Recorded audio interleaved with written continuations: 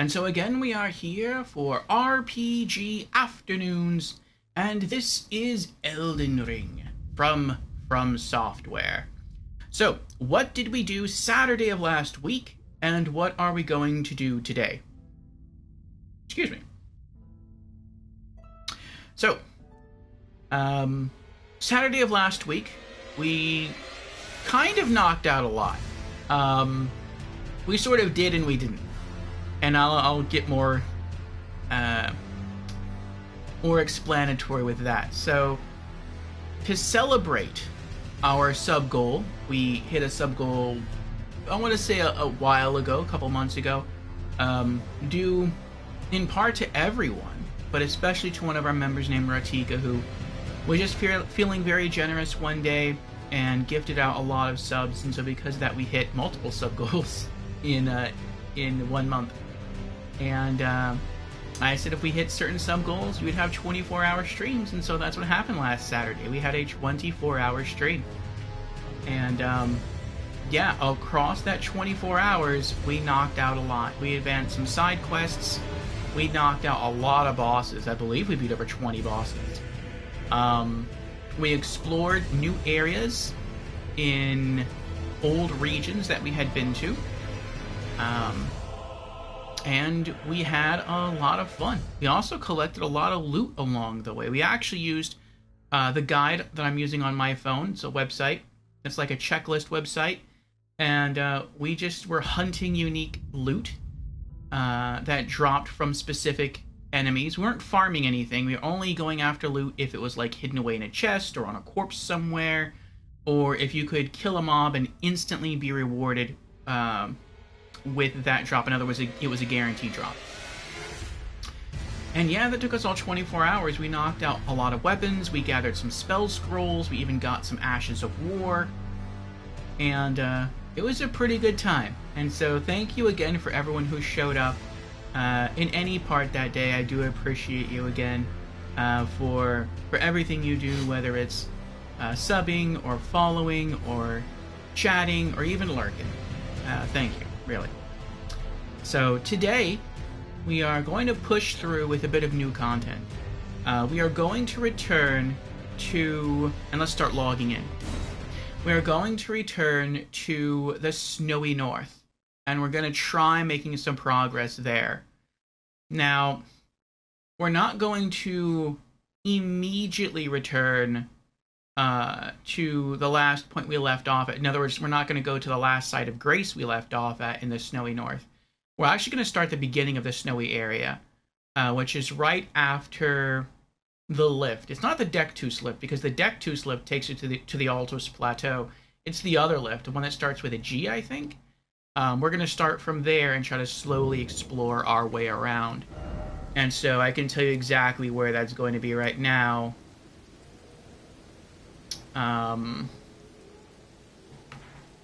There we go. Let's zoom out. That makes travel, map navigation faster. Here we go. Okay.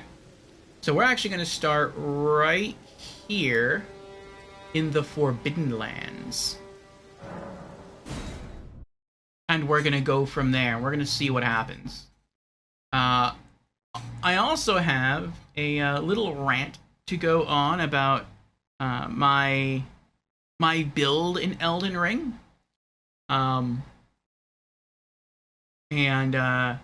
It's something I've been thinking on for a while. Nothing is changing exactly, but some things will be changing in, I think, New Game Plus. But first, let's get back to chat, and then I'll go on that little rant.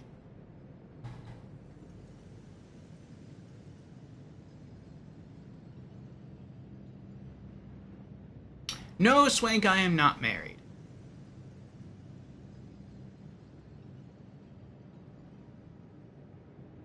And no, Swank, thank you for the offer. But, no. I wish you the best of luck, my friend.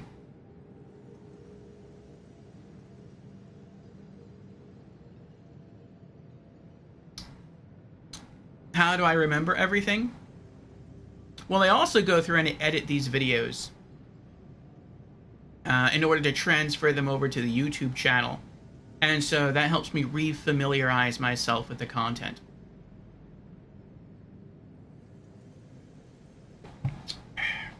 Actually, I reviewed it at least 2 more times.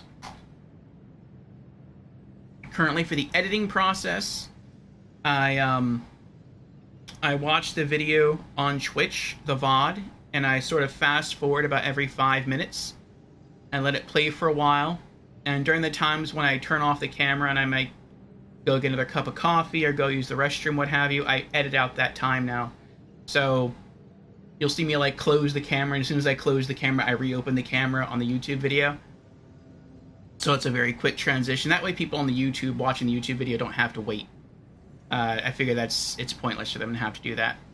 But I also like to keep that little camera closed and open in there so they're aware that they're not missing anything. I'm not leaving out like a huge chunk or huge segment of the game. And then when I go to transfer that edited Twitch VOD over to the YouTube channel, then I actually skip through the video in 10-second increments, reviewing the whole video and typing up like a good little paragraph summary for most of the episodes as far as what we did in that episode. And so that also helps to refamiliarize myself with what I did, refresh my memory.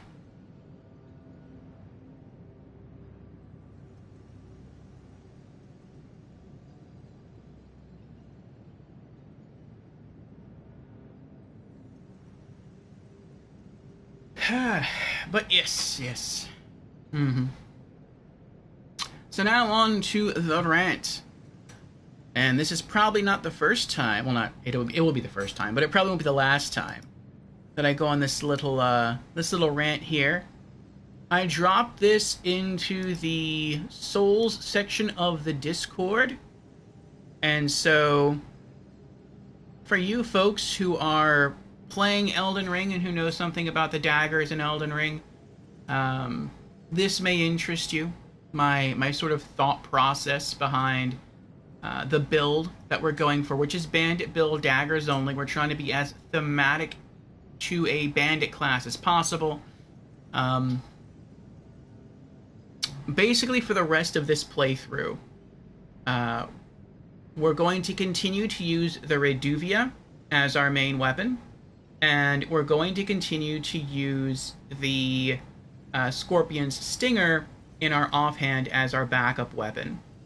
But once we get to New Game Plus, we're going to abandon the Scorpion Stinger, unless it really proves itself during the rest of this playthrough, but I don't have high hopes for that. We're going to replace this with a second Reduvia. We would do that now, but you can only get 1 Reduvia per playthrough, so we're going to have to wait. As far as the thought process behind that, well, that plays into the rant. I actually typed up quite a bit on the Discord, and I'll just kind of go through that right now, because I know not everyone who's on the Twitch channel or who is on YouTube is a member of the Discord. So I'll quickly take you through that thought process by sort of just reading it off here, so I'll be focused a bit on the computer here. And then we shall pop in our earbuds and begin exploration of this area. So, yes, I typed, Jan's brought this up a couple of Elden Ring streams ago, but once I arrive in New Game Plus, I'll be going full bleed with a second Reduvia. Here's a line of reasoning that brought me to this conclusion. I wish to remain daggers only. I think daggers are fun, I like their stagger potential and DPS, but they do suffer from short range. I find that the Reduvia's Ash of War is a good mid-range solution, and I like how quickly bleed can chew through enemy health bars. So Reduvia will definitely remain my primary weapon. But which dagger will be in my offhand?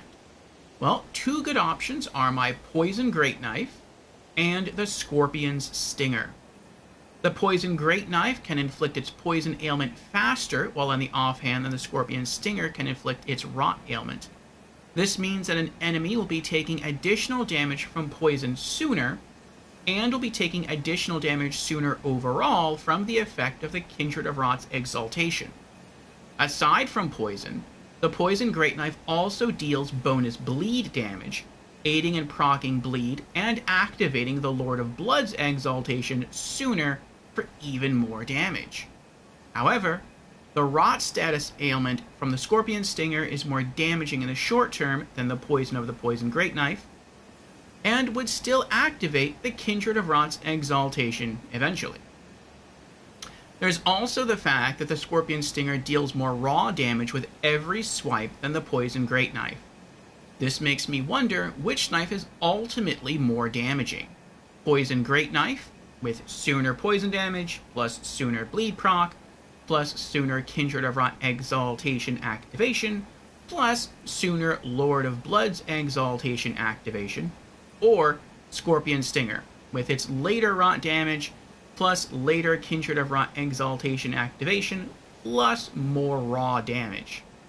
I think the answer might be the Scorpion Stinger, since the raw damage increase is substantial and consistent with every hit. But then, which is more damaging? The Scorpion Stinger, or a second Reduvia? Well, I think that depends on my stats. For my offensive stats, I've been keeping my Dex and Arcane even. Reduvia scales off both Dex and Arcane, while the Scorpion's Stinger only scales off Dex. This explains why my current Reduvia plus 9 deals more damage than my current Scorpion's Stinger plus 9. So, what do I lose by leaving the Scorpion's Stinger behind? I lose damage over time, the rot damage, and the damage increase provided by the Kindred of Rot exaltation. What do I gain with a second Reduvia? I gain a more consistent increase in damage, raw damage, based on stats, a faster bleed proc for bleed damage, since 2 Reduvias equals more bleed, and a faster bleed proc for a faster Lord of Blood's exaltation activation. If I can find another talisman similar to the Winged Sword insignia, then I think that's the cincher, or the clincher, I should say. So I'll keep upgrading and using the Scorpion Stinger for the rest of this playthrough, but once I get to New Game Plus, I'll be heading for the Nerus Invasion, and then the Table of Lost Grace as soon as possible. So that is my logic behind switching daggers in the future, but for now we're going to ride this through and, enjoy the ride. But I am looking forward to New Game Plus.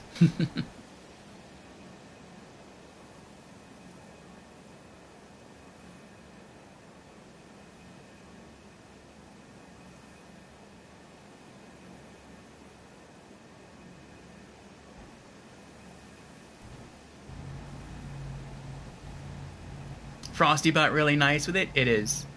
I do enjoy it.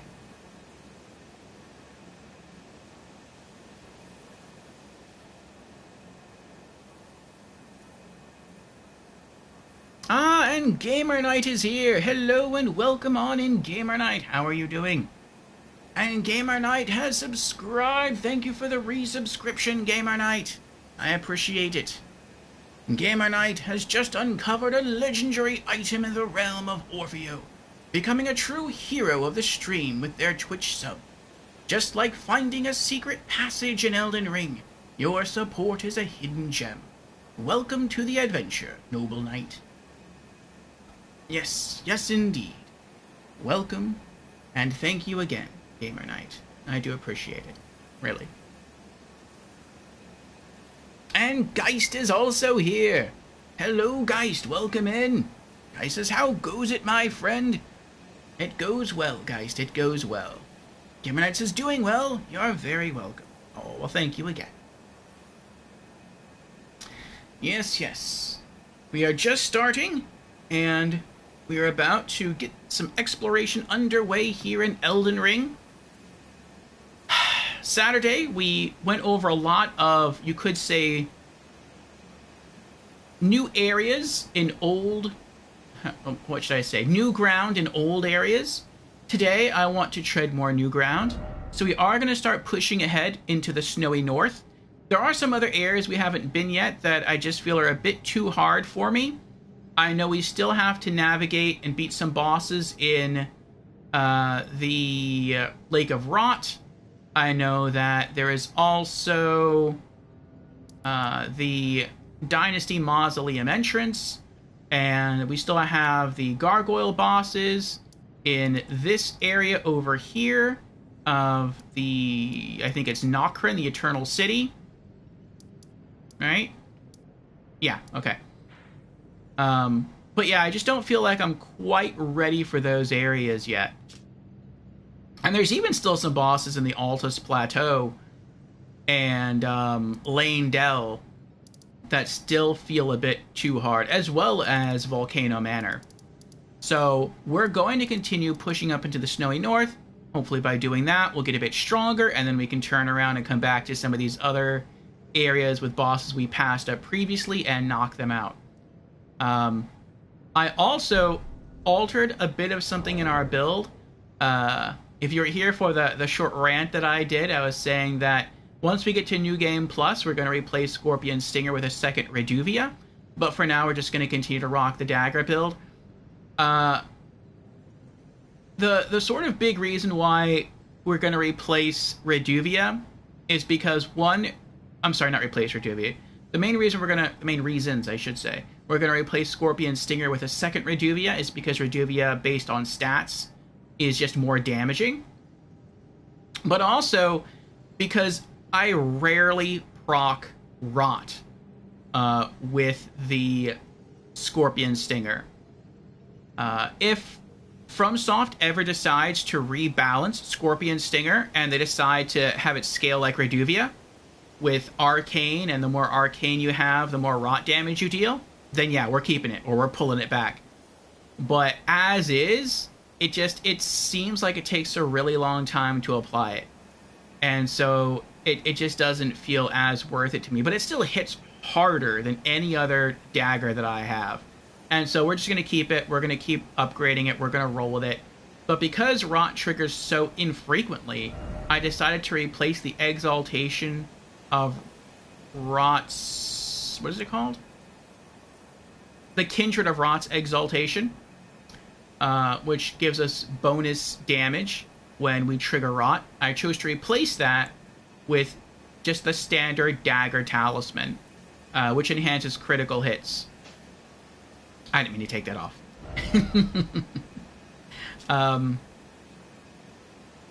Okay, yeah.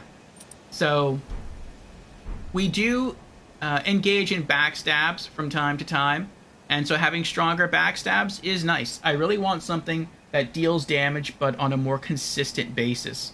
And I feel like because Rot triggers so infrequently, the Kindred of Rot's Exaltation is just taking up space.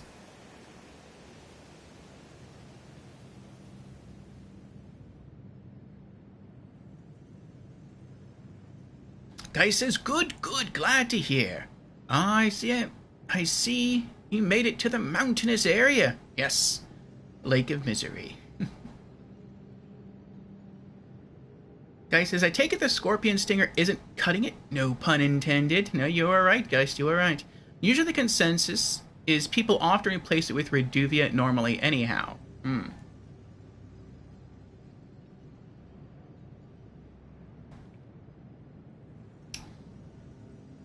Yes, if there's like some talisman that you can wear to improve the application of Rot, and then maybe you don't put any points into Arcane, and you put all those extra points into Dex, then that essentially saves you a stat. You don't have to level up, well, I wouldn't have to level up 4 stats, which would be Vigor, Endurance, Dex, and Arcane. I would only have to level up 3 stats. Vigor, Endurance, Dex. And I can leave Arcane off the list. And so that essentially means offensively I would be stronger in the long run, and I could also deal Rot every now and again. And if you can wear some sort of talisman that can apply that Rot faster, then I can see someone making like a full-on dual Scorpion Stinger Rot build, and that just being an awesome build. But that's not really what I really want to go for.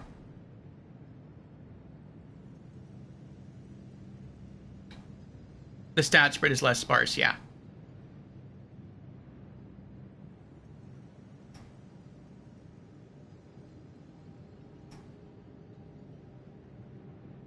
Also, we have a boss's 6 command. Because we killed so many bosses Saturday.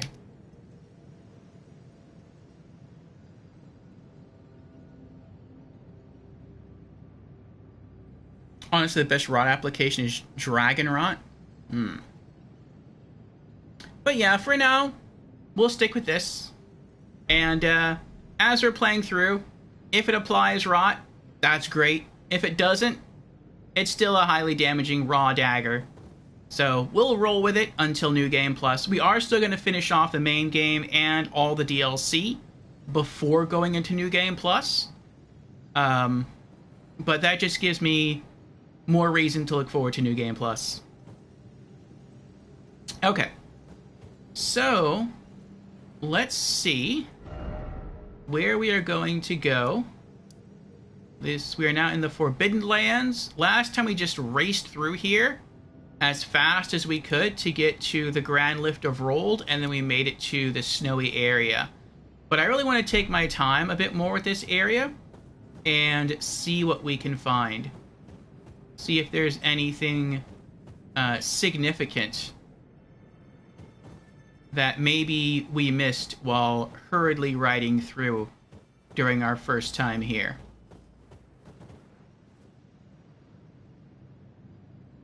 Rot breath, you mean? Okay. It's mostly... Oh, the Scorpion Stinger is mostly used due to the high raw DPS?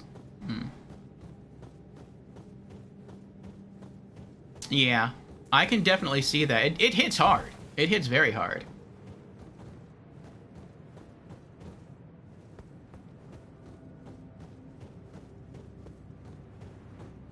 It is really foggy here.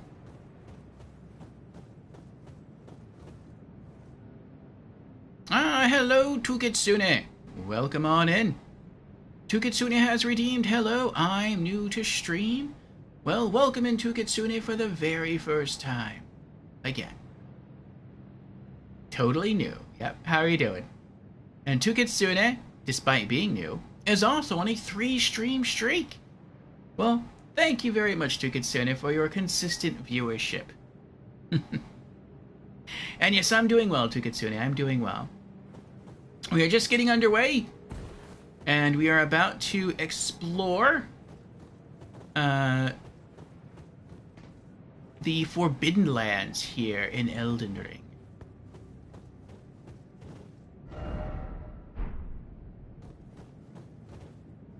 I was just saying that last time we were here, we raced through. Because this area seems quite dangerous. And I just wanted to get out of the fog as quickly as possible.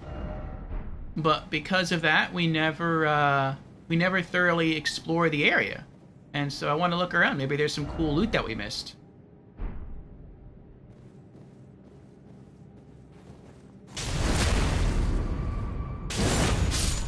Look at that beastly backstab. That was awesome. Oh, I hear footsteps. Oh. Yeah. Oh. Picked him out of the air. Why are you running? Come here. Don't run from me. Oh! Oh, wow, that was a lot of damage. Ooh. Oh. A vulgar, malicious shotel. How about that? We got a new weapon there. That's cool. He hit really hard. I wasn't expecting that. I think we made the right choice to just ride on through the first time. That might have nearly one-shot me right there. If we tried to stick around and fight when we first got here.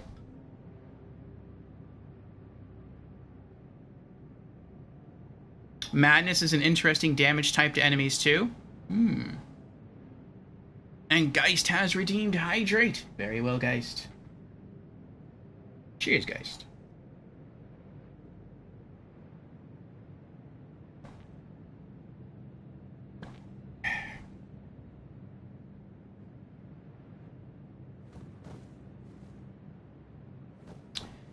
Okay.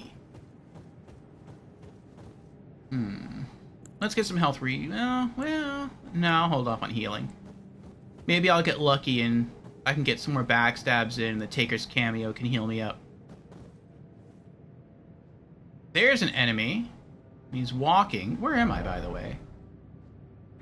I'm looking back at where I came from.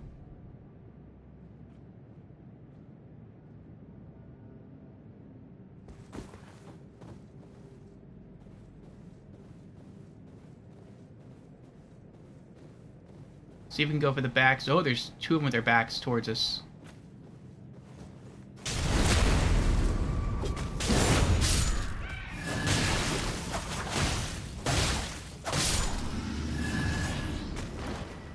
No, I'm gonna have to heal.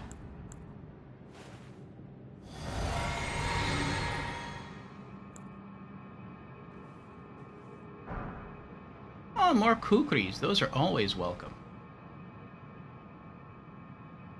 Nope. There's some more. And an item.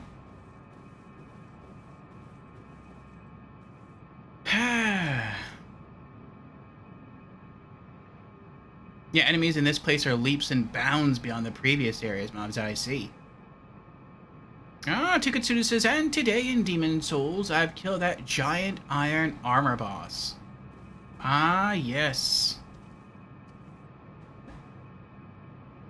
I want to say his name is the Tower Demon? I could be wrong about that, though. But yes, out of all the bosses in Demon Souls, I like that one the most in terms of presentation. Because when you see him, he is what he is. He's just a huge knight. And he hits hard. He's incredibly tanky. He does move slow, which helps. But he has amazing reach. And you look at him and you think, how on earth am I going to be able to take this thing down? And it's fun figuring it out. Oh my goodness.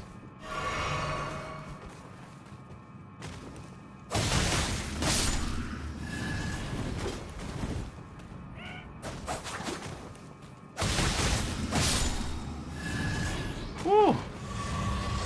Even their magic hits hard.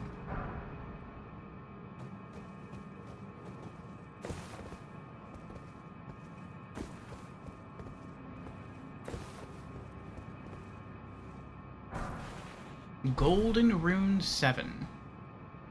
Maybe by the time we get out of this place, we'll be able to level up. That'd be nice. We're pretty close already.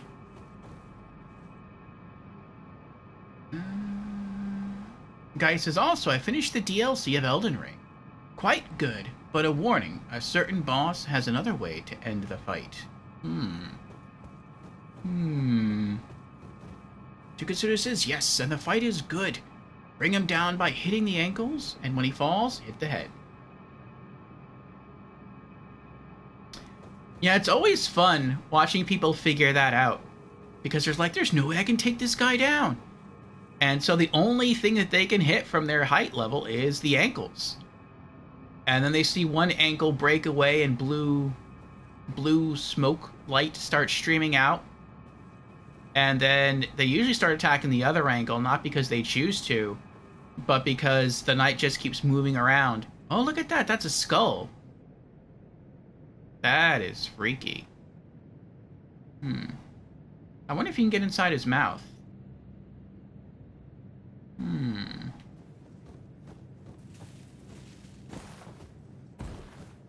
Maybe there's, like, unique loot in there.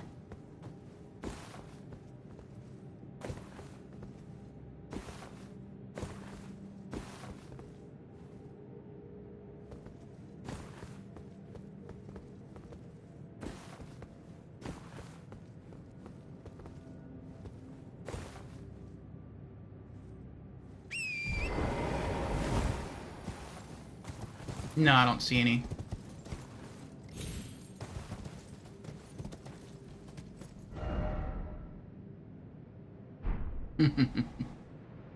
Yes, it is ahead.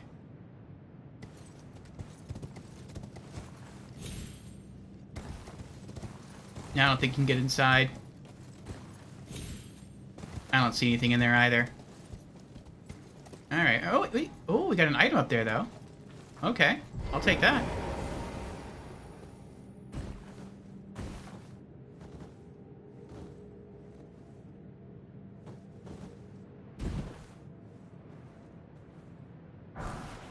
Dragon Wound Grease.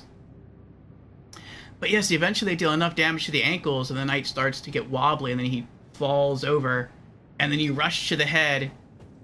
At least, I would hope people rush to the head. And they whack him a couple times, and they're like, whoa, this guy takes a lot more damage when I hit the head. Okay, now I know what I have to do.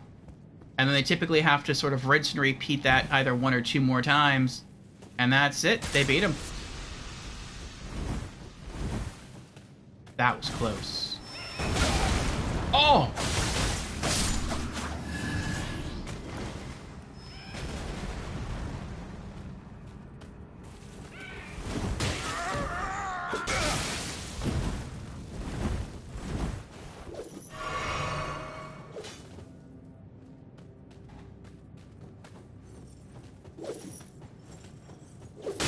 Oh!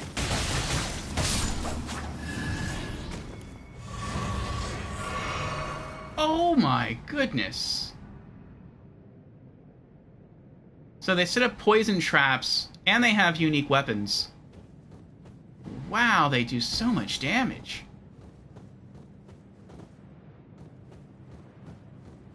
This makes me feel like I'm not even ready for this area. Guy says, in Dark Souls, the Iron Golem is similar to that in terms of the process. Yes. A lot of enemies and bosses are reused between Souls games. And I like that.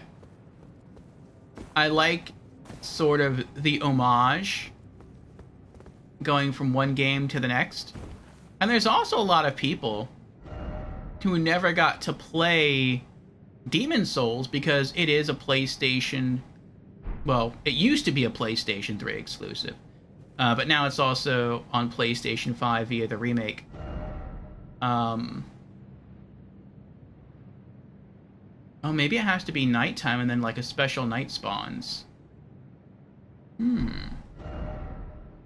It's morning right now. Well, we're gonna wait on that, because this area is already hard enough. I'm not gonna speed up the timer. And then have all these enemies respawn. And I'm not gonna hang out here until nightfall.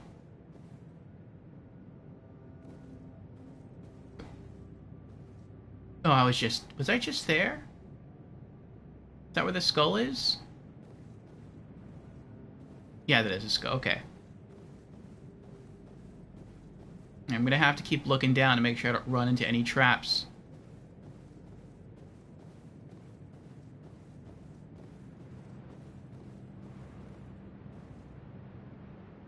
Is that a cave or a wall? No. I guess let's go walk over there and find out.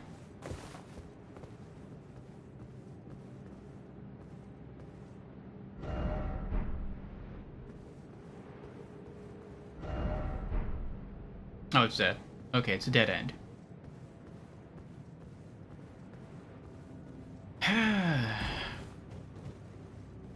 But yeah, for many people, Dark Souls 1 was their first Souls game. And so for them, it was all new content. For people coming from Demon Souls, I think it was cool for them to just sort of see the echo of some of the enemies and bosses from Demon Souls. And they also put like a little nice spin on some of the enemies too. Like, for instance, with the Tower Knight in Demon Souls, you had to beat him that way. Like, you had to beat him by attacking the ankles and then going for the head. Unless you, like, focused a lot on... Was I here? I was here earlier. Unless you focused a lot on your archery skills, or magic, then you could sort of just stand up on the ramparts and just aim for the head, in between him throwing his magic lance at you. But in Dark Souls 1, you didn't have to do that. You could, but if you knew and were good at positioning, which by that point in the game you might be, because in Demon Souls you face, like, Tower Knight could be your second boss in the game. In Dark Souls 1, you didn't fight the Iron Golem till much later on. That was, you know, he was the boss of Sen's Fortress. You're essentially like halfway through the game at that point. The base game, anyway. And, this looks like a large boat. No, I think it's a column. I don't remember being here and killing these guys. Am I going backwards? A little bit. Turn around. Okay. But if you were good at positioning, then you could actually make him stagger the Iron Golem next to the edge of the boss arena, and then he would just fall backwards and fall off and you'd win, regardless of how much HP he had left. And I think that was a really cool alternate way of beating him.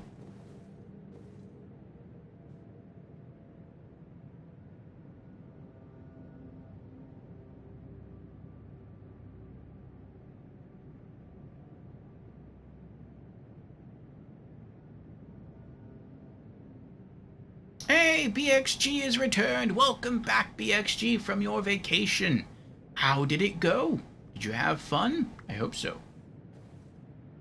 Tukatsuna says, and I'm using maces. That is strong against heavily armored enemies. You are correct. In Demon Souls, a lot of things are strong, which is really cool. Demon Souls was sort of the first third-person Souls game. And so they had an idea of how they wanted to make their game, but things weren't completely balanced. And there are some things that were made weaker in other Souls games that never approached the level of power that they were before in Demon Souls. Like, a good example of that is, and I forget what it's called, but it's the healing ring. It might be called the Ring of Rejuvenation, I really don't remember. But basically you wear the healing ring and you regenerate 4 HP per second, which is a lot. What's that? Oh my goodness, that went in a circle. I thought I was at the end of the map. Did I ever turn this on? Oh, no, I didn't. How about that? Well, let's turn it on.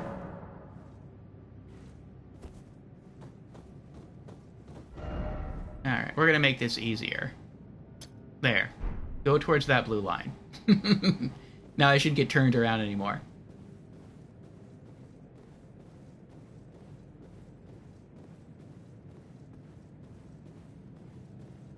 But yeah, in Dark Souls, well, actually in all the Dark Souls games, you never find a single item that restores your HP by that amount. In fact, I don't think there's any equipable item in any of the other Souls games, including Elden Ring, that restores your HP by that amount. Now, I think you can do more than 4 HP per second, but you would have to stack multiple items. But in Demon Souls, you could also stack multiple items. So you could have a really decent HP regen build in Demon Souls. Like, Demon Souls it was pretty good. There's a good amount of firsts in Demon Souls. Alright, now so I don't get turned around, let's put another blue line there.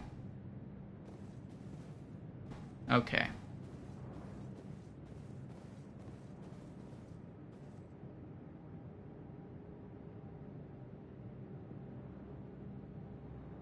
Guy says, the Iron Golem for me was when the difficulty started ramping up. Yes.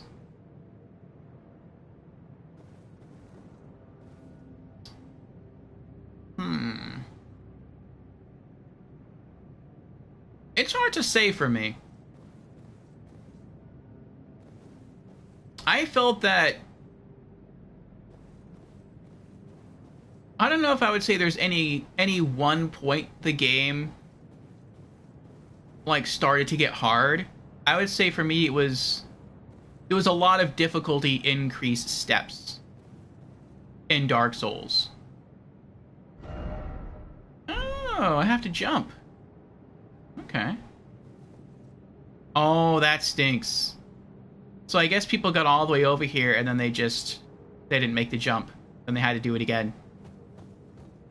But we knocked out half the map already, so that's pretty cool.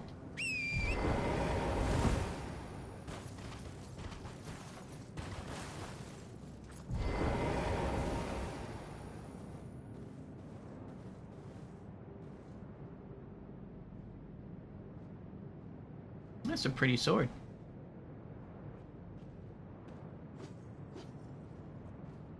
Oh, does he see me? Nope. He was just being threatening for no reason. Oh, there might be a trap hiding in these bushes. I'm not going to go that way. Oh, he's practicing. I see.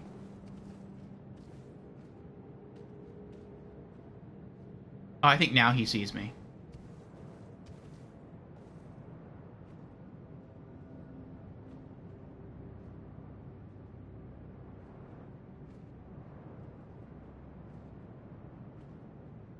Yeah, he's coming for me now.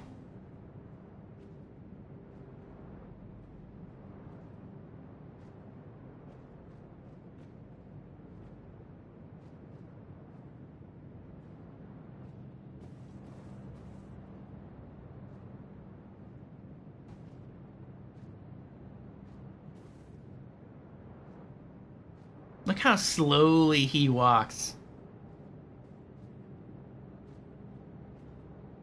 He's like a predator stalking his prey.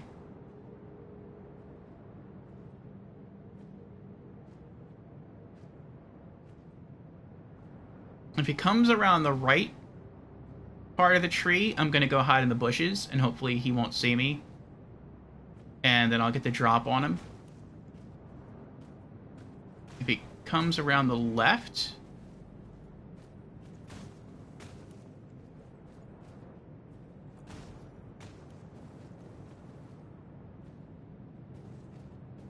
Alright, I'm gonna go for backstab. I can't go for backstab.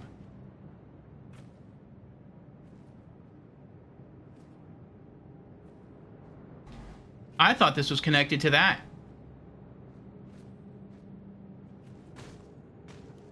Alright, well then in that case I want him to see me again.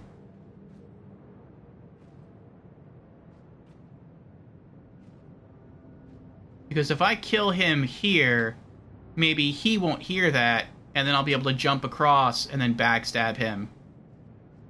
But if I go over there, he's definitely going to see me, and he's going to hear the combat going on, so I have to fight two at once. I don't want to do that.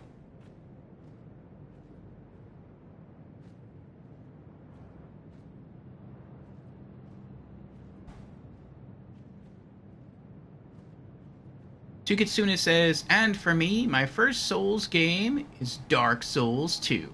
And I am glad. A bit of an easier game, but more complex builds. That is something that Dark Souls 2 is given a lot of credit for.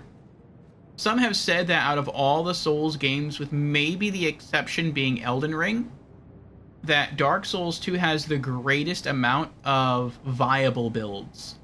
So any kind of build that you want to try to engage in, whether it's like dual daggers, or a whip build, there he goes, he sees me again, or a mace build, whatever you want, magic build, you can pull it off in Dark Souls 2.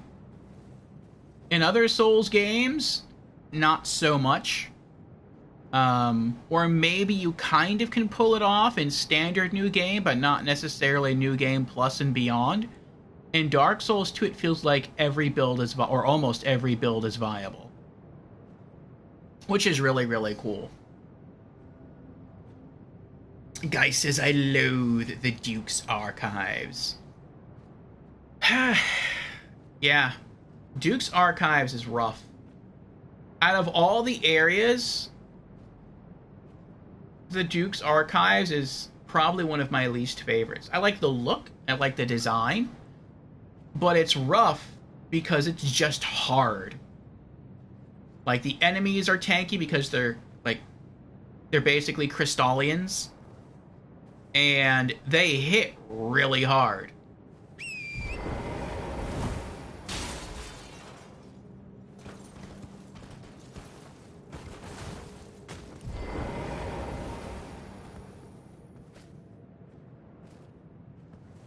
I wonder if I can hide in the bush here. Yep. I don't think I can make that jump like he did. He jumped on top of those rocks and jumped up there. I don't think I can pull that off. I mean, maybe I can. We'll see. I'm going to wait till he walks a bit further that way. Never mind. Oh, they both saw me. That stinks. One down. Come on.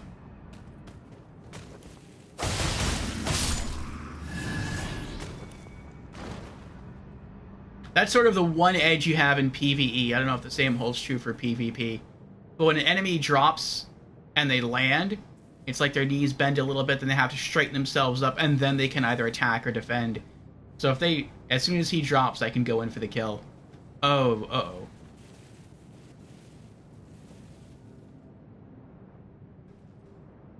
Oh, this guy's got like a staff.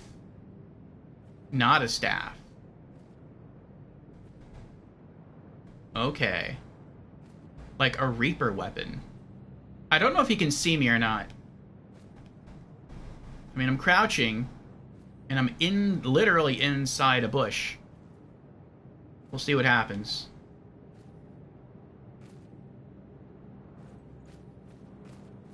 Nope. Awesome. Peekaboo. I got you.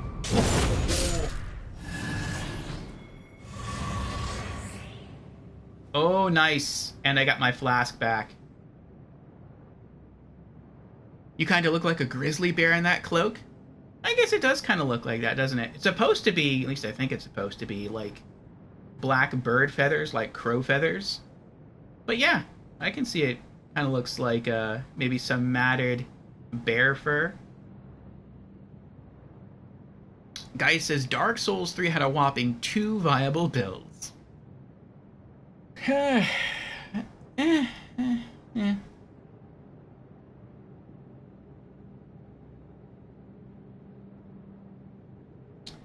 Some games are like that. Like in normal mode, you can do almost anything. But then the higher the difficulty gets, the game kind of funnels you into maybe like a handful of builds that really work.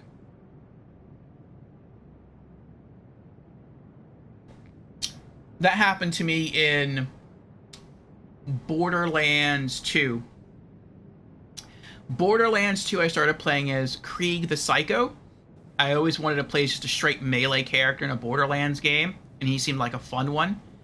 And I did his melee build. And the melee build for Krieg in Dark Souls 2 is beastly. He becomes super tanky, and he deals a ton of damage. Like, it is just ridiculously good. It's one of the best builds in the entire game. But the problem is that as you get into, like, New Game Plus, which is, like, called True Vault Hunter mode, and beyond, you start to experience problems. And the problem is that as the difficulty in Borderlands 2 increases, you get better loot, which is good. You get stronger weapons that deal more damage. You get basically better armor pieces. Or like better things to attach to your character to basically buff up your defense. Like, all of that stuff is good. The problem, though, with Krieg's melee build is melee is a natural thing. And melee does not increase in harder difficulties.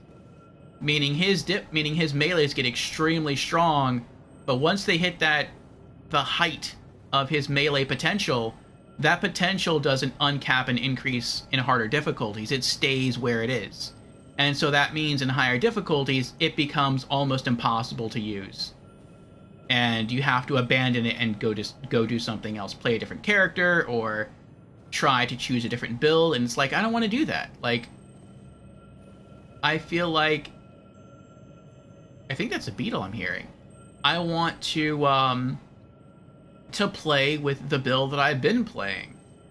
And it seems like the developers weren't really giving too much attention. Okay, that's just a health beetle. I'm gonna try to chase it down anyway, though. It just seems like the developers weren't, like, paying attention to their own game.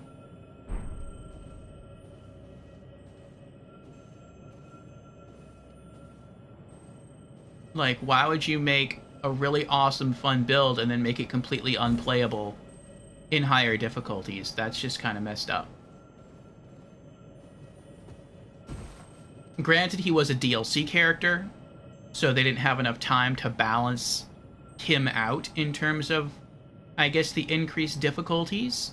But still, like, the game's been out a long time. They could have did some patches or something.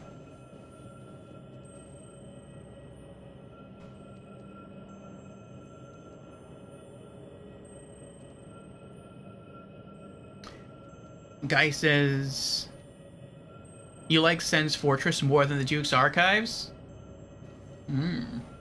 I can see why. I'm the other way around. I liked Sen's Fortress less than the Duke's Archives.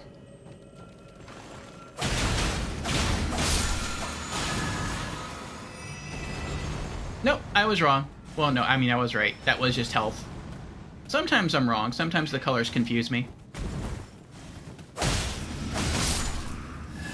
There's one.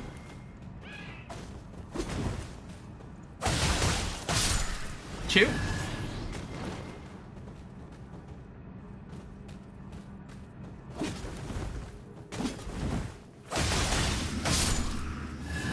Oh.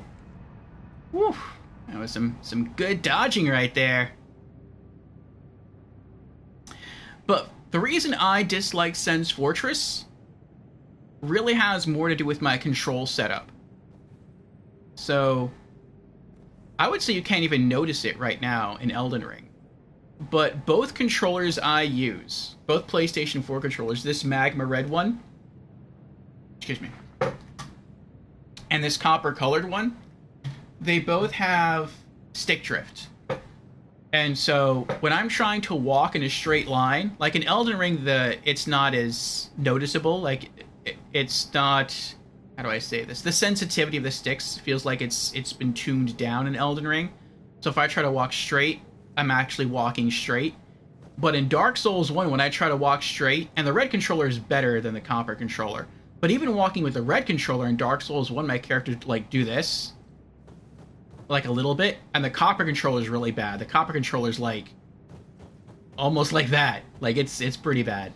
And so, in Sen's, when you're trying to walk across those narrow beams, where you may have to fight enemies and or dodge lightning bolts being thrown at you, or arrows being shot at you, or blades, like pendulums swinging back and forth, like, that just gives you another obstacle to deal with. Like, you have to deal with the stick drift in addition to everything else, and it's like, oh, this is so hard.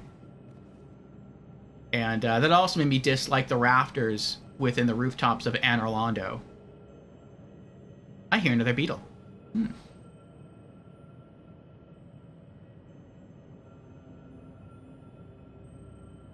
Guy says, faith and magic were both extremely useless in Dark Souls 3. Were you talking about Dark Souls 3? That magic and faith were useless, or Dark Souls 1?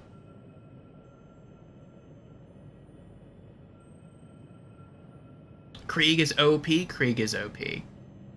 Upon activating his skill, he refills health fast. Yeah.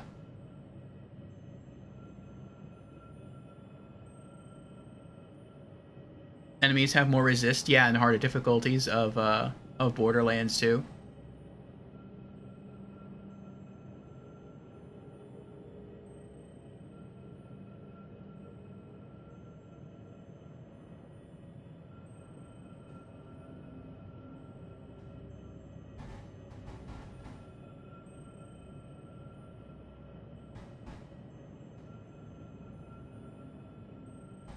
Yeah, Dark Souls 3. Yeah, I agree. By the end of our playthrough in Dark Souls 3, I had almost stopped using offensive miracles completely, and I was using defensive miracles more so.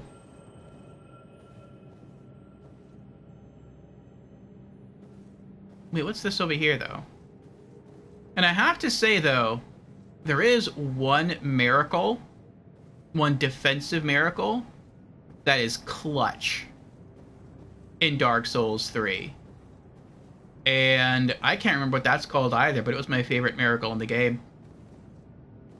And it's the miracle where if you die, or if you would have died, if something would have killed you, unless it's like fall damage, then you don't die.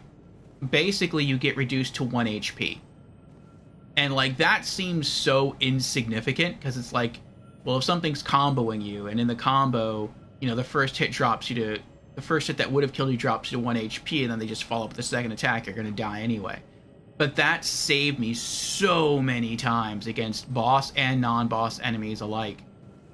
And part of what made it broken is that you could cast the miracle, and it had no time limit. It would stay on you until something killed you. So that part was really nice. And the other part that was nice is that you could cast it on yourself, and then you could sit right back down at the bonfire. You would get all of your mana back, but you would keep the buff. And so you'd essentially cast it on yourself for free. And I've recommended that miracle to other people, and they've used it, and they had their doubts, and it really does come in clutch. It is an amazing miracle. Beyond that, I also used... Oh, he sees me. Crud. I think this is just a health one too, though.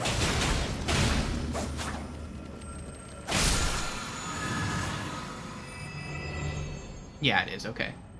But beyond that... Is there another one? Wow, there's a lot of beetles here. I wonder if any of them have skills. But beyond... Oh, I see him over there.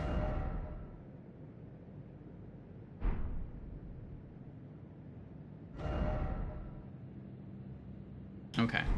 But beyond, beyond defensive miracles, where did he go?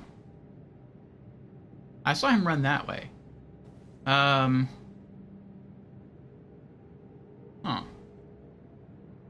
At least I thought I saw someone run that way.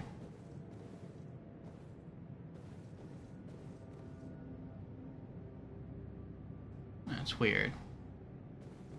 There was one offensive miracle that I had to use, and it was against the Nameless King, and it was Doris Gnawing, which is a dark miracle that procs bleed.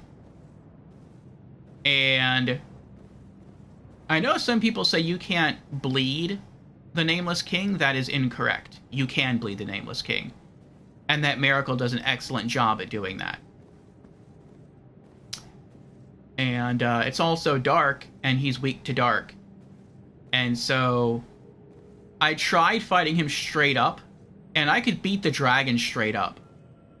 But I couldn't beat the actual Nameless King straight up. And I'm like, he hits me like once or twice and I'm dead. And that's because I'm a cleric and I dress in flowing robes.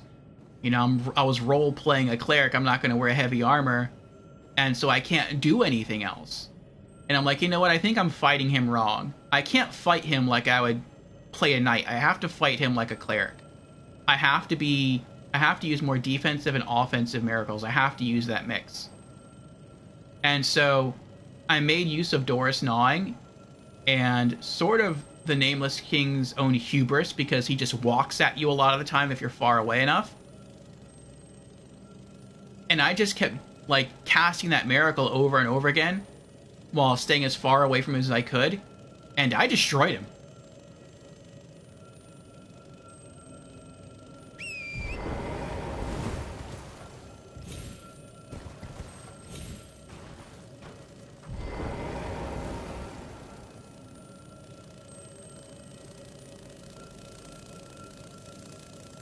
Interesting. Oh, thank you. I appreciate that.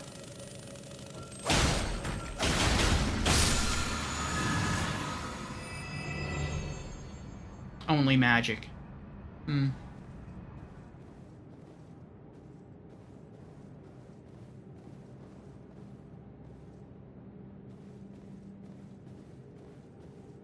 So for me, those are two pretty good miracles.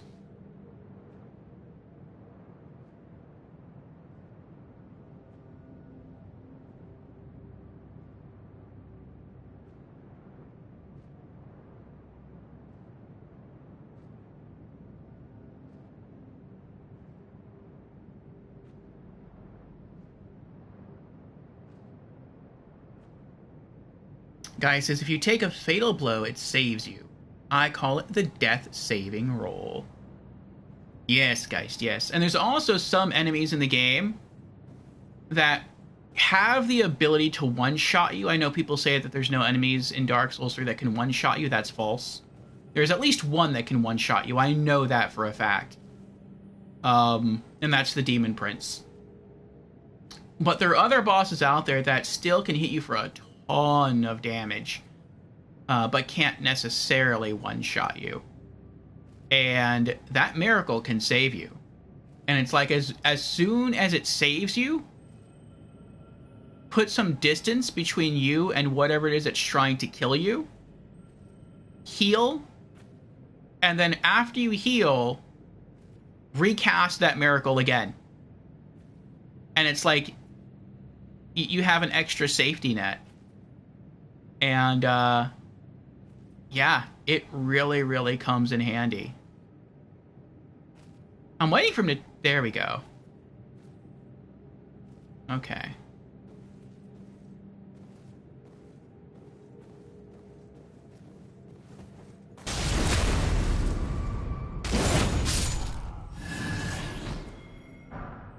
Vulgar Militia Greaves. Think I have those. What do I need to level up again? 87,000? Or like 21,000 runes away.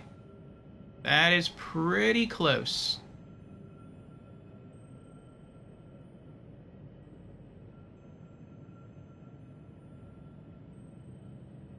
Guy says, I've beaten Nameless King countless times due to bleed.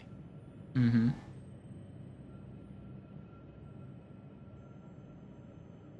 Yeah, I think after I beat him the first time,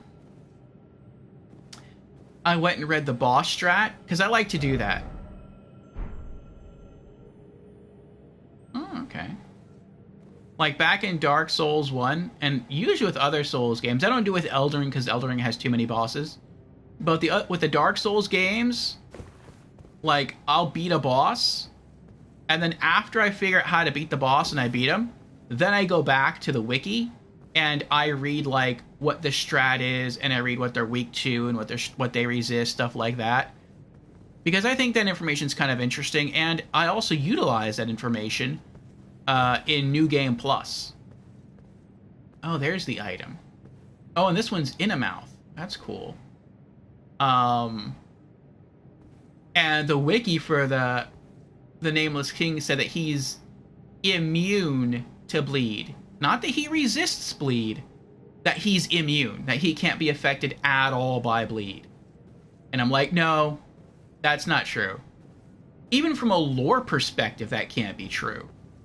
Because it was the gods of Anor Londo, it was Gwyn and his kin that were scared of... I don't remember her name now. The lady who was in the Painted World? The Painted World of... I don't remember what it's called now. But it was, she was sealed there so that she couldn't... made it. So that she couldn't use her bleed technique against the gods. Somber Smithing Stones 7. Nice. Because the gods were scared of the bleed technique. And so it's like, why would the Nameless King, being one of Gwyn's children, fear bleed if he's immune to bleed? That makes absolutely no sense from a lore perspective.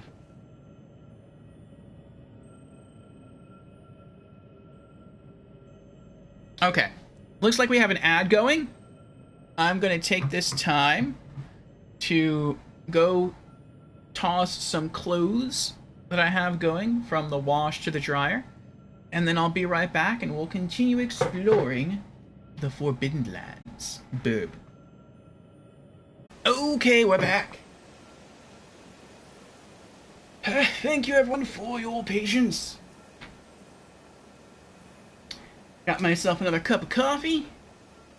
And laundry is getting done. Okay, let's get back to it. You know, this thick shawl here, has anyone seen any episodes of, what is it called? Not House of the Dragon. That's the new series. Game of Thrones. In this winter wonderland here with my character, the broad shoulders and the dark cloak, I feel like Jon Snow. The North remembers.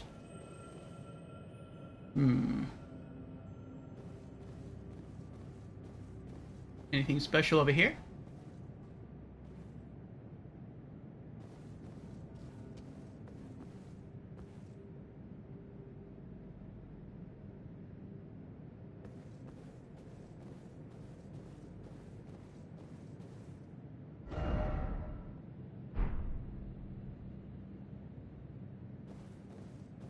I went that way already. I hear another beetle.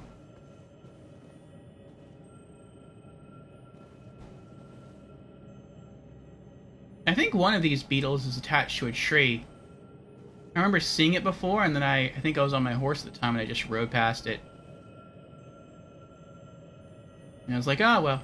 Oh, I see it! I can't tell what it is, though.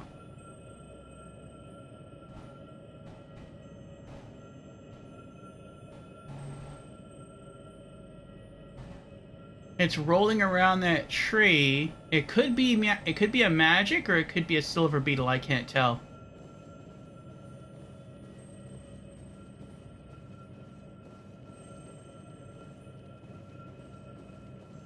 We're gonna try to go after it, though.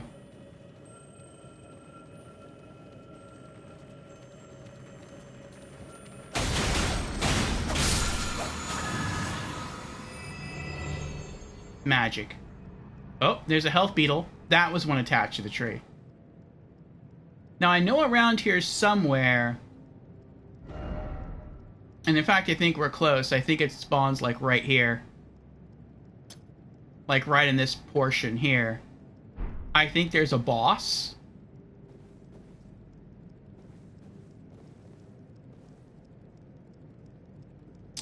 And we might just try to ride past that boss as quick as we can. Just to touch the site of grace. And then from there...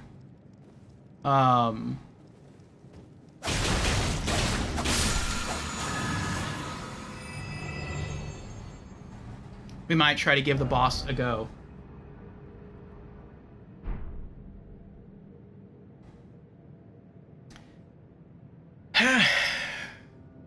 Tasachi answers the question of the week. Let's see here.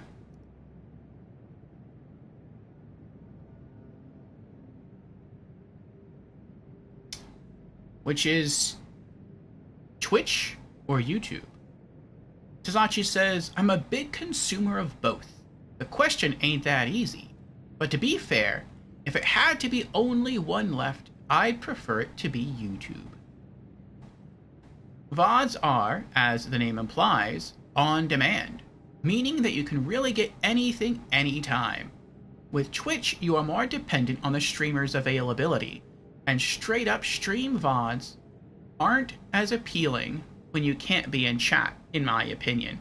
I agree. Though I love how Twitch has the ability to create strong communities, and I found my best friend on Twitch. So...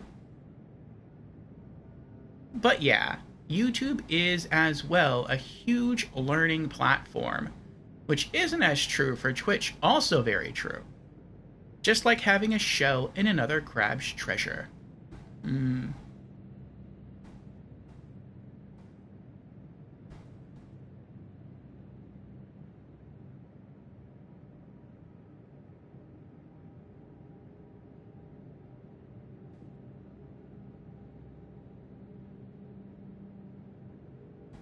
Geist says, must be refilling the old cup. Good guess, Geist. You were right. And Xanadu Peach is here. Hello, Xanadu Peach. How are you? Xanadu says, I like Twitch. Hello, friend. Hello, friend. And M. Hamad is also here. Welcome in, M. Hamad. How are you doing? We are almost finished exploring this area. I decided today we would start pushing ahead with new content. And so... Wait, did I fully explore this, though? Before I leave, I want to explore that.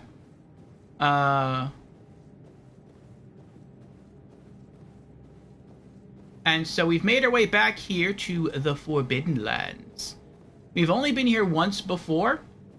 And when we got here the first time, we just hopped on our horse and we rode as hard and fast as we possibly could just to make it through this fog alive. And we barely made it last time. So I thought there's probably a high likelihood we missed some goodies. And I was right. We did indeed miss some goodies. So we came back to this area. And we looked around. Found some loot, killed some enemies, gained some runes.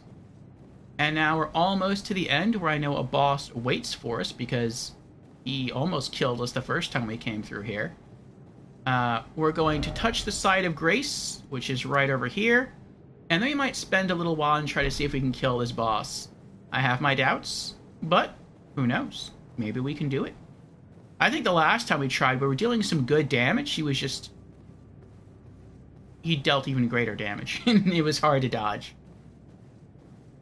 I think it's a large black bird monster that can walk on two legs. It looks just like the same black bird monster near the Bestial Sanctum in Caelid, the one that guards the entrance to Gurranq. But it feels like the one that's here is easier to fight than the one in Caelid.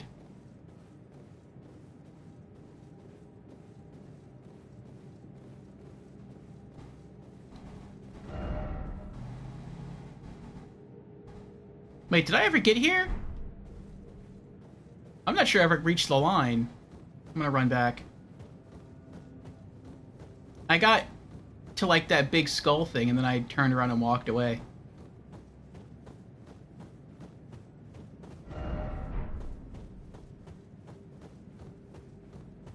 Emma Mod says, good.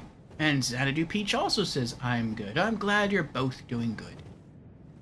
Emhamad says, I just beat the Slave Knight Gale. Congratulations, Emhamad. And Emhamad says, oh yeah, haven't mentioned. I've been playing Dark Souls 3 after I beat Dark Souls 2. Congratulations. What's your build in Dark Souls 3?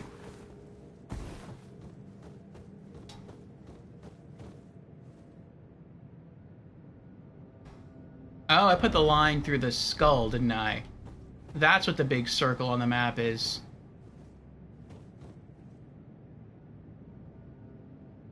I can't even see the blue line anymore. I enjoyed Slave Knight Gale.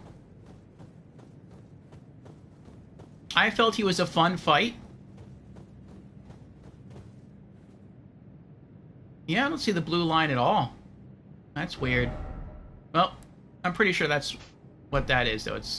Oh, it's probably completely covered by the skull. That's probably what it is. Astora's... Oh, using Astora's greatsword. So, pure dex. I see. He's such a fun fight. He is a fun fight. Oh, there's an enemy. Every time I fought him, I used the, Oh, I don't remember its name, and I keep forgetting all these names. I used the frost-based great hammer.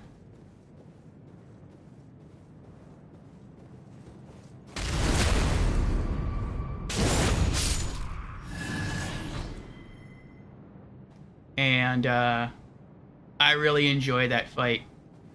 Vort's great. Yes, that's it, Mhmad. Vort's a great hammer. For most of the game, Vort's great hammer was my favorite weapon. For most of the playthroughs that I did. It hit hard. It used the new element of frost. And quite a few enemies were weak to frost, including Slave Knight Gale. And Slave Knight Gale also wore knightish armor. And so, blunt damage... Oh, here we go. Does he know where I am? He does know where I am. Gotta go.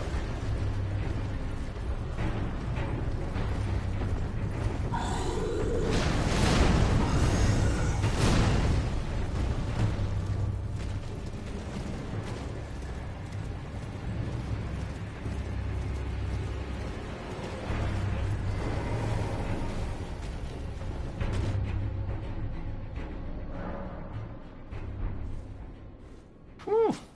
That was close. We did it! We made it all the way through the Forbidden Lands. Now, there could be stuff over here. There could be stuff over here. They very, very well might be stuff over here. We're going to try to work on this boss right now, see if we can beat him. Okay. And I also want to see if I can level up now. We need, like... What is that? 21,000 runes to level up, but we have some consumables on us. No, we have only... Oh, no, it's only one, though. Golden Rune 7.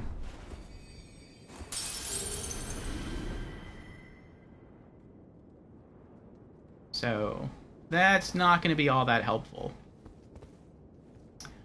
But, maybe we can beat him. And if we beat him, then maybe we can level up. So we'll see. Alright. Let's do some quick inventory management first, though.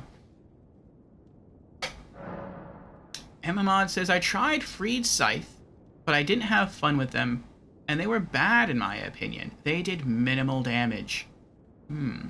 But I was a strength build, and used the Exile's Greatsword. Okay. I also tried the Drang Hammers. The Drang Hammers looked really cool. As did Freda's Scythe. But I think those are more dex weapons. And, yeah,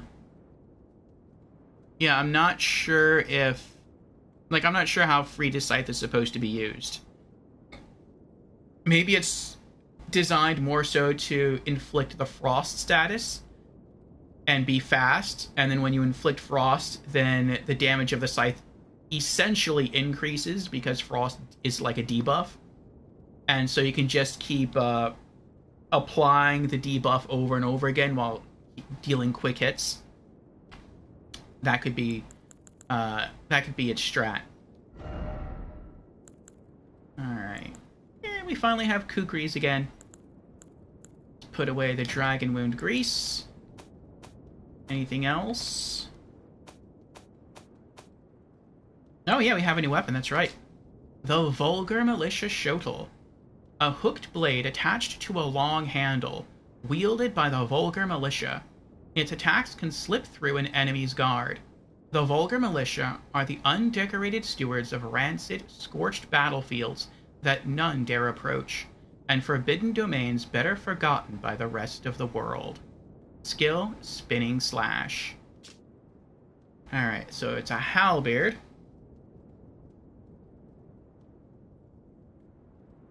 Let me mark that on my gear list. Vulgar Militia Shoto. Alright. Put that away. Anything else? Pretty sure I have Vulgar Militia Greaves.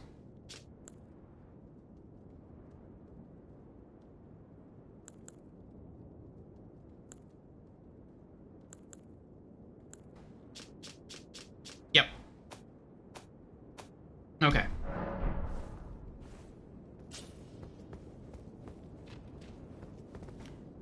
Alright, let's try this boss.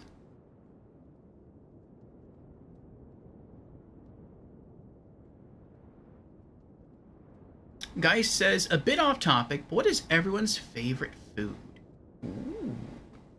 For me, that would be curry. I love curry. I love all kinds of curry. I love Indian curry. I love Jamaican curry.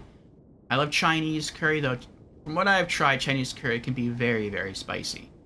I like Japanese curry, Thai curry, all kinds of curry. Indian curry is my favorite, though. Let's get our buff going. There we go. Alright. Boss attempt number 1. The boss of the Forbidden Lands. We're going to try to Reduvia. If we get close, we'll try an L1 spam. We'll see how that goes.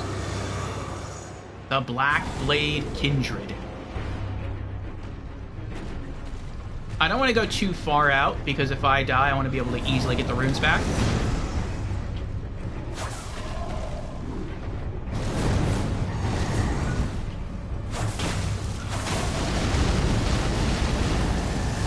Oh my gosh.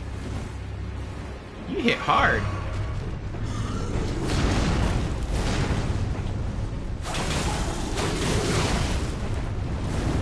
You hit really hard.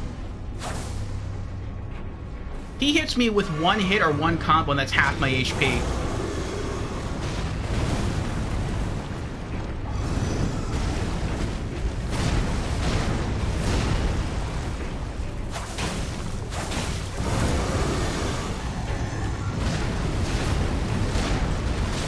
Oh, I wasn't expecting that.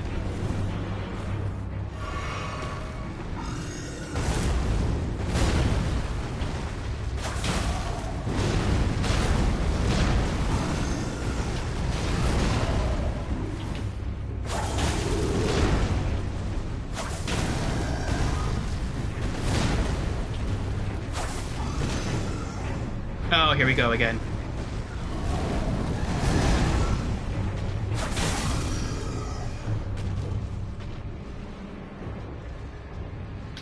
I got one more Reduvia in me.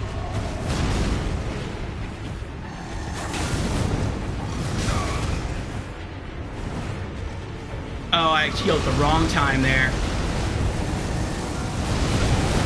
Oh my goodness.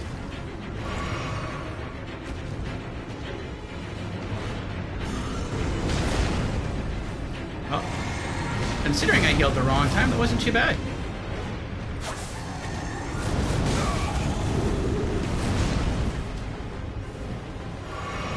He's halfway. I'm not sure we can finish this, though, with only 4 flasks left. And I haven't procced bleed a single time.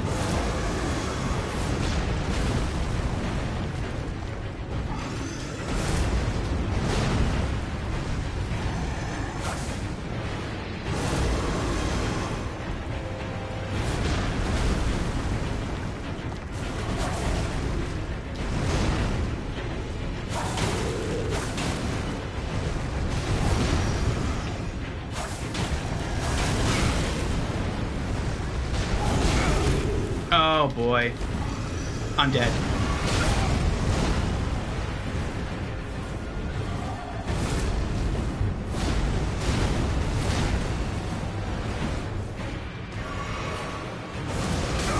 Oh my gosh. I have 1 flask left.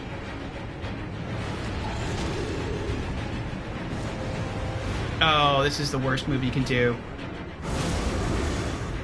It's like the unblockable move. I wonder if I can use this pillar right here, this column, to my advantage.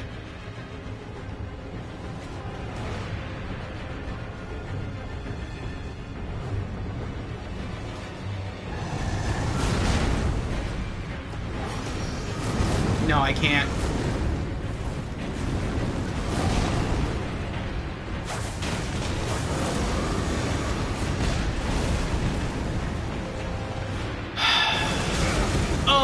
Oh, I didn't know he was going to do that. I thought he was just going to yell. I didn't know he was going to, like, do a mid-range attack.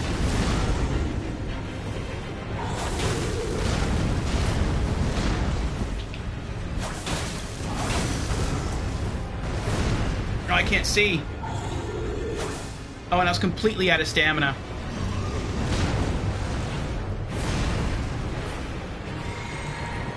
I have no health left. No health flasks.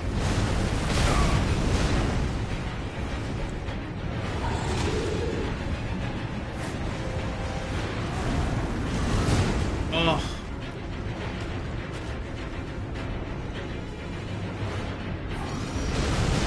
Oh no. I'm dead. I'm shocked I lived.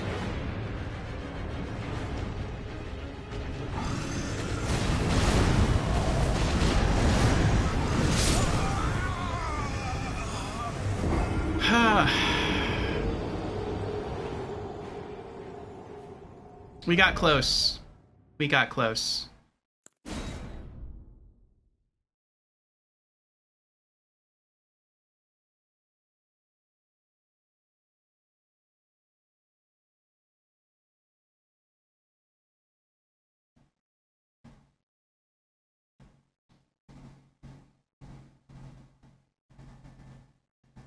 M. Hamad answers, Dolma Ormandi. Both only good when made by my mother. Oh. Guy says, I love a good curry myself. Or tikka.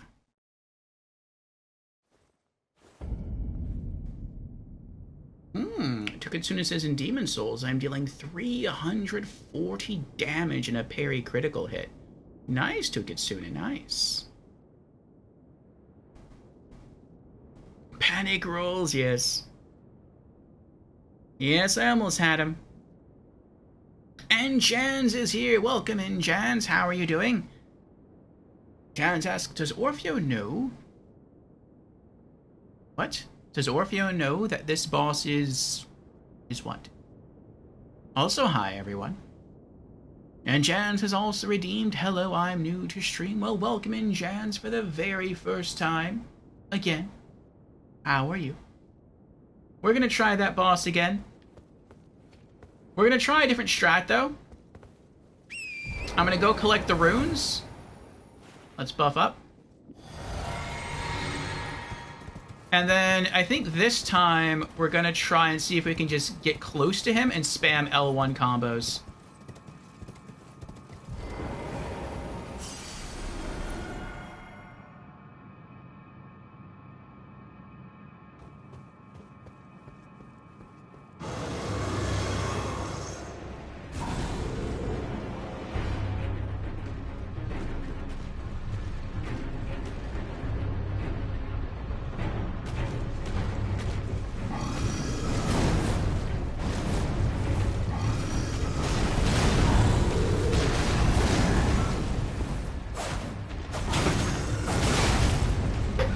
I don't think that's gonna work.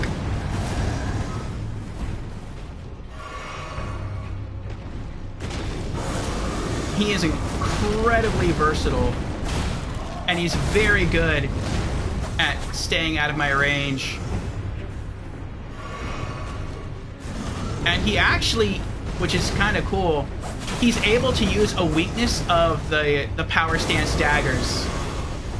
So, like, a strength of the power stance daggers is that if I'm coming out of a roll, when I hit L1, I do like a dual dagger stab, and that does a lot of damage. But after the dual dagger stab, I can't do anything else.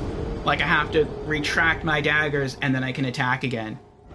Which means, if I am trying to spam L1 combos, it makes it hard to do that. Like, I have to come out of a roll, not touch anything until my character completely stands up and is still from the roll, and then I can start spamming L1 combos. And so I can't act too quickly.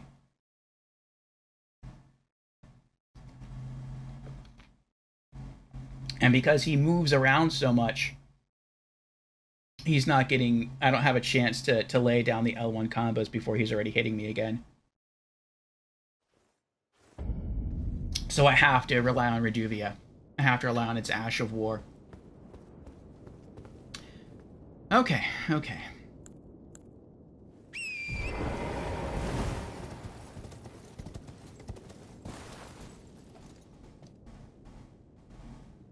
Oh! Jen says, my question was answered when you respawned at the Grace. Wanted to ask if you knew he was optional. I'm pretty sure he was, yeah. We've been through this whole area before, and we've been to the area beyond it. We were just trying to get through and not die before. But I had gathered he was completely optional. But I want to beat all bosses in the game. And he is a boss, so I want to take him down. We may need to get a bit stronger, though.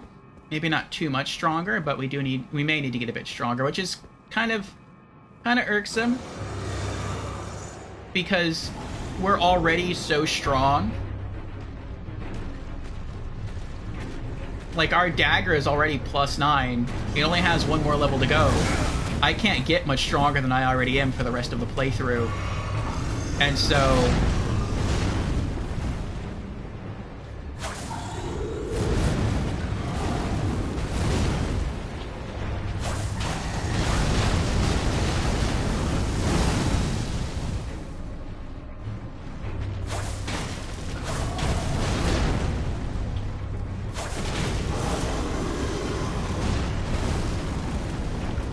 if we can't beat him, like...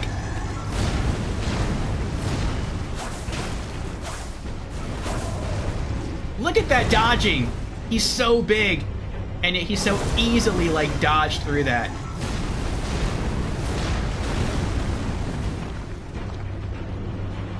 It's like when he swings his weapon, like he swings his hips at the same time.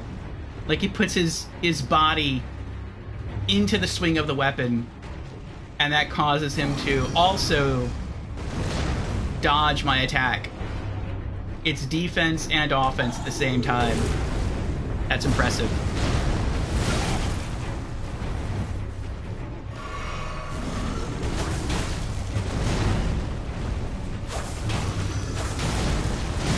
Ah!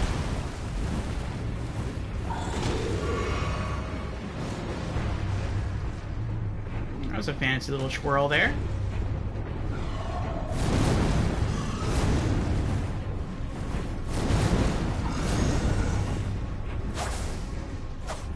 Oh, I'm out.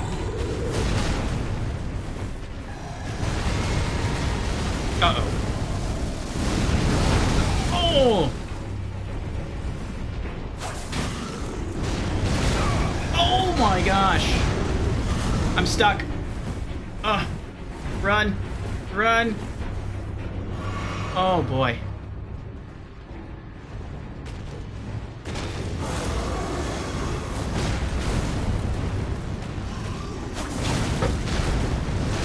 Ah!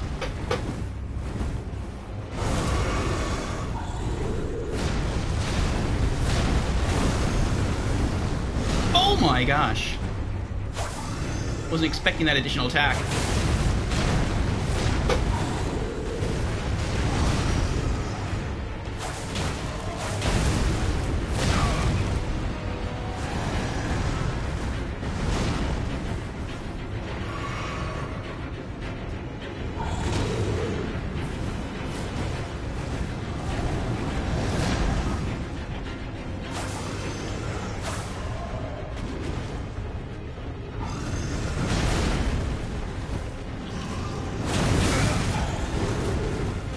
Hits so hard. So hard.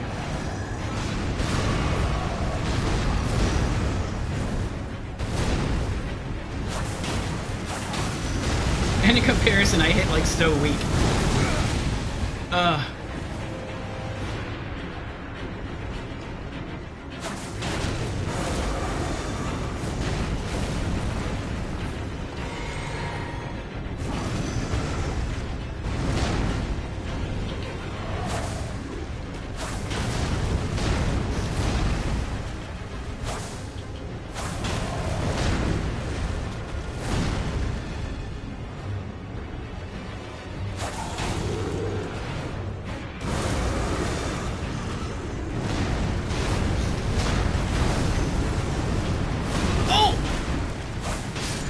Oh, we did it! The Black Blade Kindred! Second try! Yes! 60,000 runes. Oh, we did it. We did it. Gargoyle's Black Blades. And Gargoyle's Black Axe. Oh boy. That was close. That was close.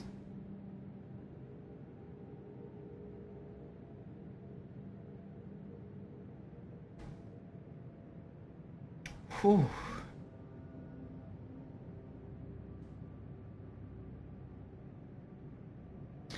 Jen says, saw your post on Discord. Double Reduvia is an excellent choice. But do you plan on upgrading other daggers for special occasions, like the holy daggers for death-related enemies, or double wakizashi fun, etc.? No. I do not. I'm going to continue upgrading the... Excuse me. I'm going to continue upgrading the Scorpion Stinger as much as I can. And I also want to continue upgrading my Poison Great Knife as much as I can when I find the stones to do so. But other than those, I won't be upgrading any other knives other than the second Reduvia. And I'll tell you why in just a moment, but first I have to make an announcement. And I'll be making this announcement the rest of the week, in addition to Monday of next week. So I have learned something about the bot command I set up with Stream Elements, where certain phrases are banned, like the bot phrases like cheap viewers and stuff like that are best viewers. I went in and I banned that specific phrase, so if we have bots that come into the channel and they spit out that phrase, they get automatically banned, which is great. And I made an exception so that regulars could use the line and not get banned. What I just learned, though, as of yesterday, is that you have to enter like the names of those regulars into Stream Elements, and you can only add so many. Which means that if anyone uses any of those lines right now, they will be auto-banned. So, don't, I would advise people not to test the bot. I mean, if you get banned, I can unban you. But, yeah, don't test it. Because it will automatically ban. I've never seen anyone use that anyway. But just to let you know, that it's, it could happen. Xanadu says, you got this, friend, and you were right. I appreciate your faith in me, Xanadu. Xanadu also says, I met some of my dearest friends on Twitch. That's good. It's always nice when people can connect from around the world through services like Twitch and YouTube. Hamad says, depends, but Twitch overall. And GG's. Thank you for the GG's, Hamad. Jen says, big thunderstorm on my end. Haven't heard thunder like this in a while. I hope you'll be okay, Jans. Take cover, take care, and if you have to turn off all your electronics, I understand. Jans also redeemed Congo Rats. Thank you for the congrats, Jans. And thank you for the GG's. Very nice job, says Xanadu Peach. Thank you. First try. Well, second try. It's close, Emamad. Jan says, that's a shame. It was one of my favorite parts of your Dark Souls 3 playthrough. A mace for every occasion. A pair of daggers for every occasion. That was my plan.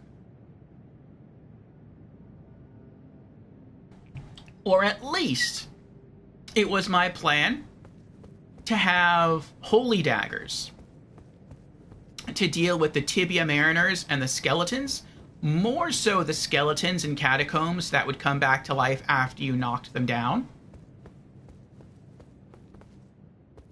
Let's do some quick inventory management, level up real quick. But what I discovered is that the holy daggers do not keep skeletons from resurrecting. In fact, there's no dagger in the game that can do that, which is irksome. I found that out because I was farming for weapons off stream, and I don't remember when I was doing this. It might have been yesterday or the day before yesterday. And I was farming specifically for the Executioner's Great Axe, which I got. It is... That's not it. That's it.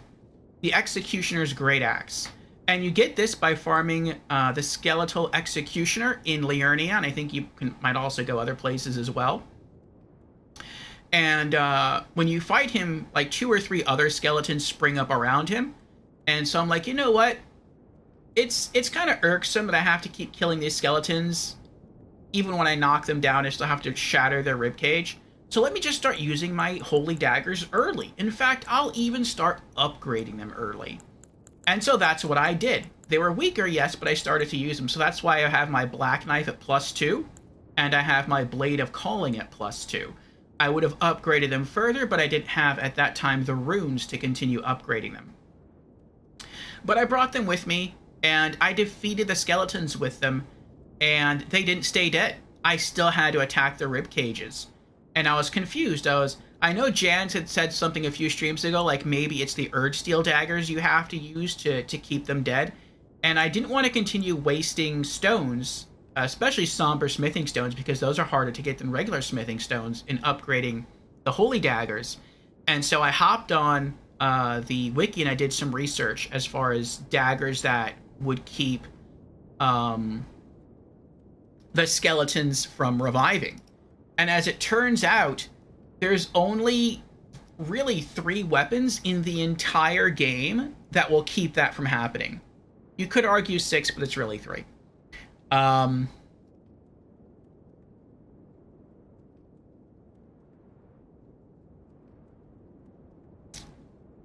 And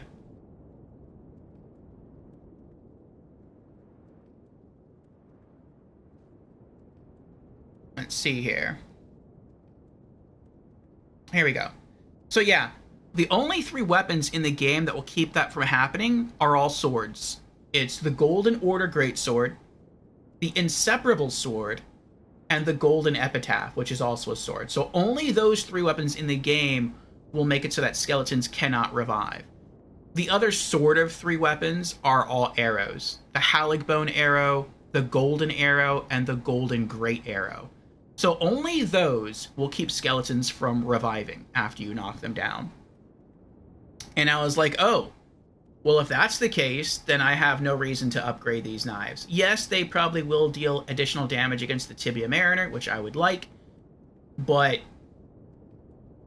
I really wanted the Holy Daggers for more than anything else to keep the skeletons from reviving. Like, that was like 90 to 95% of the reason why I was investing in Holy Daggers to begin with.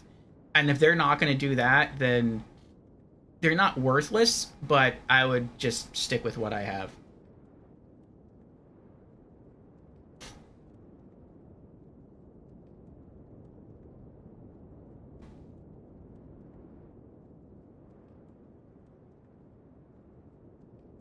Emma Mod says the double Cincadilla is a fun build.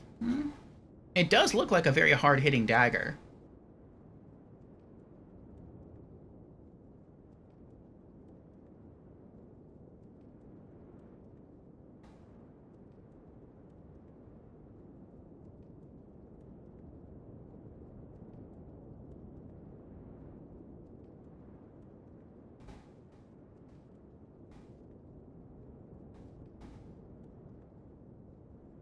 So the Urge Steel daggers can do it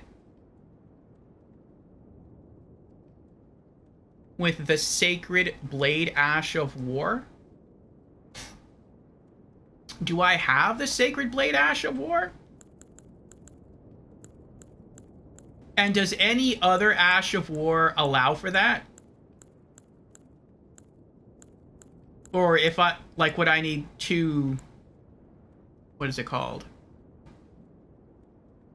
Or would I need 2 Sacred Blade Ash of Wars, 1 for each dagger?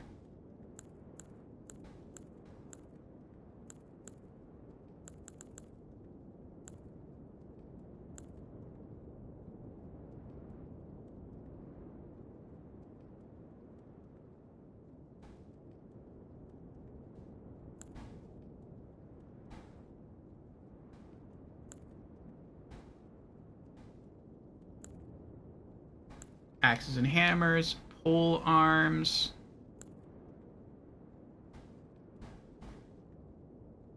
Looks like I could put Sacred Order on one.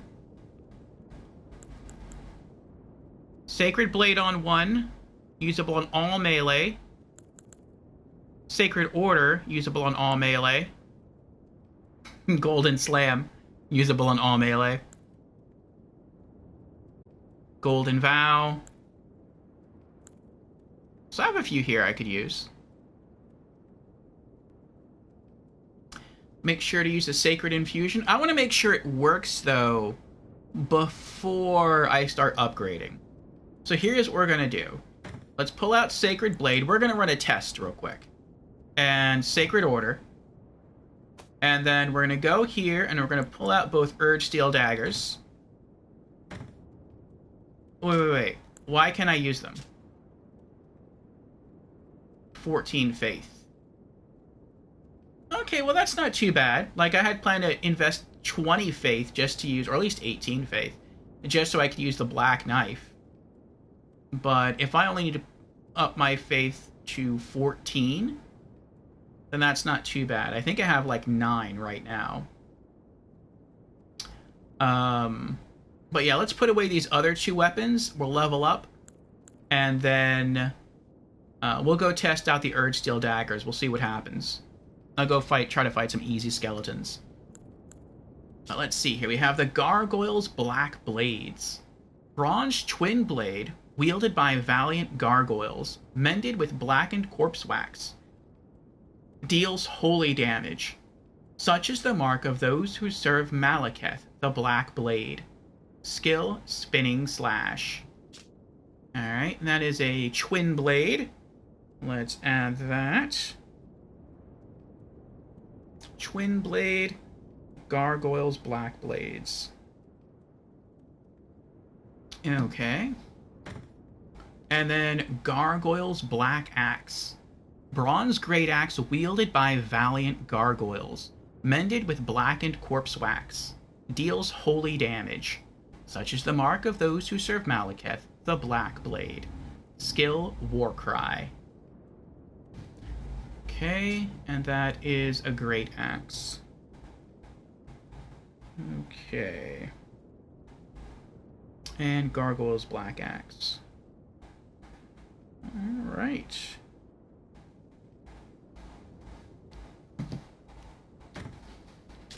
And what was the skill of the other one? The Twin Blade?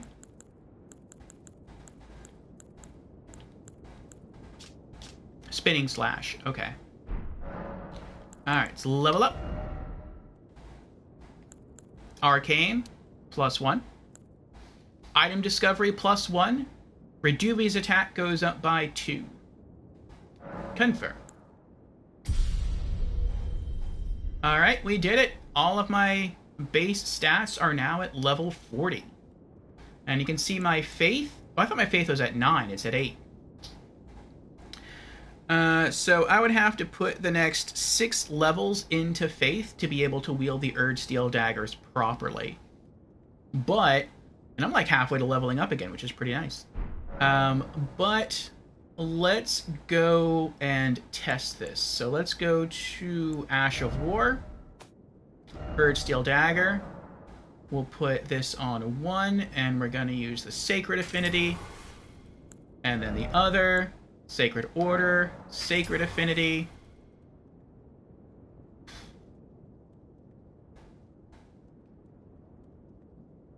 It is weird, though, that both the Blade of Calling and the Black Knife deal holy damage, but they don't kill skeletons, but the Sacred Urge Steel Daggers will. Maybe it's a different kind of holy. Different kinds of divinity. Maybe. Perhaps. Alright, let's go try some skellies. We're going to head to Liurnia because they're kind of easy to kill there. And we're just going to go to where I was farming, basically. So, Gate Town North.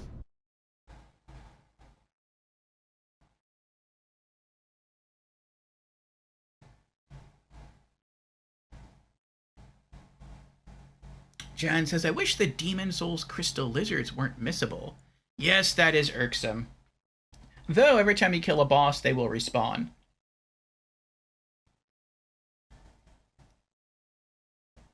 And what's nice about that, and what could be advantageous to a person, is that in Dark Souls 1, they're not missable. Well, they are missable, but I mean, you can always rest at a bonfire and they come back. But once you kill them, that's it. They don't respawn there for the rest of the playthrough. At least so far as I'm aware. But in Demon Souls, if you kill them the first time, every time you kill a boss in that general area, and like in that level, you can go back and kill them again for more loot.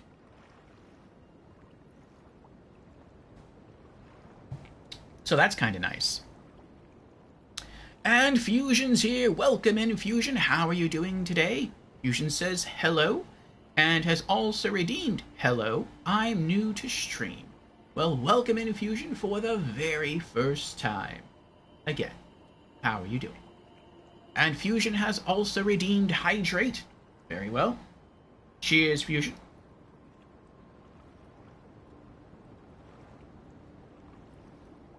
Thank you for the hydration. Jen says, go ahead and test it. Yeah. Do you have the talisman to increase faith by 5 for testing? Do I need to do that to test it? Do I actually have to like meet the requirements? I would assume if I don't have it, that just means like the holy damage is going to be reduced, but that I can still use the weapons.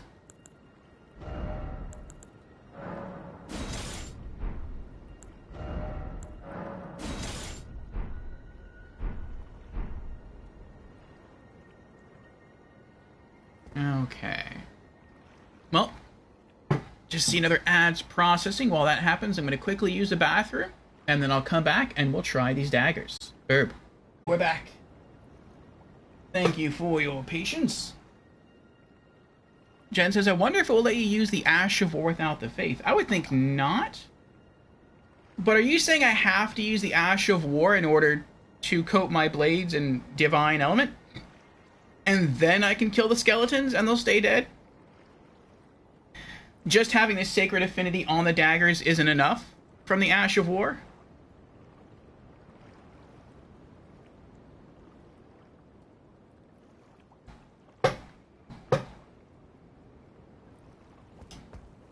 Okay.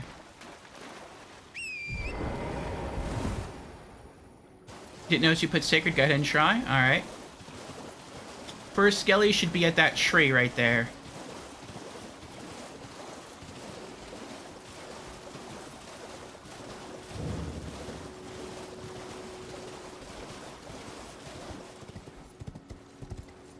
I think. Nope, I was wrong. Here we go.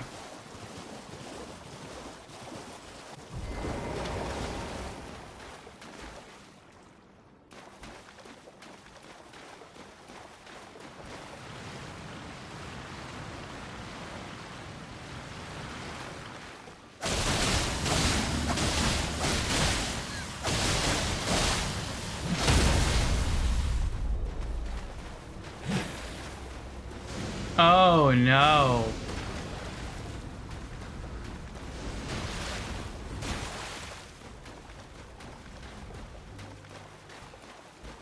I've forgotten how, like, weak I am with unupgraded daggers. Alright, I'm gonna go elsewhere. Let's try a Limgrave Catacomb. I'm not sure if I can even do that, because I don't remember which...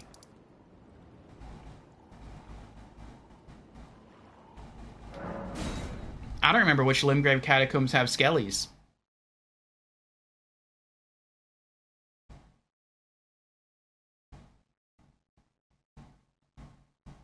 Yeah, unupgraded daggers with the reduced damage of not having enough stats. Yeah.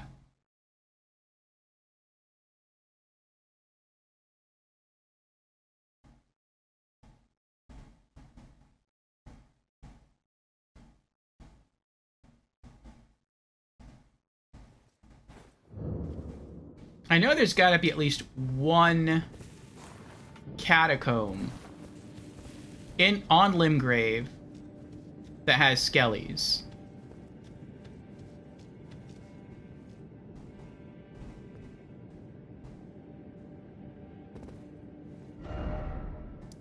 I don't think that's the one. It could be the one. High Road?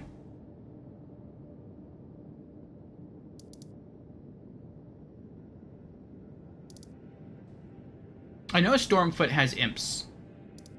Maybe Groveside? You know, we'll drop down here first. We're already here. We'll see what happens.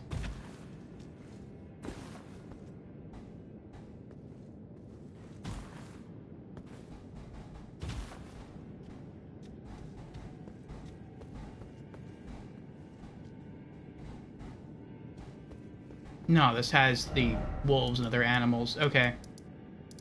Let's try Groveside.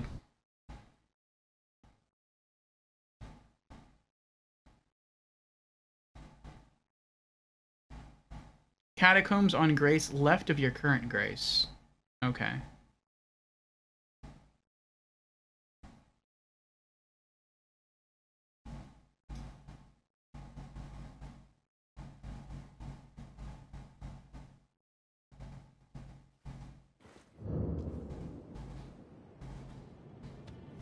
Okay.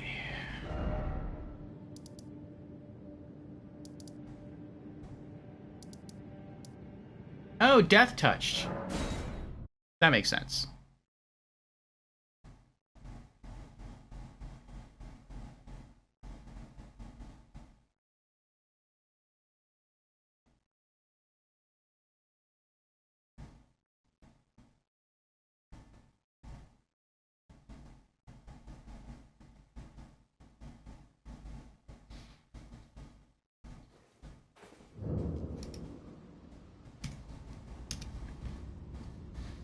Okay.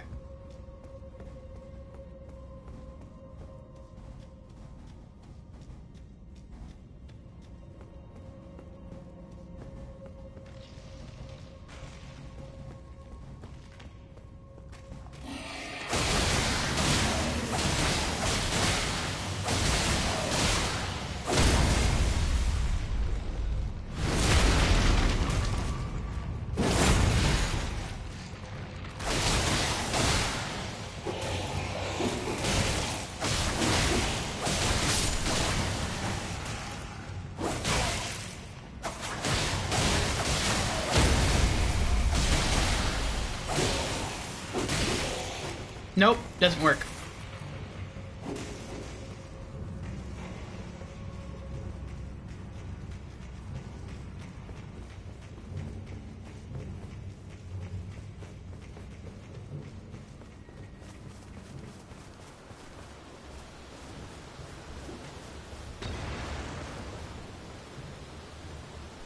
He's like, and stay out.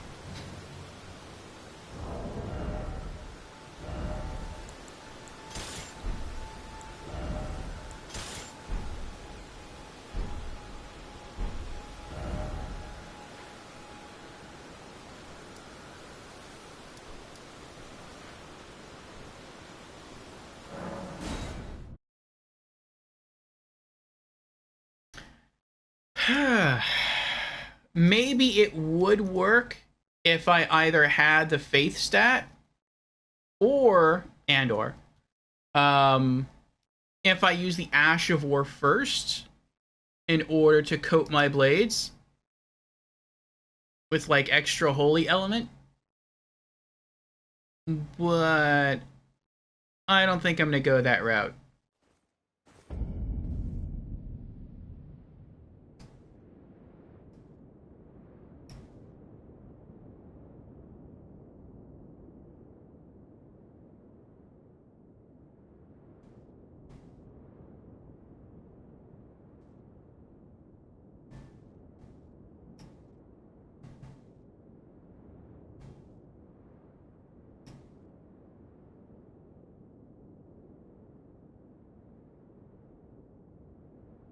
Jan says, shame. It seems the Ashes of War must be used. If only Holy had the full power of Divine. The Ash of War is guaranteed. But yeah, if you don't want the Ashes of War, requirement. I'm afraid double Reduvia it is. Yeah. I don't like the idea of having to rely on an Ash of War just because I haven't been using or haven't been investing in Mind that much, so my pool for focus points is very small. And that's something I eventually plan on working on. Like, once I hit the soft caps in my other 4 stats, I'm just going to start putting a lot of upgrade points into Mind so I can have access to more. Now, with Reduvia, it's really not that bad because Reduvia doesn't require a lot from you. What is that I'm hearing? Is that the fire? Oh, it is the fire. I thought it was footsteps, like someone coming up behind me. Reduvia only costs 6. And I have... what is it, like 82 focus? Yeah, 82 focus points. So that's a good amount of times I can whip Reduvia around.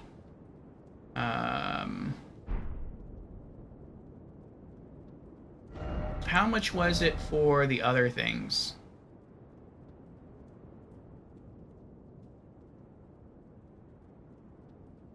That's 19, and that's 18. So much more costly. And I would have to use that ability every time I kill a general skeleton. So that's not something I really want to do.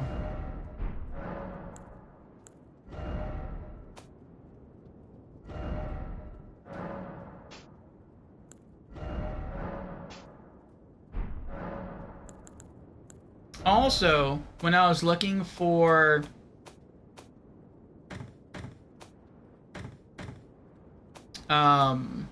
different talismans to use. Oh, that's right, I can sell those. When I was looking for different talismans to use to replace the Kindred of Rot's Exaltation, I did playtest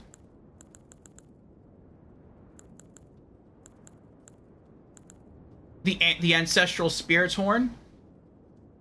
Restores focus points upon defeating enemies. I was really hoping that was, like, better than it is. But it's not. It's pretty bad. Even for me, who rarely uses focus points, it's pretty bad. Maybe it's different upon different enemies, I don't know. But when I was using it, with every kill, I was getting back 3 focus points. And just a single use of Reduvia is 6 focus points. So what I was hoping with the Ancestral Spirit's Horn is that it would at least get me back 6, but preferably more like maybe 12 or 15 focus points per kill. Which, if you're a mage, might not be too much, because maybe your spell... I really don't know how much sorceries cost in this game. But if I can have an effective weapon skill that I could kill by maybe using twice against some lower tier enemies, maybe 3 times, and I can get back half that with the Ancestral Spirit's Horn, that's decent. Especially since I don't use it that often, being the Reduvia's Ash of War. But to only get back, like, 3? Like, that's not good. I almost want to say it's garbage. But, I mean, I didn't test it on every enemy. Maybe it analyzes how many focus points a given enemy has, and when you kill it, it gives you a percentage of those focus points back. So maybe if you kill a mage, you get back, like, a lot of focus points. Maybe if you kill an enemy that's not generally, like... it's not one that generally uses magic, maybe it only gives you a little bit of focus points back. If that's the way it works, then maybe it can be really good situationally. I don't know. Did I put everything away? I think I did. I was mumbling, so I wasn't really... or I was ranting, so I wasn't really paying too much attention there. Okay.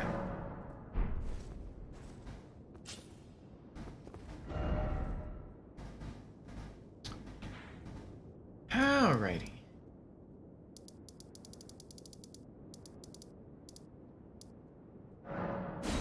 I'm gonna go sell the pants.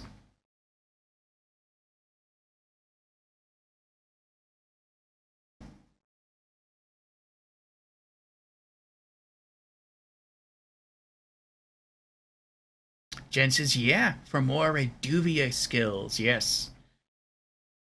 If I can have a pretty sizable focus point bar, and I could just relentlessly spam Reduvia's Ash of War, and then still have 2 or 3 Flask of Cerulean Tears as backups, that would be great. Jen says, I will say, Sacred Blade and Sacred Oath last for a minute. A solid minute? No.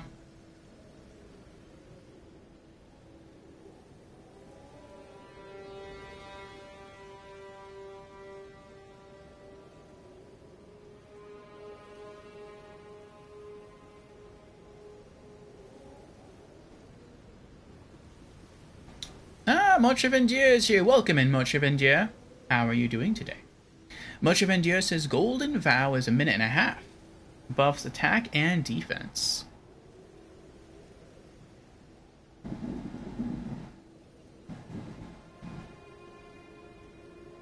Mostly status ashes for you? Yeah, we were playtesting daggers to see if we could develop a pair that would kill skeletons and prevent them from resurrecting. And it seems maybe we can do that, but it would cost a lot. Ah, it's you again. Always a pleasure. Care to purchase anything? More than I would care to invest. We would have to invest a few levels into upping our faith. I think like 6 levels. And then we would need to improve a couple of daggers, and then we would also need to use their Ashes of War to coat the blades in Divinity.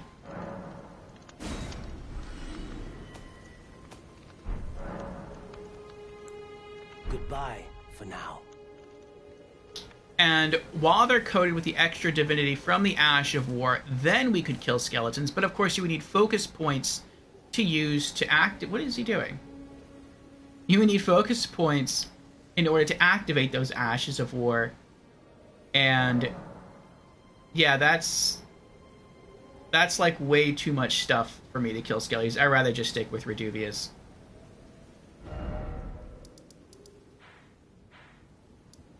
Alright, back we go.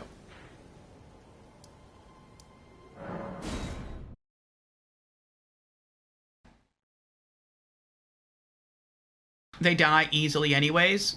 Yeah, for the most part. It's just a little annoying, like, I kill one, then I have to go and kill, like, a second one, and then I have to turn around and go back to the first one before it resurrects and shatter its ribcage, and I have to turn around and go back to the second one, shatter its ribcage before it resurrects. It'd be a lot nicer if I could just do some slashes, kill the first one, it stays dead, move on to the next. But unfortunately, you can't do that.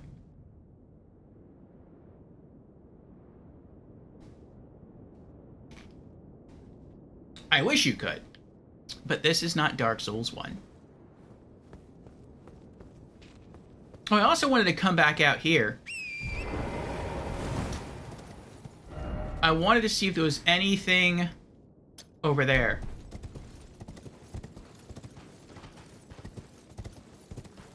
Actually, is there anything anywhere around this bridge? Because the whole time we've been here, we've just been trying not to die.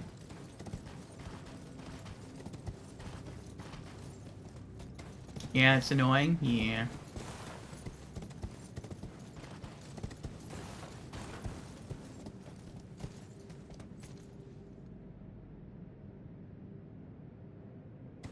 I'm not gonna jump down there. I'm gonna go around. There's too much fog here. I can't see. I can't tell what's down there. I don't want to just cast myself into the abyss unknowingly or knowingly.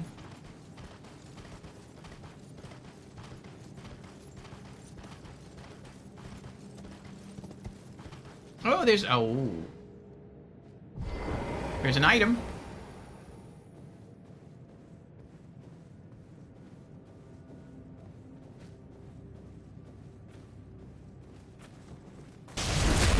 Peekaboo.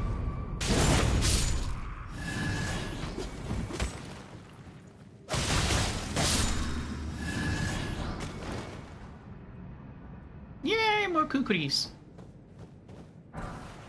Freezing grease.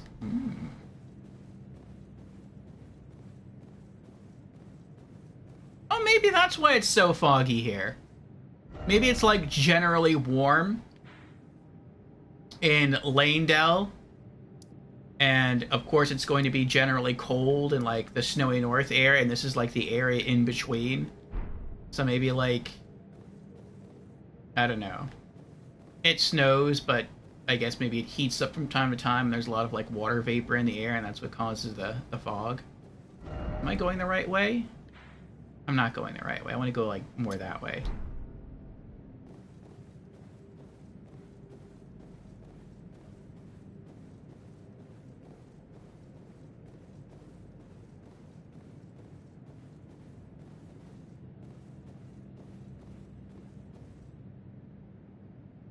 Okay.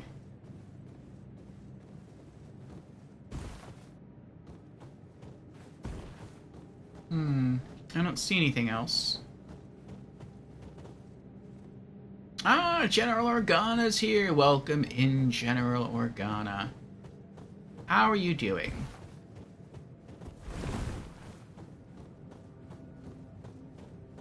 And how do I get back inside?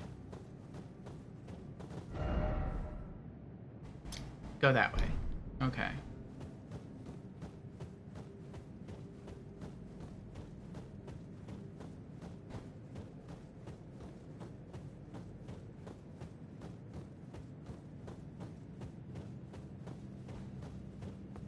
There we go.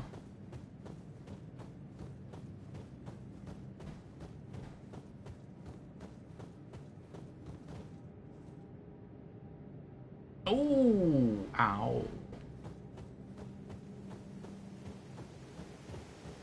That looked like the boss.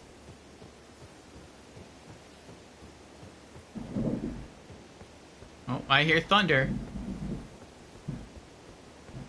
Hopefully things will be okay on our end. Though if the stream should suddenly end, you know why.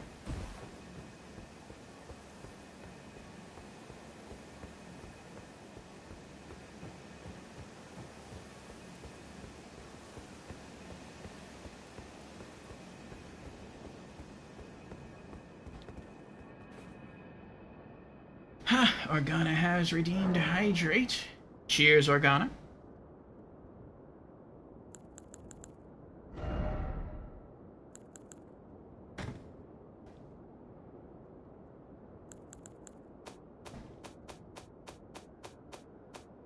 I'll sell that later. Okay. And let's update our boss completion list. This thing's name was the Black Blade Kindred. Okay.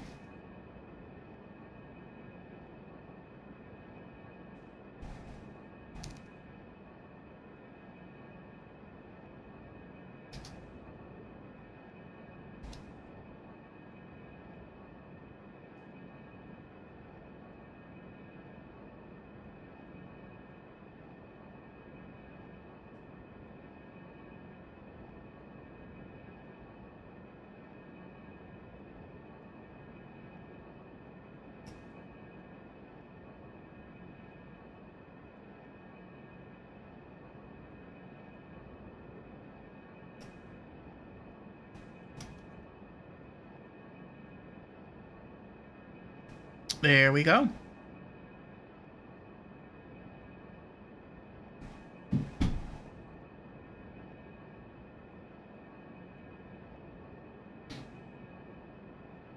Don't forget the Black Blade Kindred outside Garank's place. Yeah, we were talking about him earlier. We're going to save him for a while later. He is pretty strong. He feels much stronger than this guy that we just...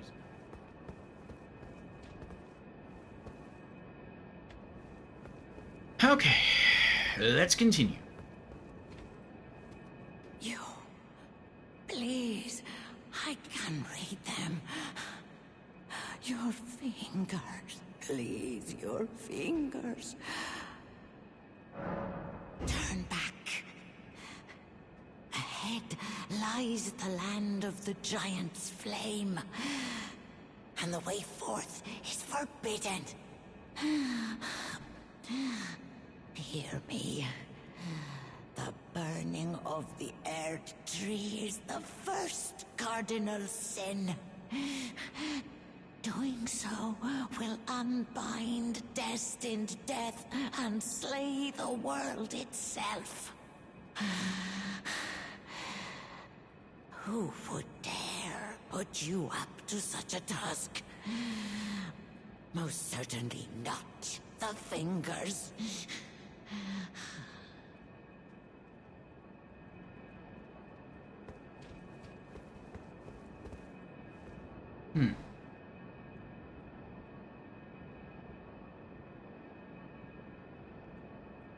It is indeed Dragon Barrow Kaled after all. Yeah.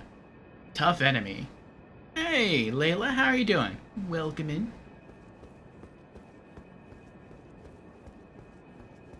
Alright.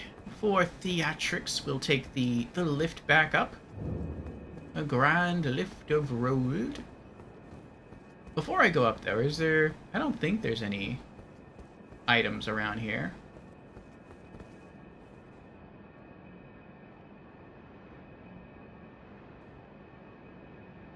No, I don't see anything. Okay.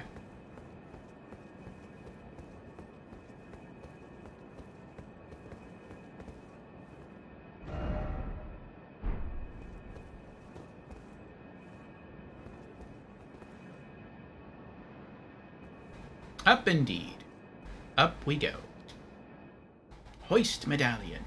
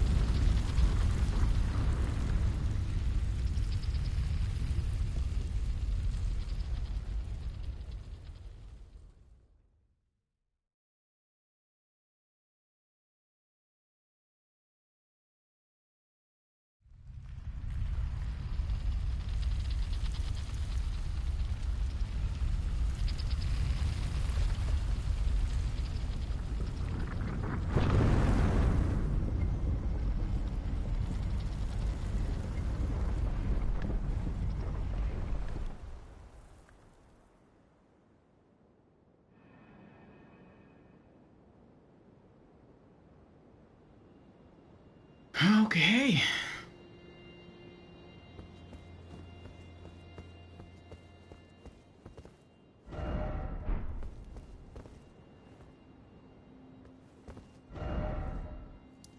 And here we are in the frozen north.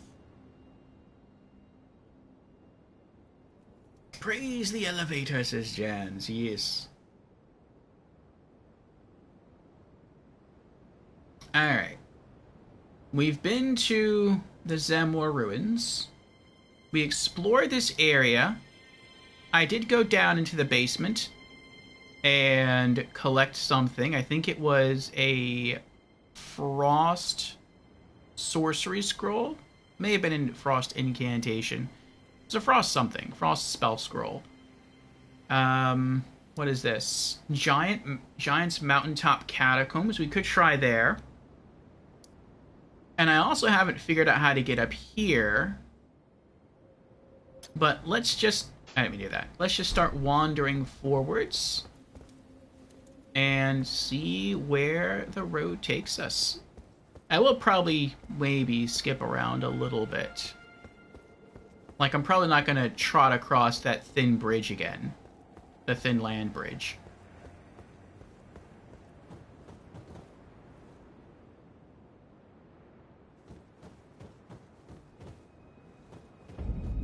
Mountain tops of the giants. Oh, there's an item.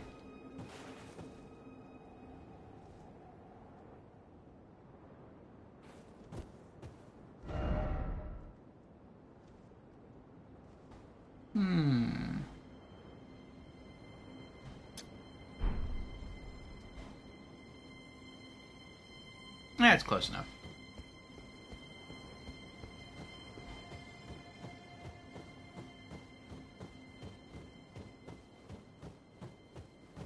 That's pretty.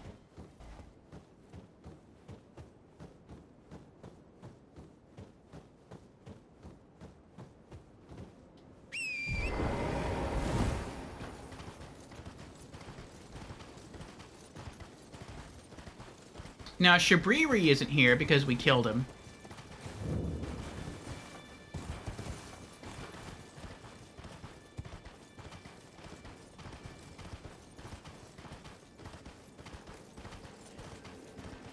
I don't know if Millicent is still here. Uh-oh. Oh my gosh.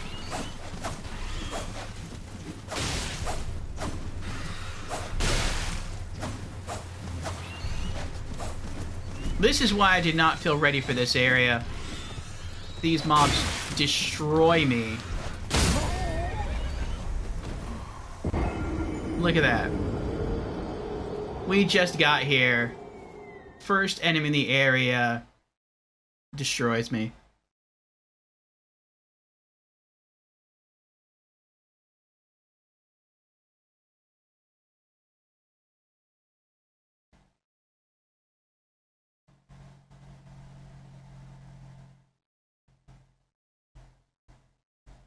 Jan says, I missed when Shabriri was killed. What did you make of him when you first saw him? And Beezers is here. Welcome in, Beezers. Beezers also asks, why did you kill Shabriri? Hey, bruh. Bruh's also here. Welcome in, bruh. Bruh says those doves are no joke. No, they are not. Wow, put us all the way back down here. Okay, well, let's go use this to get back up there. Well, I could tell that he was... I talked to him, and he said that he was using the body of... I think his name is Yura, the guy who are we helping kill the Bloody Fingers. The guy who Eleonora killed.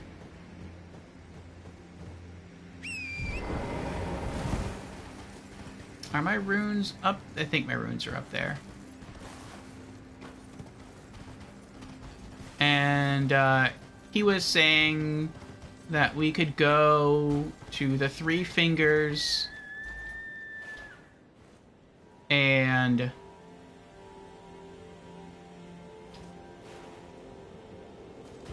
we could help Chaos Terrain and something about darkness, and I was like, I don't think that's what I want to do. That sounds like a bad ending. That sounds like the Dark Lord ending from Dark Souls 1. And so I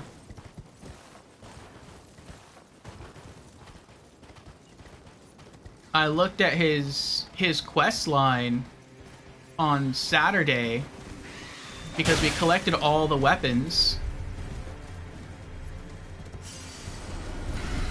And that was before we started going after the spell scrolls. And sure enough, it was a bad ending or a darker ending. So I'm like, nope, not gonna do it. But if I kill him, I get his armor. And granted, I would also get his armor, I think, if you complete his quest line. But I was like, I'm not going to complete the quest line, so I may as well just kill him. So I did that, got his loot. Let me get my HP back.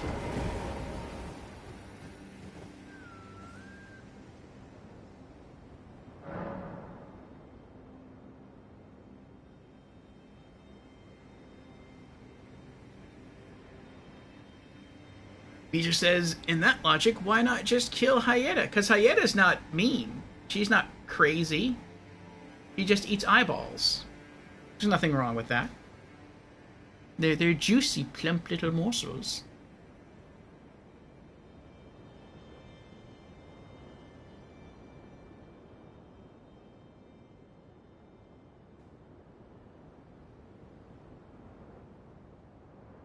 No frenzy flame propaganda allowed in this server. I mean, eventually we'll go for that ending, because I do want to get all the endings, or at least all the base endings. That's probably one of them I need for a trophy.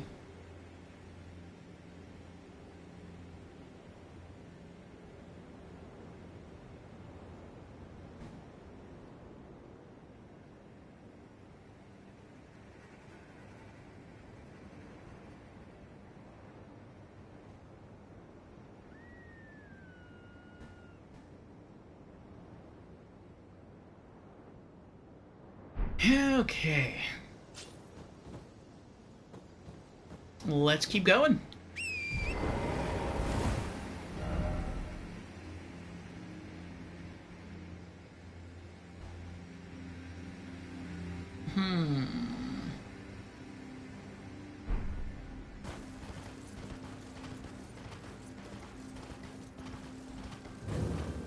Zamor Ruins. These guys are tough. I can usually beat them, but fighting them is just as hard as fighting like a mini-boss to me. Like, he's just as hard as the first time I encountered him in the jail. In the Ever Jail. He is no joke. And this village is full of them. Which again, sort of reinforces the point to me, like, maybe... Oh my goodness. That's the second time I failed to make that jump. I'm gonna have to push the button a lot sooner. Nope, didn't make it. But yeah, this area feels so hard, it feels like I'm not supposed to be here. But it's like, if not here, there's literally nowhere else I can go that's easier. And so it's like, I guess I have to be here.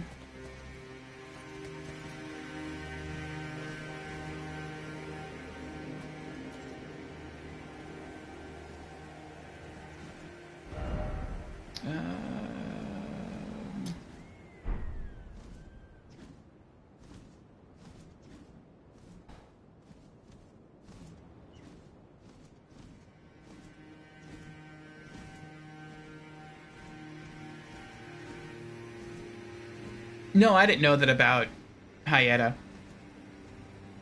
When I was looking through the quests for the characters, I was only looking one step ahead. So it's like, what do I do next? The only one who I looked up thoroughly was the Shabriri guy, because he sounded really sus.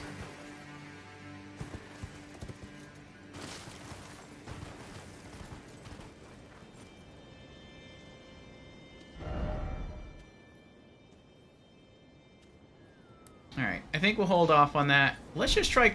Oh, he found me.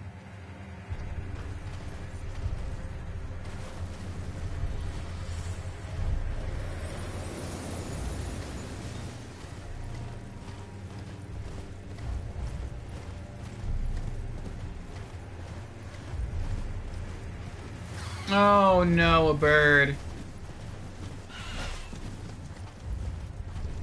I'm just gonna try to go back to the site of grace.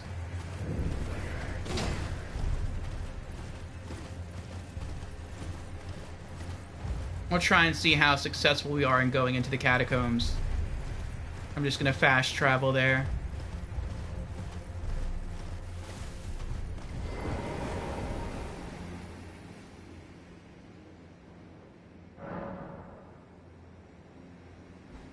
Jen says, I think this is best described as a blind playthrough with an asterisk. It is now, yeah.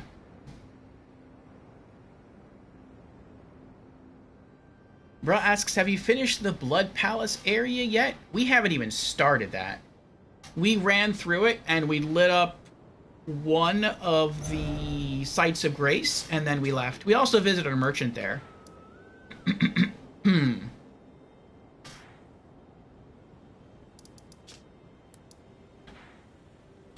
There's the Dynasty Mausoleum entrance. We made our way around and visited the imprisoned merchant. We bought everything we wanted from him, and then we left. Excuse me. We did not explore this area at all, and we never got to explore this area. But there was an enemy that was blocking our route to this merchant, and he could kill us in like 2 to 3 hits, and he was very fast. And he killed us multiple times just trying to reach the merchant to buy stuff from him. So if I can't beat... I feel like if I can't beat that one guy, what chance do I have at fighting anything in here or fighting anything in here? He seems like way, way too hard. I feel like I have to be like 2 or 3 times my level to really be here. Which again is crazy. Like, some of these areas have enemies or bosses that seem like insanely powerful. And then like, there'll be other enemies right next to them and they'll be like a cakewalk. They'll be easy. And it's weird.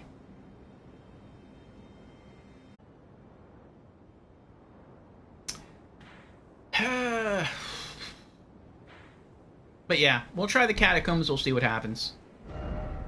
I have my doubts, but we'll see.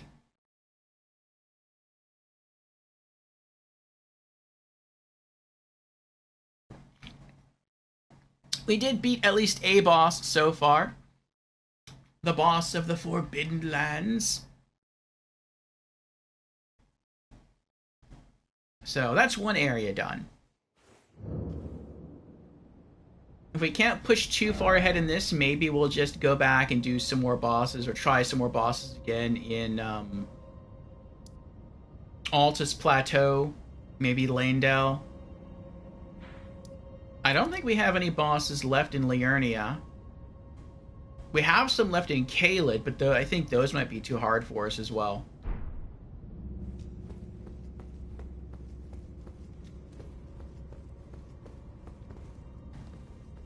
I see an imp.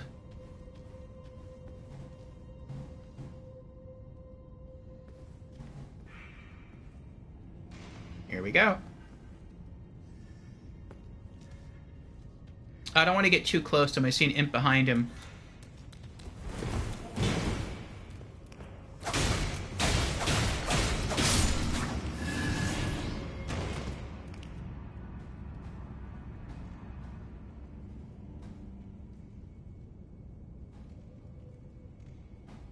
Brez says, I stick by what I said. Being restricted to daggers is very hard. Yes, I'm sure.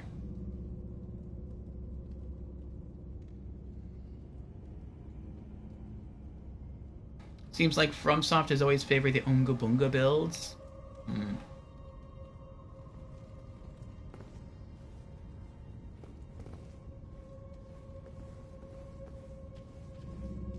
Yes. Strength weapons do seem to be a good way to go in most FromSoft games. Maybe the one exception to that might be Bloodborne, because of how fast everything is. So using Dex kind of feels more reasonable.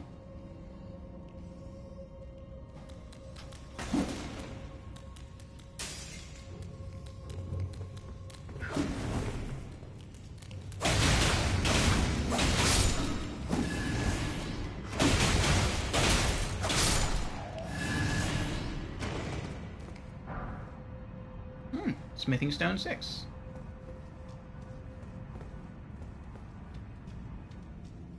But outside of that, I don't know.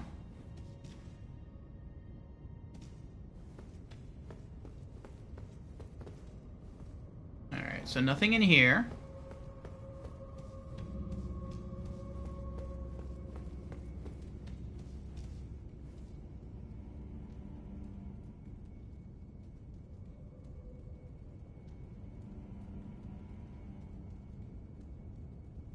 Hey, Ray, how you doing? Daggers don't give much reach. They're good for backup weapons, not so much primary. Yeah. I just really wanted to be as thematic as I could with my bandit build, and daggers are like my ideal stereotypical bandit weapon. And I've sort of made up for a lack of range to some degree with the Reduvia's Ash of War. It's a good mid-range option, and bleed deals pretty good damage.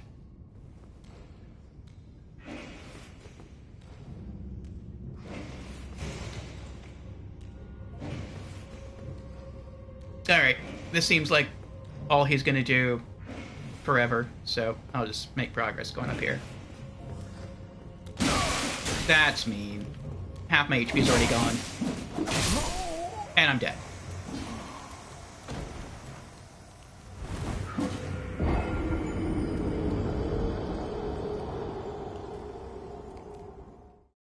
Yeah, I'm not ready for this place. I'm gonna run back in, grab my runes, and try to escape.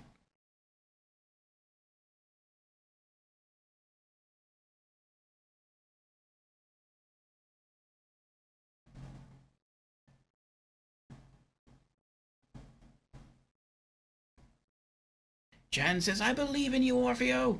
Let's see how far you take Daggers-Only. Thank you, Jans.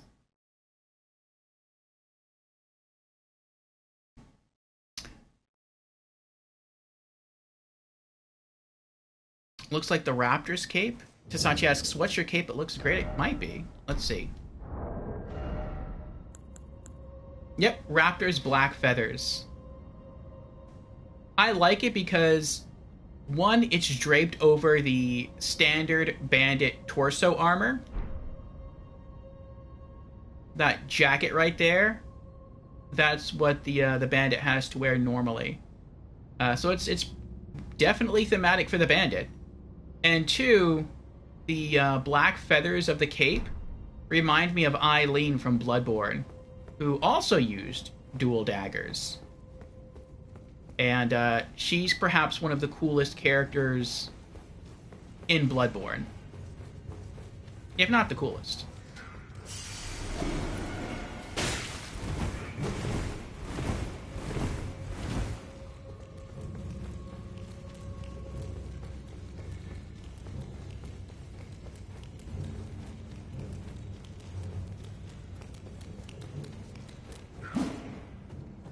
Go away! Go away! Go away! Fine.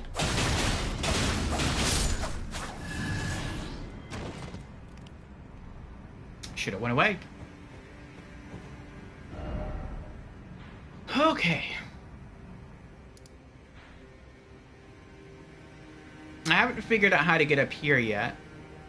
Though maybe there's an alternate route within the Giant's mountaintop catacombs that brings you out up here somewhere, or maybe even within that structure, and then you can explore it. That kind of looks like a church. And oh, I hear footsteps. What are you? Where did you even come from? And how did you not see me? Oh, you're a fire monk.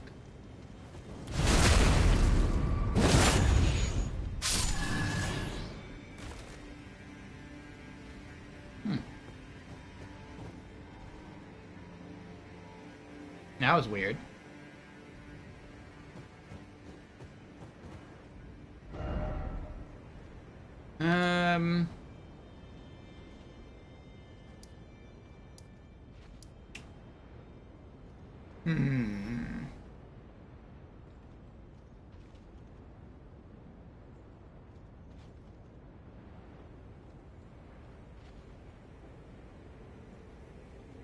I mean, if that is a church, it would help. Maybe I can get up there somehow. Let's try. Without going in the catacombs.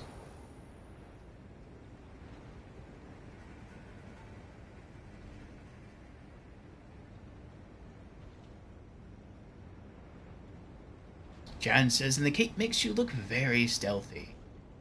Yes.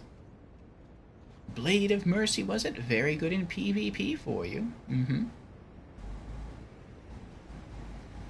Have I read the description of that particular Querus, Orfeo? The description of what, the cape?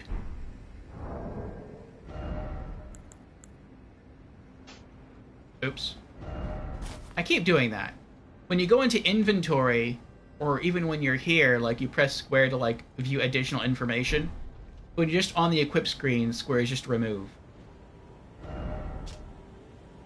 Robe crafted with the black feathers of a bird of prey, worn by the assassins of Ravenmount. So it is quite fitting, yes. A ritual implement for transforming into a death bird, if only by imitation. Strengthens jump attacks. We are birds of prey, bringers of death. Yes, I know it strengthens jump attacks. I've tried using jump attacks before, and I am pretty bad. If something is above me stuck to a ceiling, like a slug, then I can do it. But if I have to jump from a place, even if it's on a lower elevation, like even if something was here, and I was up there on the rock and I try to jump down and kill it, I typically miss. And I don't mean like I miss as in like I gauge distance wrong. It seems like I gauge timing wrong. Like I'll jump in the air and I'll hit the attack button, and either I'll swish my blade in the air and then I'll land, and so it won't connect, or I'll press the button, I'll land, then I'll attack. But I don't attack as I'm falling and connect with the mob, and so I like almost never get the damage bonus from jump attacks. And so I feel like I'm wearing it really for the look, because I'm so bad at jump attacks that its bonus skill holds like no benefit for me.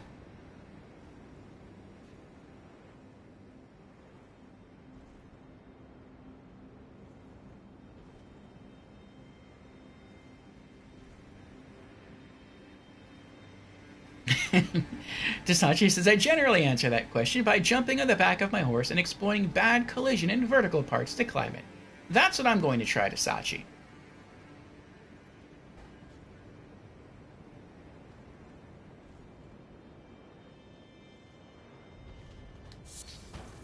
Okay.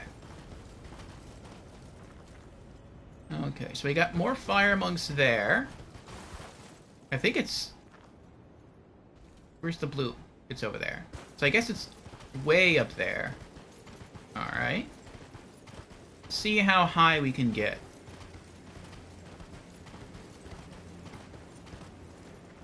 Okay. Well, if that goes up a little bit... Oh, no, it's another bird.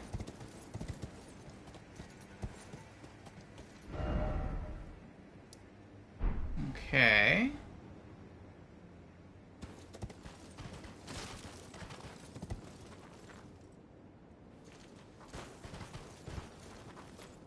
That is really high. It feels like I'm not supposed to get up there by hopping on my horse and riding up there. It feels like either I have to get up there with the cave, or maybe there's a teleporter around somewhere that'll take me up there, or there's a hidden elevator, or there's an... what is it called? An earth spurt or a land squirt. I'm not sure what they're called. That'll blow me up there.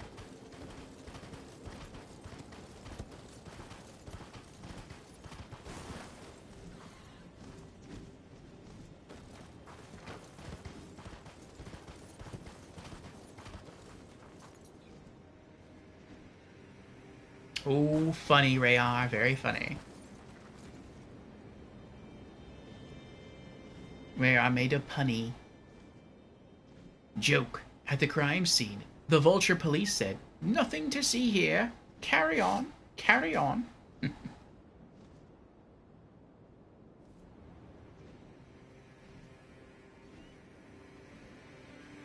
Oh, thank you, bruh. I said, give yourself some credit. The daggers just have lackluster reach. With a longer reaching weapon, I'm sure you'd fare better. Just saying. You might be right. You might be right. Timing is just about everything in every Souls game, regardless of what weapon type you use. But some weapons are easier to use than others. And every weapon has their pros and cons, their advantages and disadvantages. And I very much enjoy the pros of the daggers. Not suggesting anything. Don't want to ruin the dagger challenge. Of course, of course, of course. I'm gonna try to just run by the bird. Ooh, that was close, though. I've said before that when it comes to character builds, in many games... Uh-oh. Ow. I very much enjoy lopsided character builds, which are not strategic. They're thematic. Ow! He wants to kill me.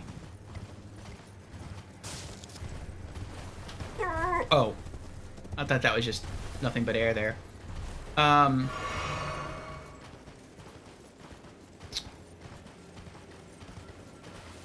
And sometimes you come across a situation where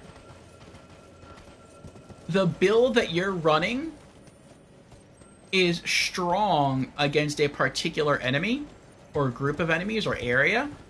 And in that case, you absolutely dominate. And that's awesome. It gives you a feeling of like, you're a god and nothing can take you down.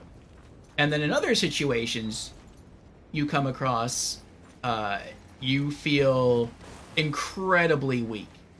And you have to get like really creative with how you're going to overcome that challenge. But that's part of what makes it fun. Okay. So... yeah, I don't think I'm getting up there. I think the secret might be in the catacomb. And we are not going to go back into the catacomb, at least not right now. Unless... hold on.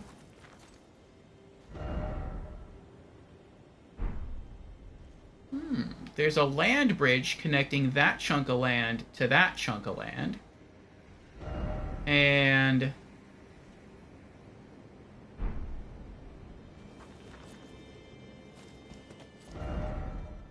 oh, and I'm missing this part of the map. I see, I see. Which is right there. Where's that road at? I don't know where that road is. It doesn't really connect to this part of the map.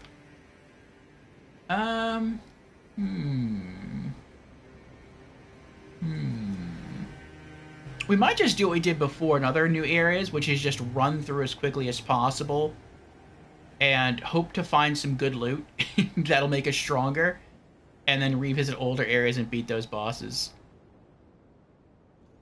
Let's try spawning here. I guess the Snow Valley Ruins Overlook. I feel like we're not strong enough to thoroughly explore this area. And then see if maybe we can ride to the bird telescope. And maybe even get across here and see what this structure is. And maybe from here we can get across and ride this road and pick up the map fragment.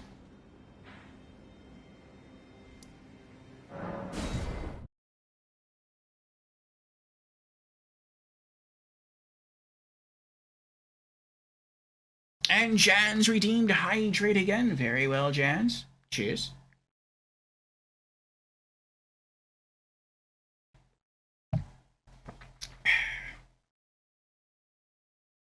Bro says, and since the attacks are so quick with daggers, the hitboxes are typically shorter, making jump attacks harder to connect. I would imagine. Slow weapons seem to have somewhat lenient, lingering hitboxes. I think you might be right about that, bruh. Alright, looks like we have another ad going. I'm going to see about swapping some laundry around real quick. And probably using the restroom real quick because I've been hydrating a decent amount here. And then we'll be back to see about further exploring the snowy north. Boob. Okay, we're back. Thank you for your patience, everyone.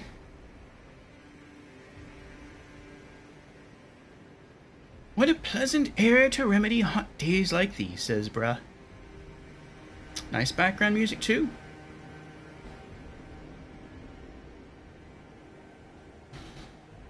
Welcome back, Beezers.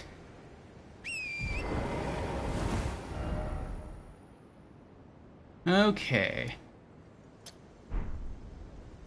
Right.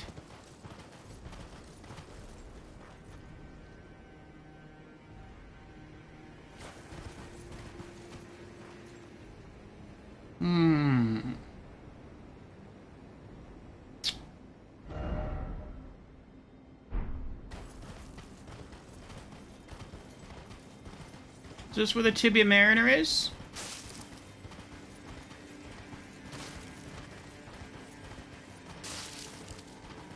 A lot of skellies here.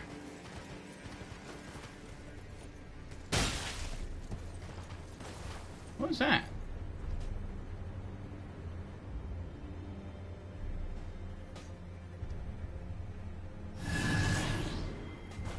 Oh, someone's shooting arrows at me. I could also try to get there. Oh, there's a bridge! No, there's not a bridge. It's kind of a bridge.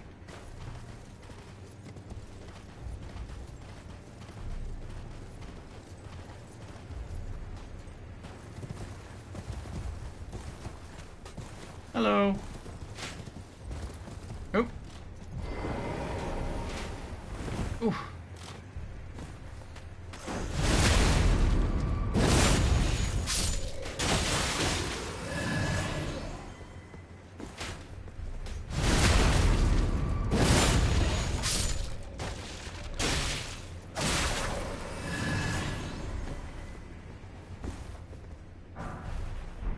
Stimulating boluses.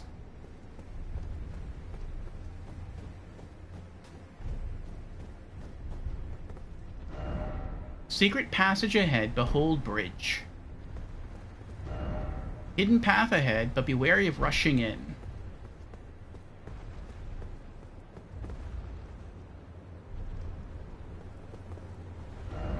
Bridge ahead.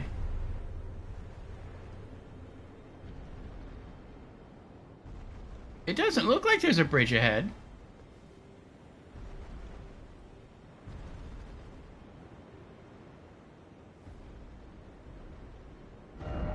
Try ahead. By the way, try keep moving.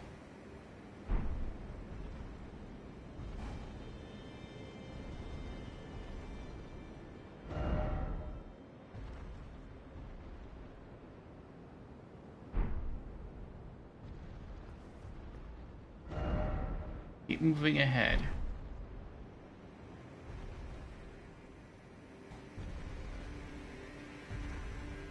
Oh boy.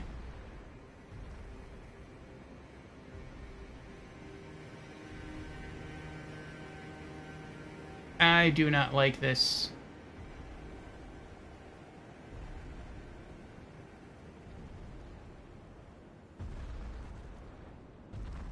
At least in Dark Souls 1, you could see, like, the snow hit the bridge and that helped.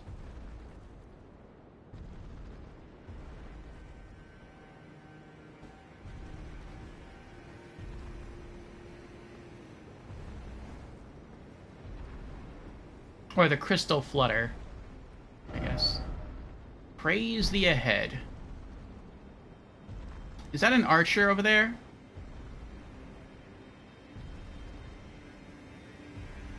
Looks like a mage, a marionette mage.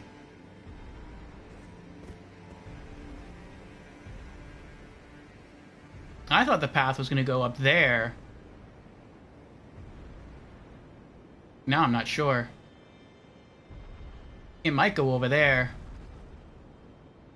These messages go straight.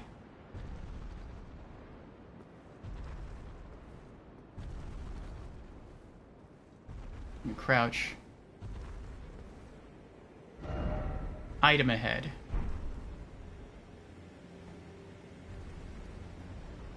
There's a lot of bloodstains over there. Try here.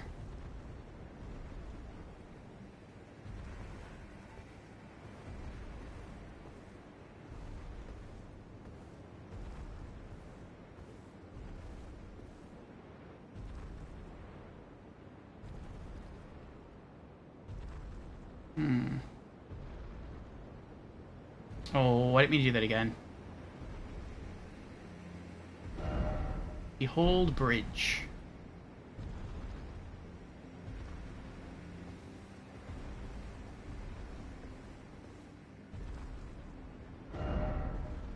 Visions of sorcery. Yeah, it looks like he's about to start casting magic.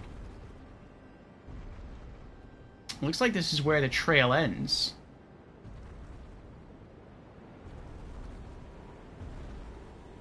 People go that way and die.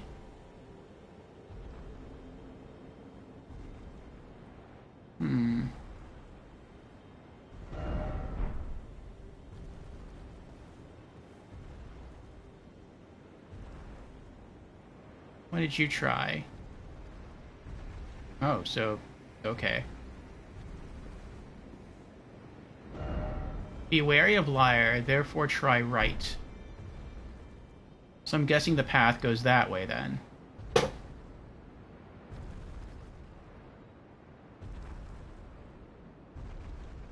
Bruh says that would be such an Orlando thing to do.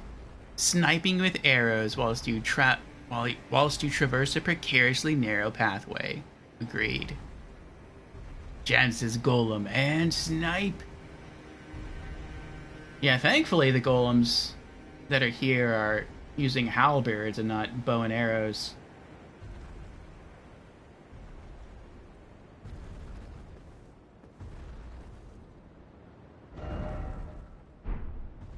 Behold up.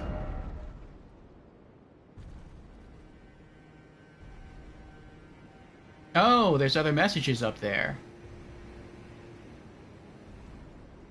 Oh. So maybe this path goes that way and down, and then you have to go around the castle, and there's another invisible bridge that takes you up there. I see, I see. I don't know when the bridge curves to the right, though.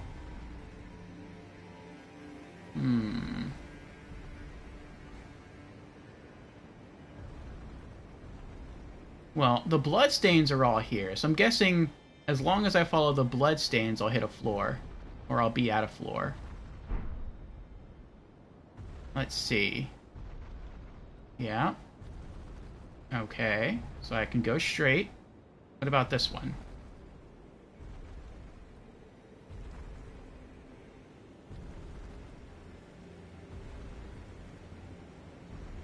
Okay. This one? It's interesting how they all die going left. But I mean, I guess that reinforces that right is the right way to go, because no one has yet died trying to go right. They've all died going left.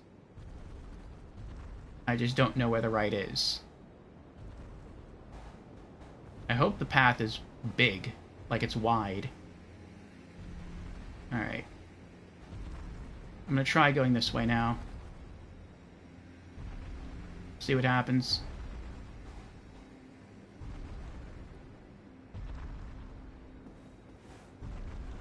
Nope.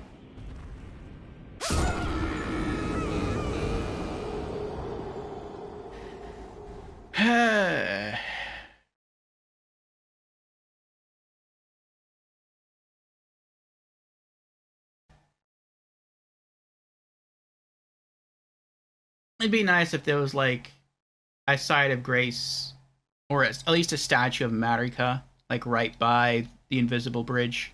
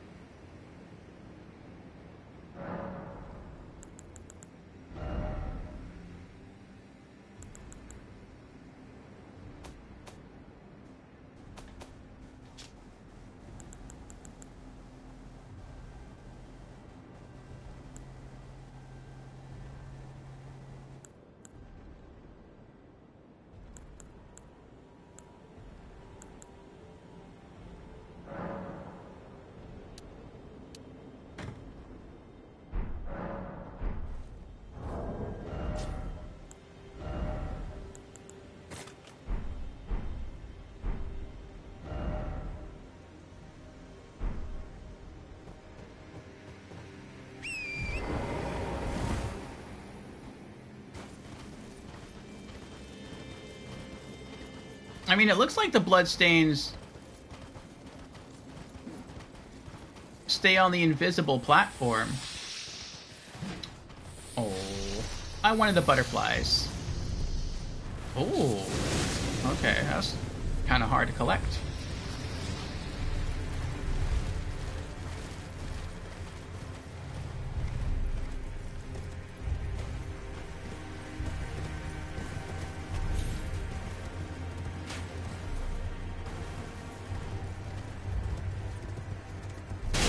Ow!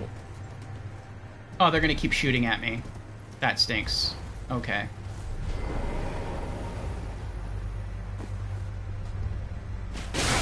Oh my gosh.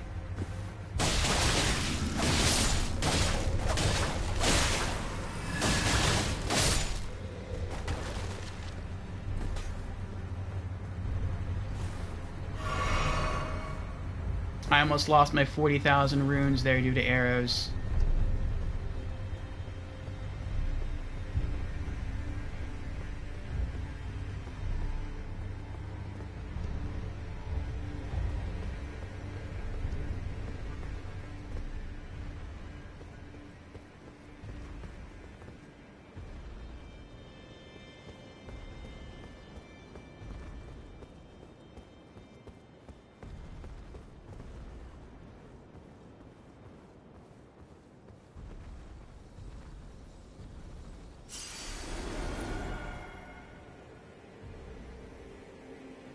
Okay.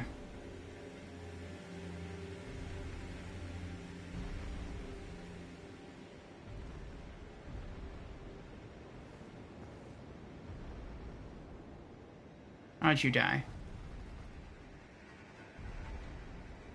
Wait, how did you die?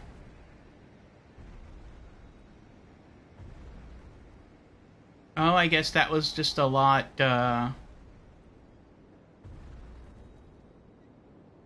lower.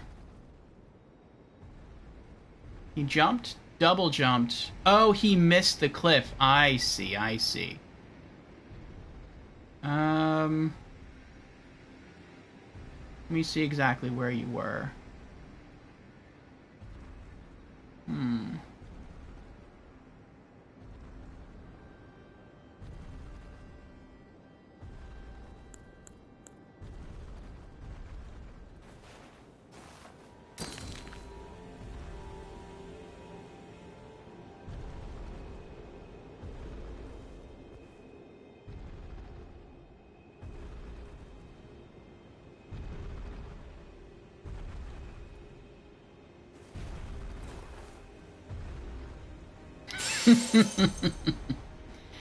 Okay, so not that way.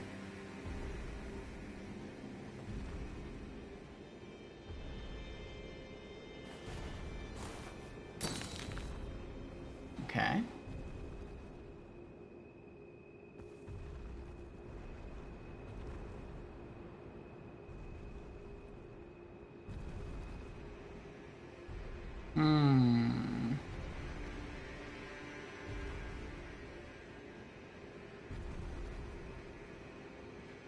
Is this illusory? No. Okay. Okay.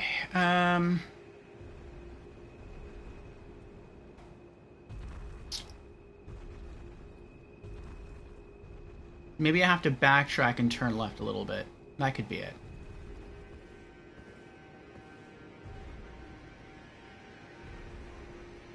Okay, this looks about how wide the bridge is.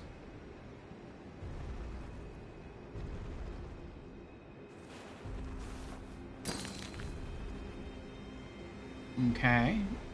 But that's kind of close to where the blue one is.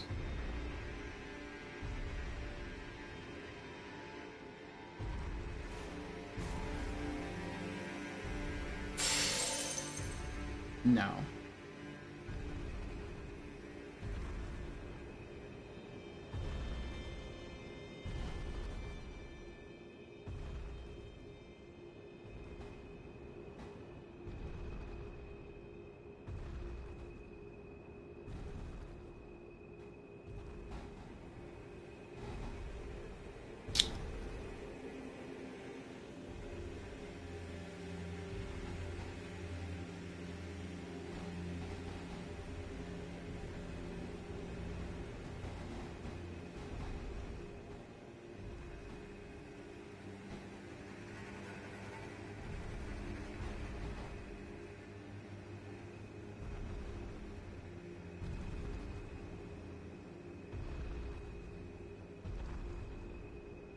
I don't think I can make that jump over there.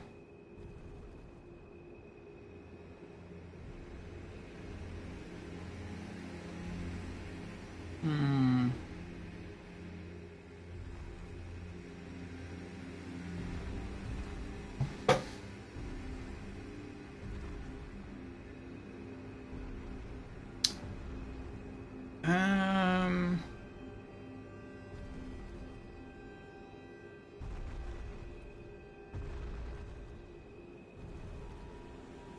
It's kind of crazy they don't give you any kind of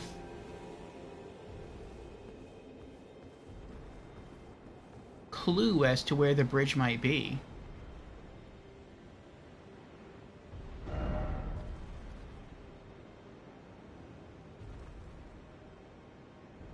Like, if it weren't for players leaving bloodstains and messages here, how would you know where the bridge is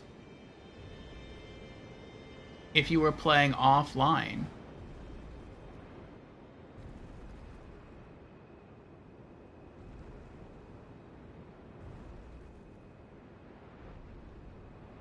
Does the bridge curve up from here? Maybe that's what it is? Maybe the part of the bridge just goes to the wall and the other part goes up and around? Let's see. Okay.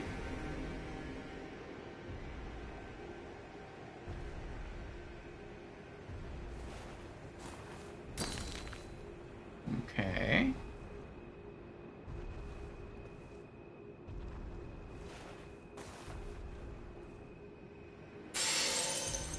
Nope. Alright. Then what about over this way? Okay.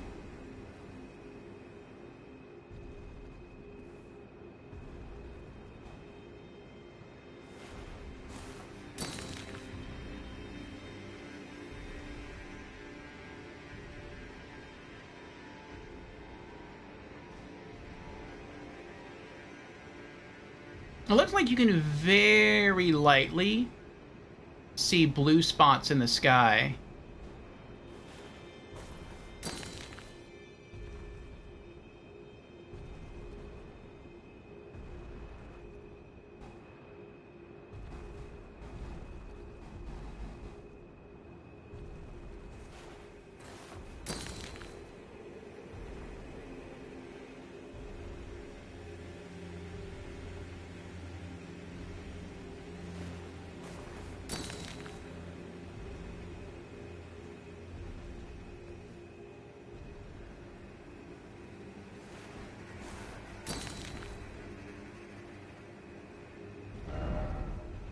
Be wary of corpse.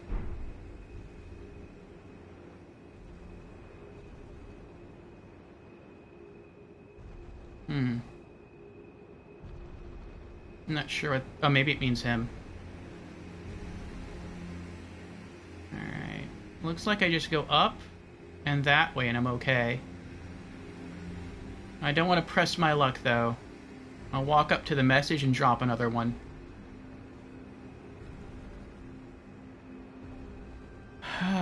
Okay.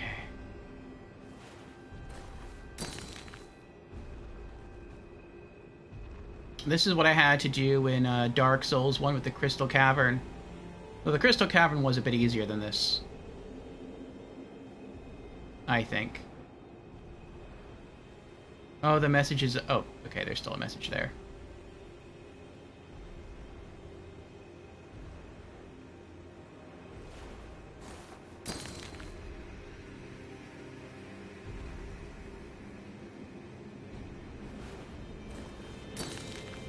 I think I died like 2 or 3 times in Dark Souls 1, and I got aggravated. So then I went to a merchant, I bought like a stack of 99 stones. And then I came back and literally I would like drop one, take a step, drop one, take a step. And I burned through a lot of stones that way. But I made it.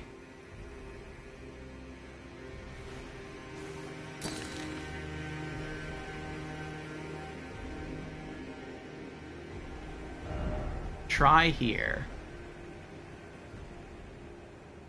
Alright, it looks looks like it goes up, and then it goes that way, and then... It looks like it might end where that message is. So maybe you have to be on your horse and double jump up there. But we'll see. We'll see what happens.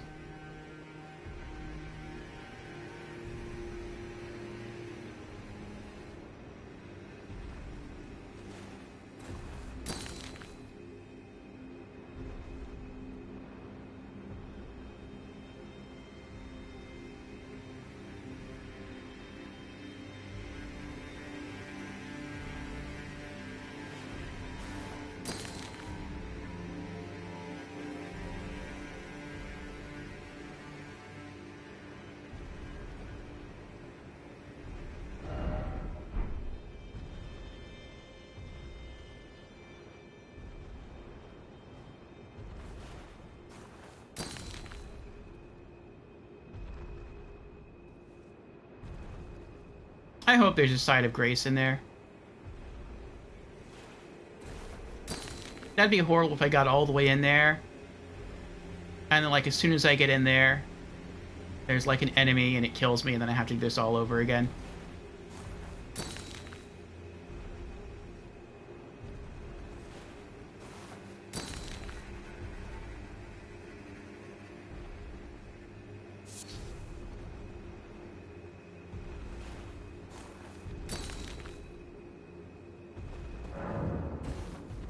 The seal on the rise opened. Okay. I don't know what that means, the seal on the rise opened.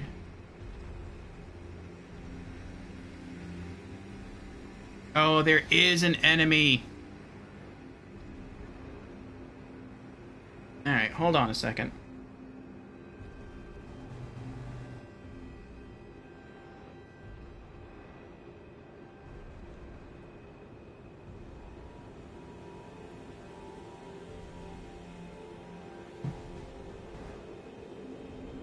That was weird.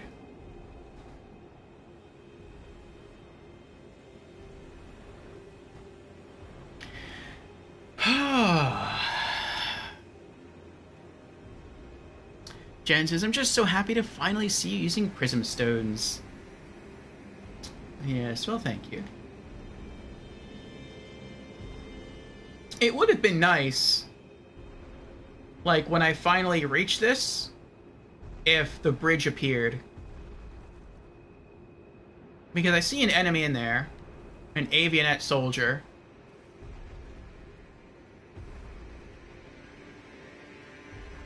And so if he kills me, you can see there's bloodstains in here. If he kills me, I am going to have to do this over again.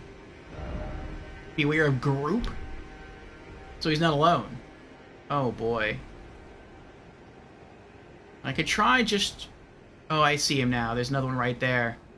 Oh, boy. This stinks. Alright,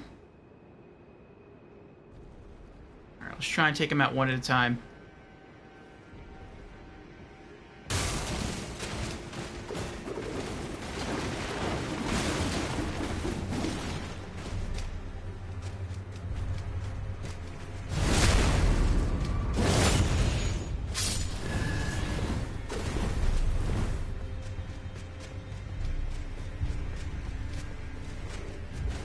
Oh, this is... I'm making it worse.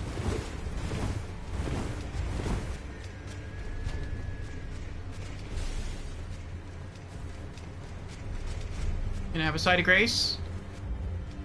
Side of grace, anywhere? Side of grace, please? Side of grace?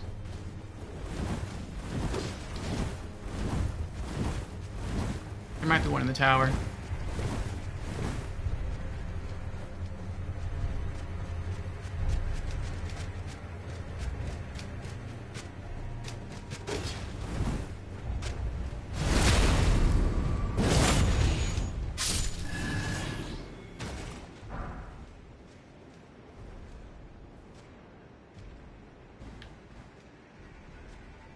Oh boy. Be wary of left. Wary of rushing in. Yeah, I feel like I'm being baited here. Looks like an easy backstab. Okay.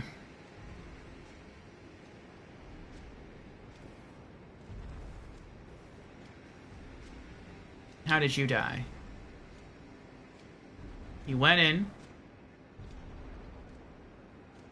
I don't know how you died. It looked like he got it. It looked like that guy just turned around and started attacking him. I don't see anything on the left. Oh, now I do. I see the two swords sticking out. Someone's standing on top of the bridge. I got it. Alright, I'm gonna go for him and go for the backstab.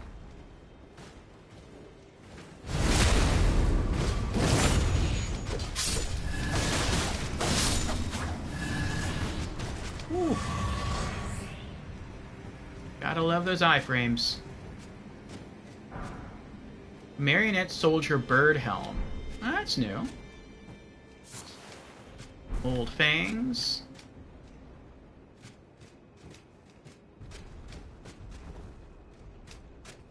Okay. Oh, wait. Let me take this off.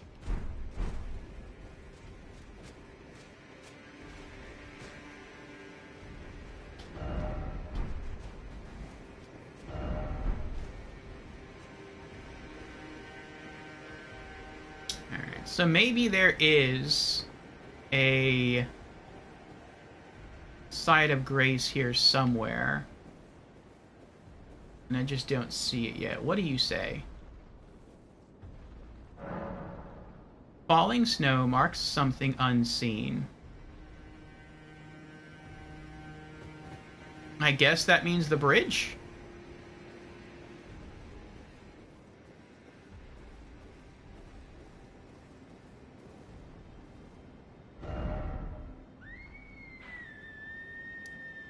Heretical Rise.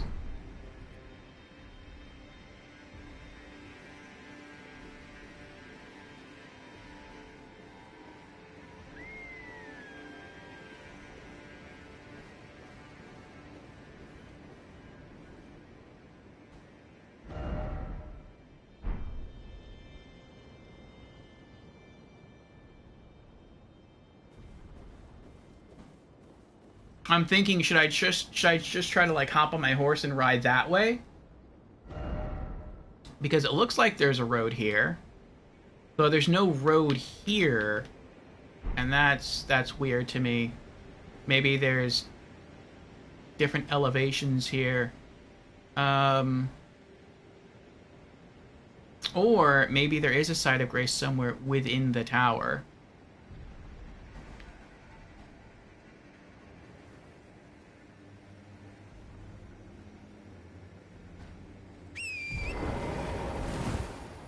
No. I think I'm gonna try to sneak... Wait, what's that? Oh, it's another marionette. Oh, I hate these marionettes. Oh, that's a lot of marionettes. There's two right there. I didn't see those. Ugh. Ugh. Let me see if I can use my telescope. Spot any sites of grace over there. If I can, I'll just hop on the horse and ride down there real quick.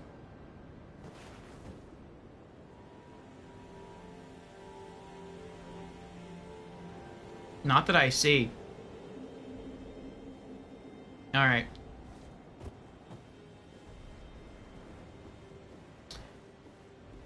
In that case, I'll explore the tower first.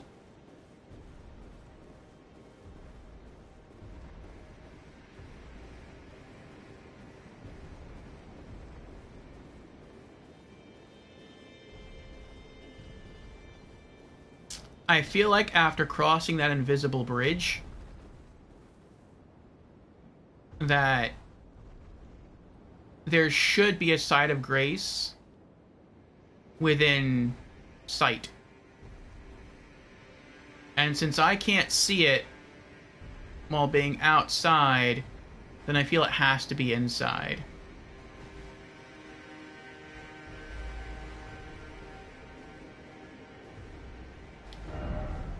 Trio ahead?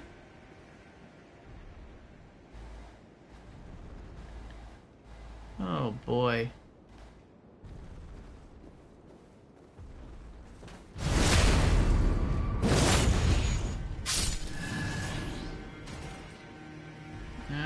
exactly meant by that. It's down there. No, I don't see a site of grace down there.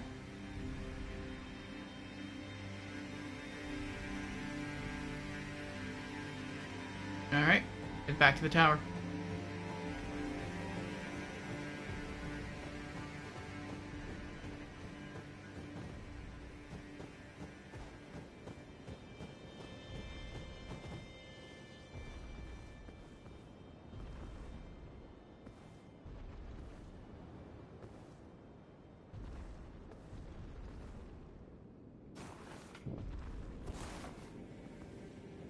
Let's get a little light going.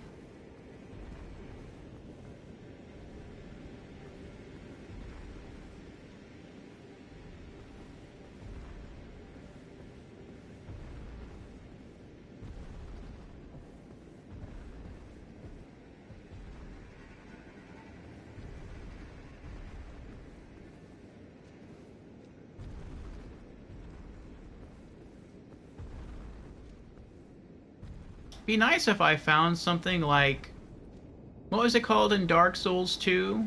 The Eye of Wajat? That would allow you to see invisible things.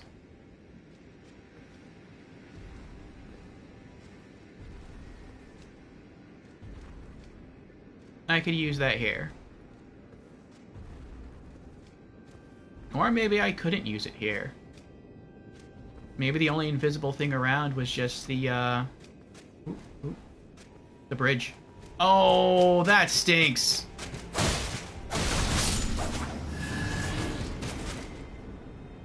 It's going in for the backstab. I'm like, should I go now? No. He's turning. Wait, should I go now? No. Wait, he's... Okay, I can go now. And then he turns around and spots me.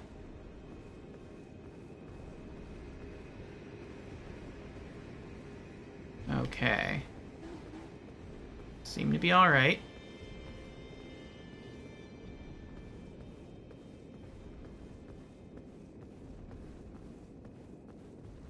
We got an elevator. Room is empty. Okay. What's beneath the elevator, though?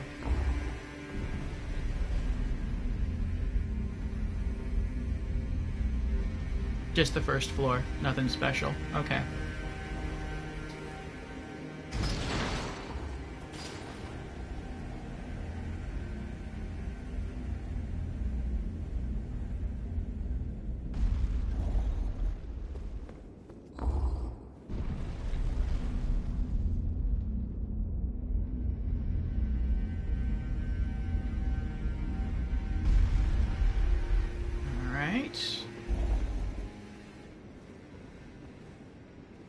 What does it say? Be wary of right.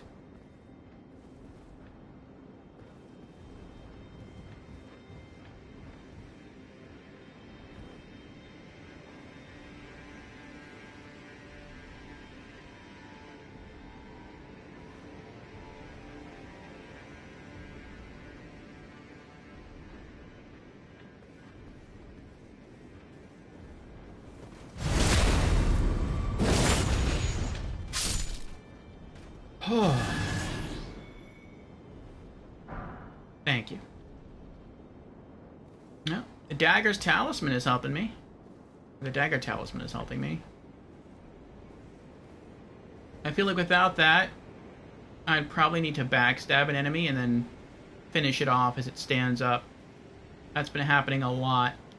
But, I get really close to killing with a backstab. Dagger Talisman just kind of tops it off for me. Ooh, it's gold. Founding Reign of Stars.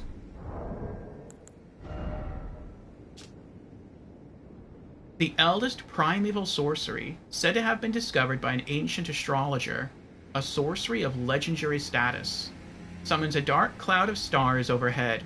Shortly after, the cloud will release a violent deluge of star rain. The sorcery can be cast while in motion, charging increases potency. Thought to be the founding glintstone sorcery, the glimpse of the primeval current that the astrologers saw became real, and the star's amber rained down on this land. Cool.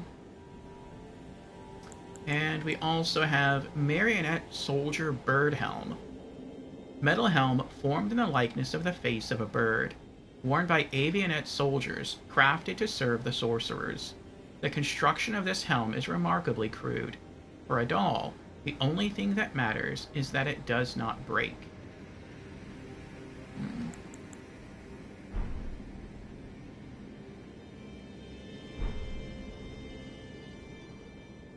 Okay.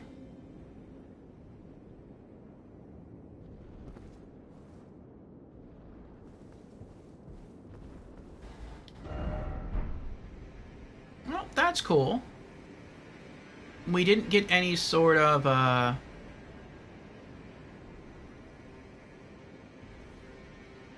what is it? Any sort of, side of grace going on, but we did get a sorcery to add to the collection. Alright, now from up here, can I spy with my little spyglass? You got some ruins over there. A side of grace. Oh, I think one's right over there. Oh, maybe not. Maybe that was just the sun. Maybe not. Oh well. We got some blockades over there. And that goes that way.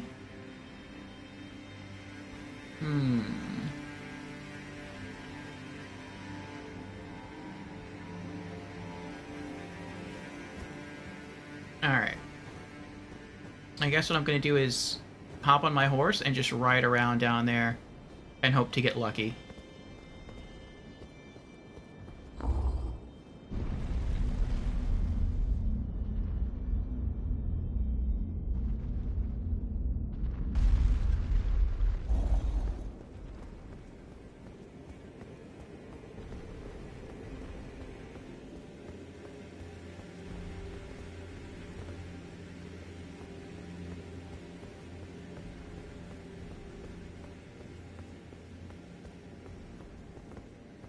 Yeah, when it comes to exploring new areas with the daggers, I feel like I've gotten as far as I have due to backstabs. Because the backstabs deal a lot of damage. And even if they don't kill the enemy, they at least deal enough damage so that when the enemy stands up from the backstab and they start to face you, you can usually hit an L1 combo, and that single L1 combo should be enough to kill them, to finish them off.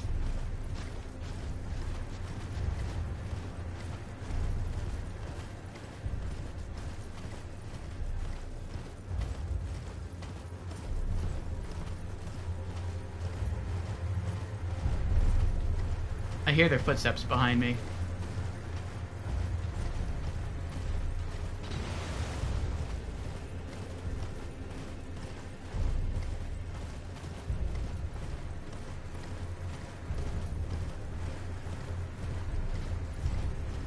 That's so terrifying.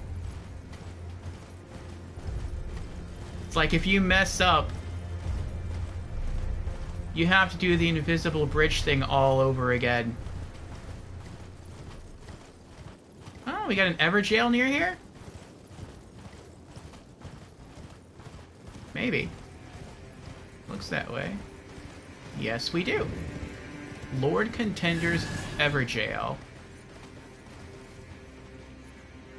Ah, Bra answers the question of the week. Twitch or YouTube? Bra answers YouTube. Why YouTube?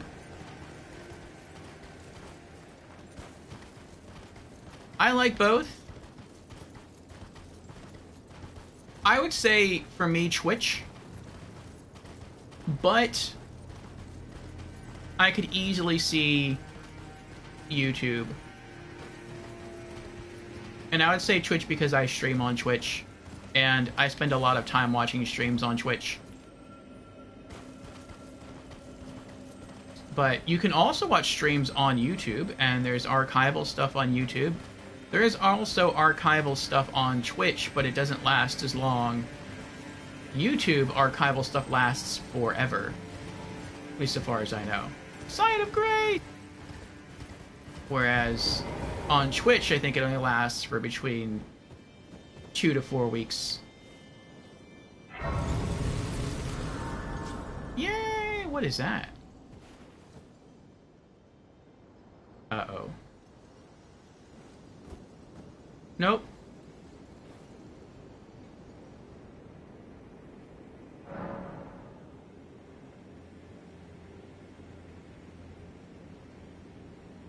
Oh, I guess he's just, like, eating whatever that stuff over there is. Okay.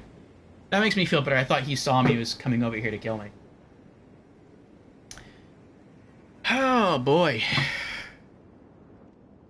Much of India says YouTube only because Twitch ads system is awful. Well, YouTube also has ads. Oh, Much of India says I can skip ads on YouTube. That's true. Sometimes the skip ad button does come up and you can just click that and get rid of it. Russ says Twitch just has too much woke affiliation.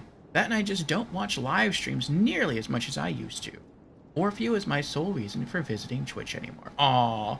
Well, thank you, bro. I appreciate that.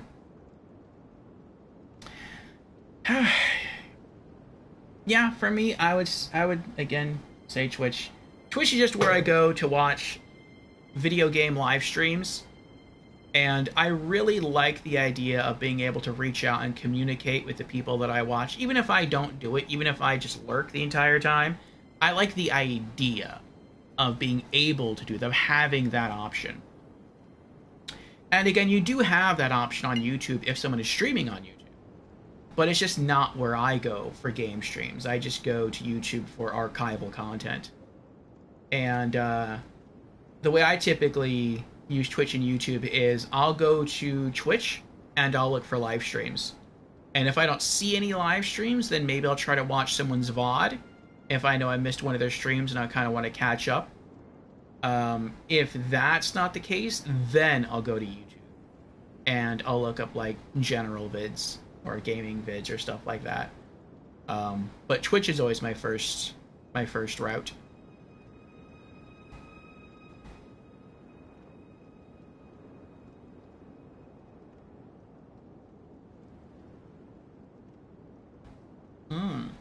Jen says YouTube ads are pretty unbearable these days. I ended up paying for premium on one account. And using AdBlock YouTube Advanced on my phone for another account.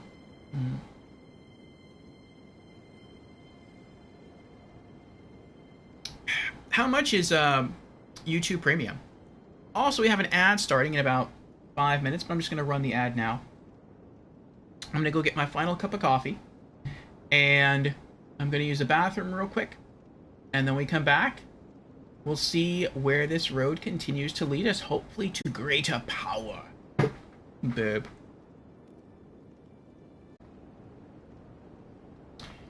Thank you again, everyone, for your patience.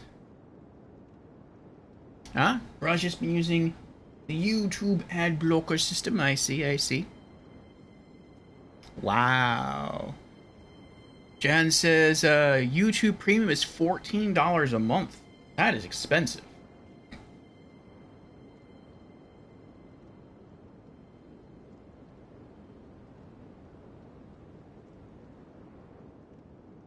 Yeah, that's more than I'd be willing. Actually, I don't know everything YouTube Premium comes with.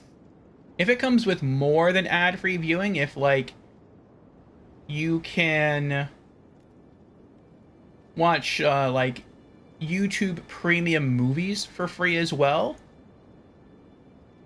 then maybe I could see subscribing to that, but I'm not on YouTube. I feel like I'm not on YouTube quite enough to really make advantage of that, or take advantage of that. And Fusion's here. Fusion says, once you pay for subscriptions, you learn that it's not as much as you think at first. Speaking from someone who has many subscriptions. Do you ever forget that you have a subscription, Fusion? Like to a certain service and you stop using it?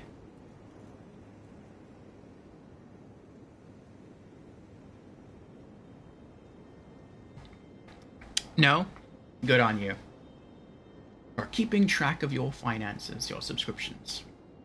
We can talk to Melina again.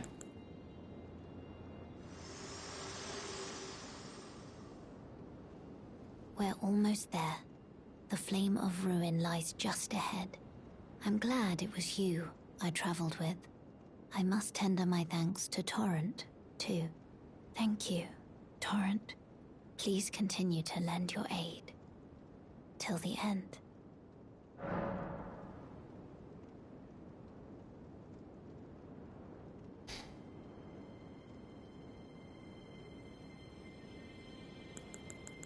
I don't want to use it, but I wonder if...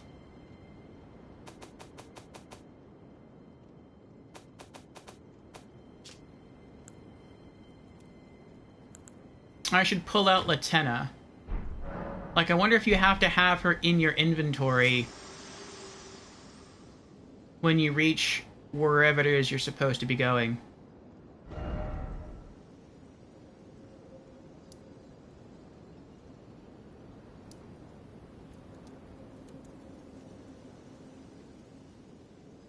Where am I? I'm here. Okay, so I never did explore any of this. I never got there. And I never explored that. Actually, oh, no, wait. Yes, I did. Yes, I did.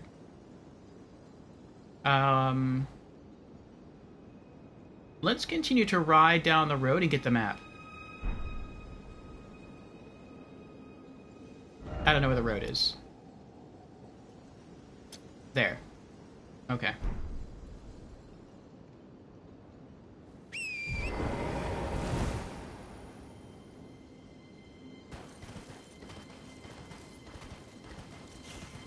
Hello.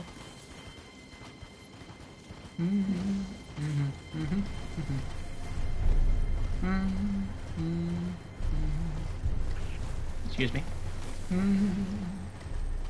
Oh, I hear Beetle. Oh, there's Beetle. What kind of beetle ye be?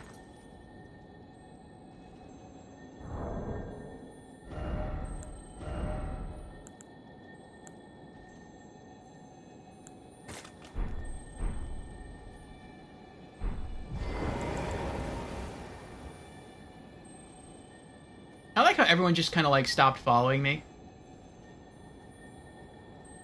I'm not that far away. But you know what? I'm not going to argue with it. Get up! Stop crouching! No! Ugh! Ash of War Prelate's Charge. Okay. I forgot to do inventory management when I was there. That's fine.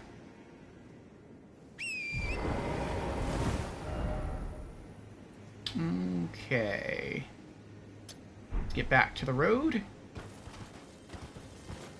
Oh, I can go that way.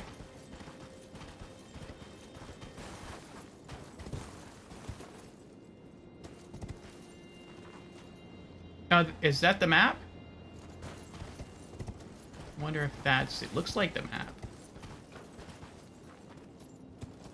Oh, very cool. Large chain. This reminds me of Dark Souls 2 DLC 2. Wonder if those big giant guys come alive. I hope not.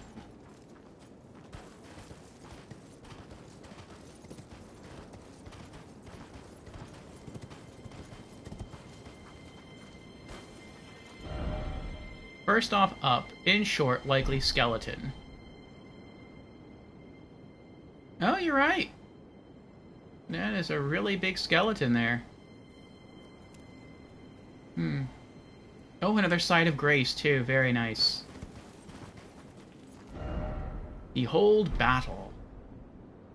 Yeah, looks like they fought a battle here. Someone fought a battle here.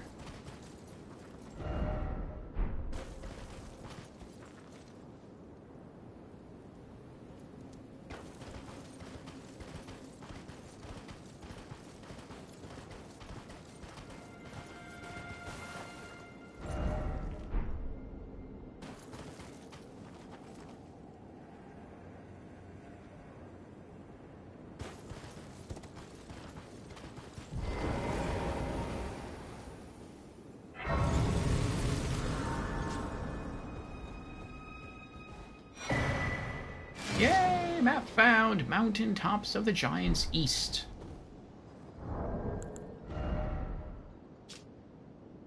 The remote, desolate eastern summit is the highest point in all the lands between, overlooking even the Flame Peak to the south. And Ash of War, Prelate's Charge.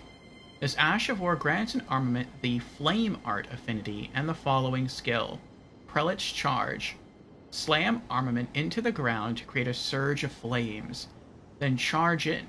Hold to continue the charge. Usable on large and colossal axes and hammers.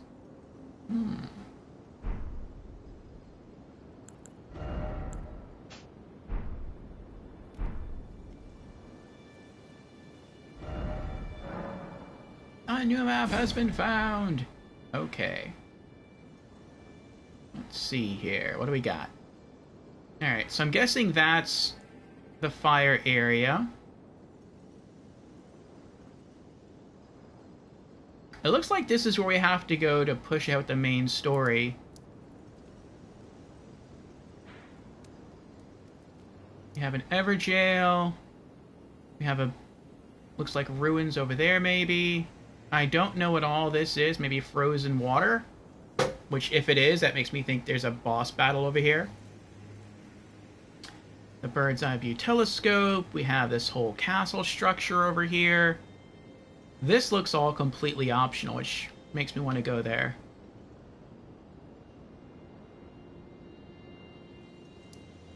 I don't want to try the Evergel yet. I don't feel I'm ready for that. Okay, let's do some inventory management, and then I think we're going to try to go through here. Actually, no. I think we'll try to go through here and see what that's about first.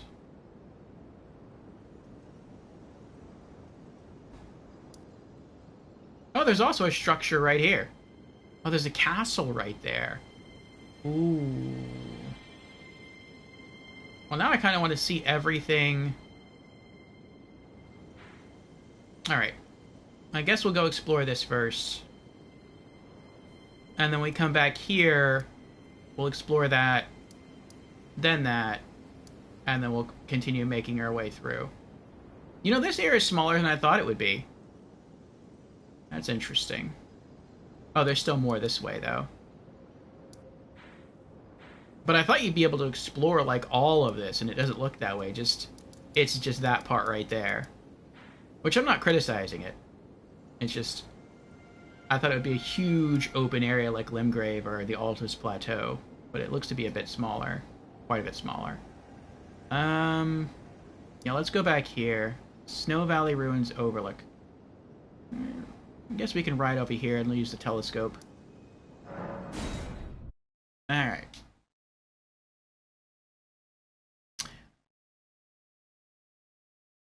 Ah.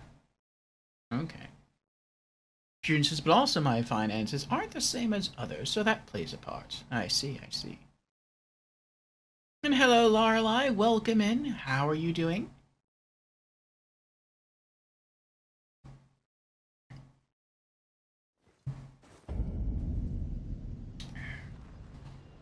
Alright. Let's do some inventory management here. And then we'll try to go explore what looks to be a large town.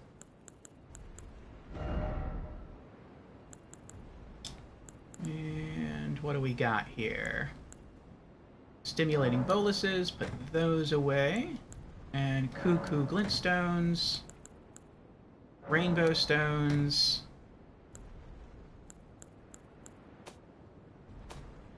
Hold on to her for now.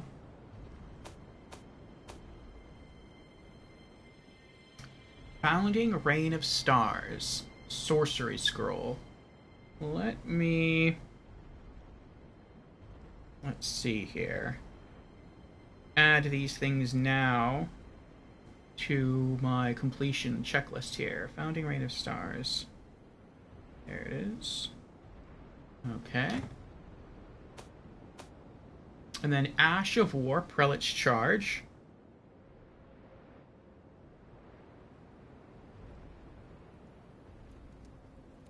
Good. And we have this already, don't we? The Vulgar Militia Shotel? I think we got this earlier today. Let's see. What's a regular Shotel? Oh, it's considered a halberd. I see.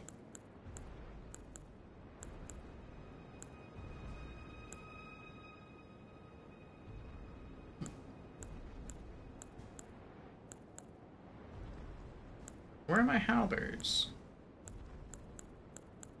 There we go. Yeah, okay, I have that already. Marionette Soldier Bird Helm.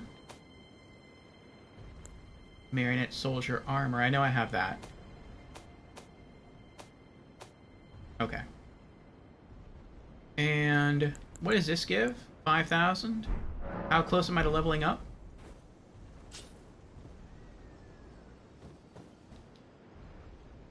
That would bring him to 60,000. No.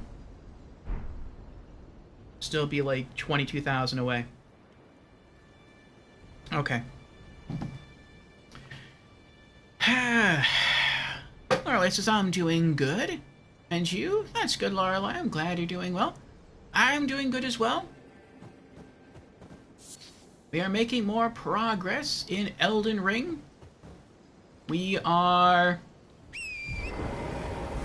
exploring the Frozen North area as much as we can. And we've already defeated one boss so far. So we'll see if we take down another one this stream session.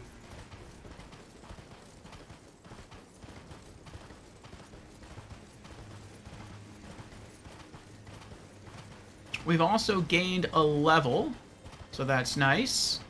Now all of our main stats, our 4 main stats, are level 40.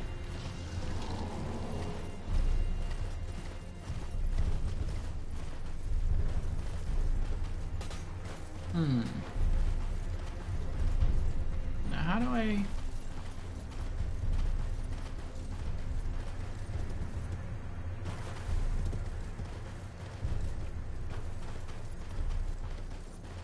So the next time we level up, I would like to test what happens when we put a 41st point into one of our stats.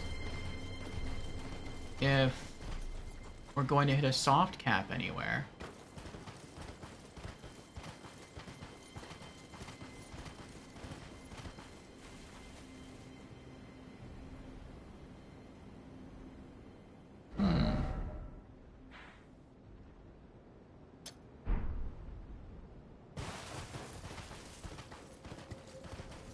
Oh, there it is.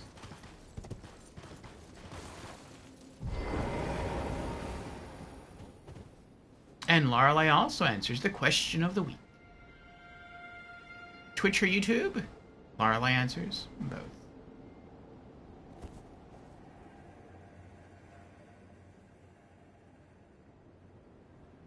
I wish you could zoom in. Alright, so we have a lot of ice. That kind of looks like a boss area. It's a little sus there's one lone jellyfish there. I might try to ride out to that and see if it says anything.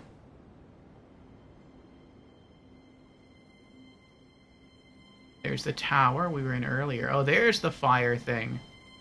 Okay, so you have to ride up the chain and I guess interact with that bowl.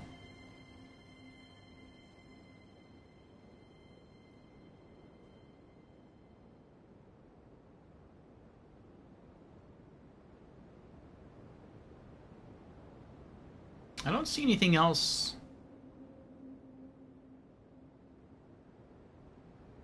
that looks...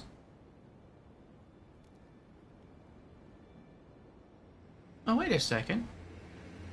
Oh, wow, I could have gotten up here a lot easier. I've ridden around that mountain many times and always gone that direction, beneath that bridge, and that's how you kind of get up and around. I never thought to turn right and then just ride up here and What is that? Oh, it's a site of grace. Oh, very cool. Okay. Alright.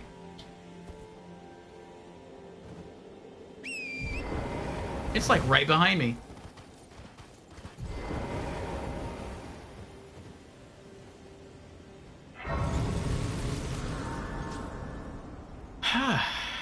Alright, what is this one called?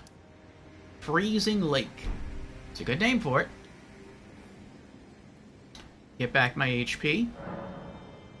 Hello, Noodle Dory. How are you doing? Are you in the mountain tops? I am. I thought today we would try to see if we could explore a new-ish area. I say new-ish because we've kind of been here before. Not as far north as here. The farthest north we had come before was the Snow Valley Ruins Overlook. And we just galloped through most of this, ignoring it. We did do the jellyfish quest here. And, we killed Shabriri here on Saturday. And we found, I think, a sorcery scroll in the Zamor Ruins. We also talked to Millicent, who was, I think, near the Zamor Ruins site of grace. But aside from that, we didn't do anything else. And so today, we are trying to push ahead, see if we can locate, hopefully, a greater source of power. We also, at the beginning of stream, explored the Forbidden Lands, and we beat the boss that was here. So that was pretty cool.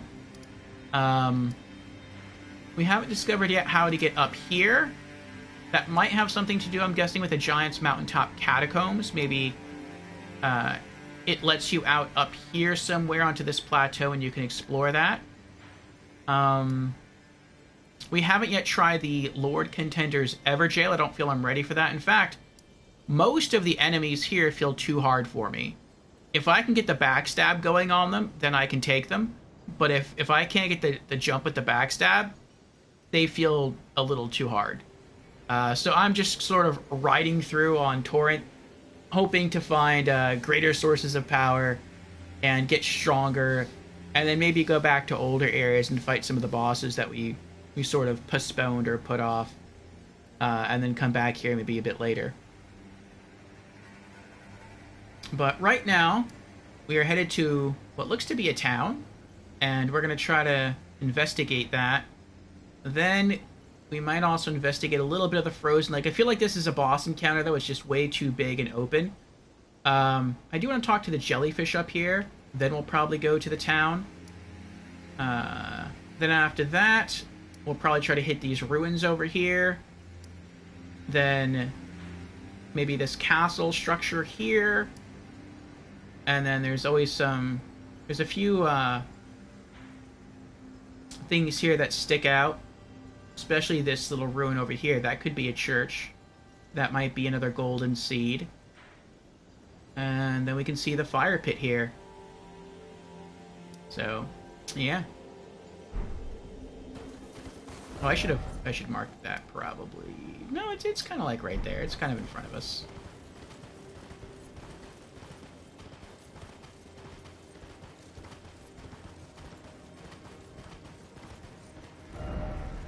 I can remove that.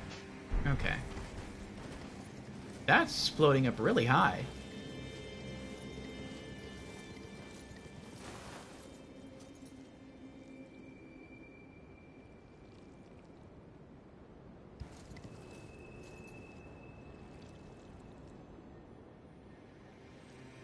Okay. Oh, there's like multiple jellyfish around here. I wonder if that's the boss of this area. Like, I'm gonna ride into the center of the frozen lake, and there's gonna be, like, one massive spirit jellyfish I have to fight. Alright, I'm not gonna try that. I have too many, Let's go back here. I have too many runes right now to risk. I have, like, 55,000 runes on me. And to have a consumable that I could pop for another 5,000 runes. But I need, like, 88,000 to level up. So, I don't want to be too explorative right now, as we're so close to leveling.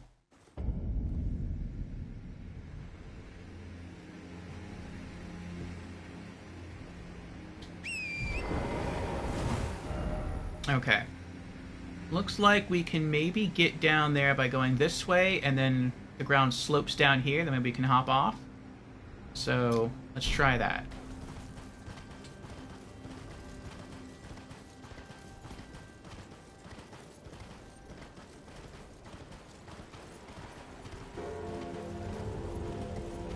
We also made our way across an invisible bridge. The Beast Eye Quivers. Oh, this is the, Ah,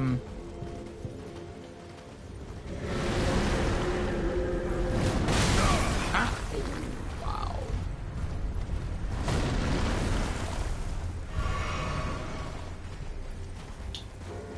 This is the Tibia Mariner boss. Okay, where is he? I don't really want to mess with the guy, but I mean, if I can find him, I might try to kill him.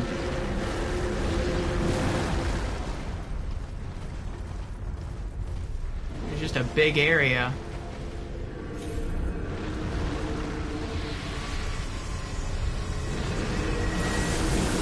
Wow, multiples. This is pretty crazy. I don't even know where the blue line is anymore.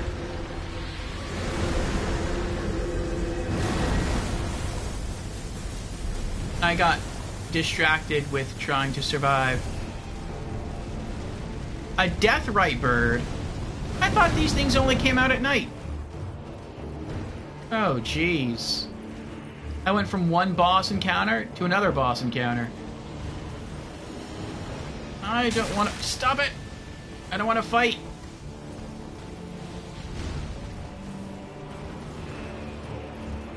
I'll take this, though. Yay! Okay.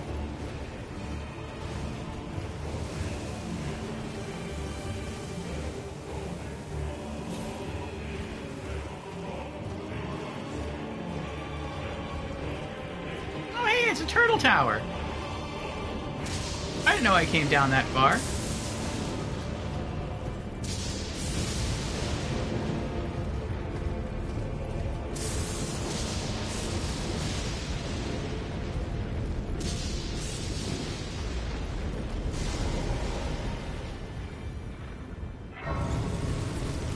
Oh boy, that was kind of crazy there. Oh, we made it! Nice. Castle Soul Main Gate. Oh, this is where Latenna told us to come, to bring her. Okay. Jen says this specific one is special. Well, yeah, didn't you say earlier that if a turtle tower has a bell beneath it, that means you can use it to duplicate any boss item?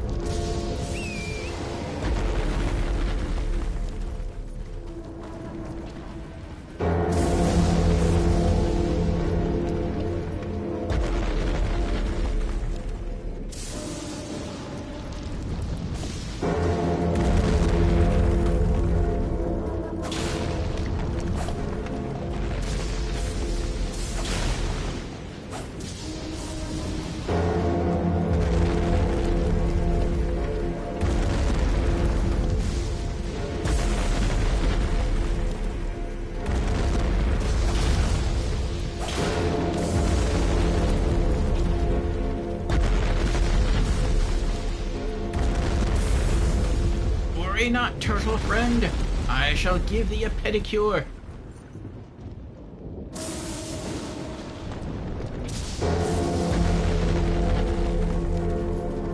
If I can get close to your... Oh, okay. We'll leave that for later then. I wanted to go all the way around that first foot, but...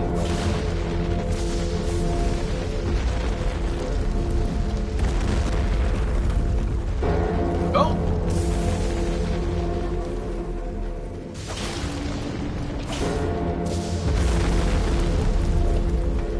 Oh, that was kind of close.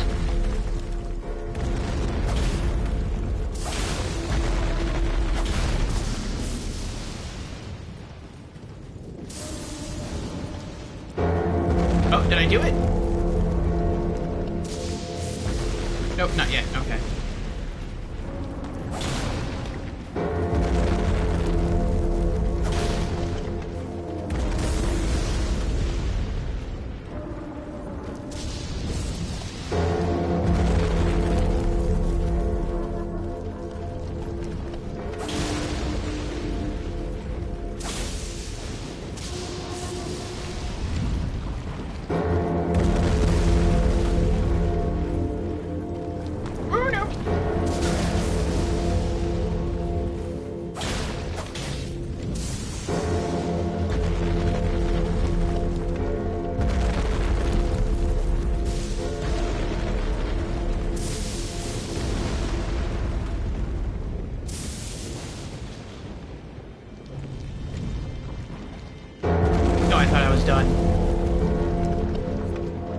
I thought maybe he couldn't, like, lay down with the angle that his body was positioned, so the game was, like, forcefully turning him around, and he's gonna, like, squat down. Oh.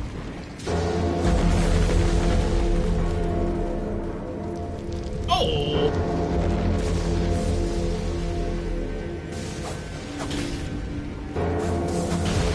Yeah, I got it.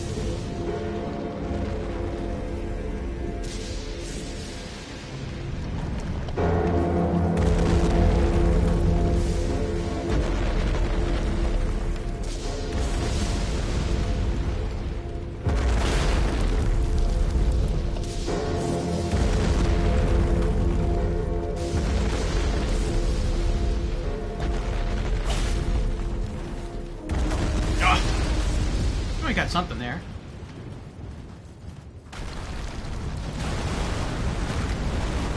Oh, I missed again. Oh. Never mind. I got enough.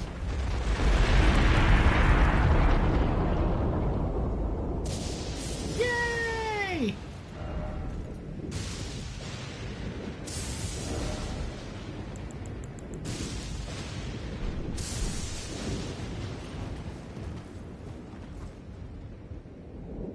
Got me tabbed up. All right, thanks, Lorelei.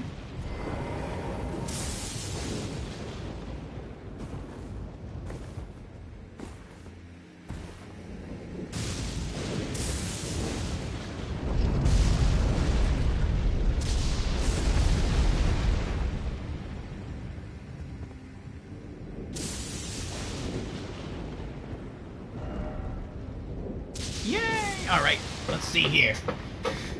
What do we want? What do we want? We could do Remembrance of the Regal Ancestor.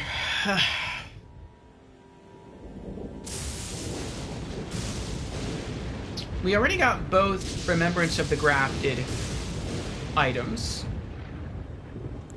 We got both Renala items. We could get the Great Bow from Radon. We could get, I think it's like a Great Axe from the Regal Ancestor. I forget what you get from the Omen King.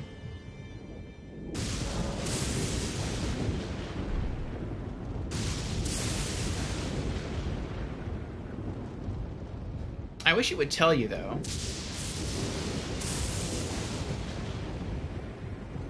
But I know that...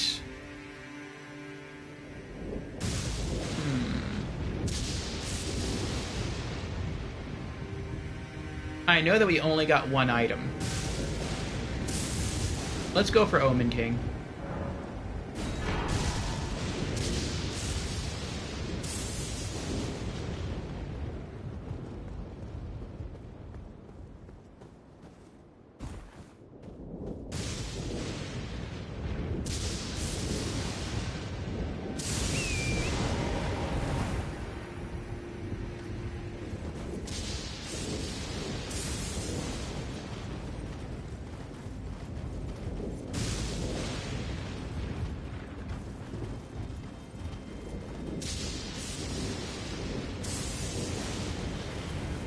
I could be wrong, but I feel like the other towers you could go to, and you would select, like, the boss soul, and then once you selected the boss soul, it's like, okay, what do you want to create?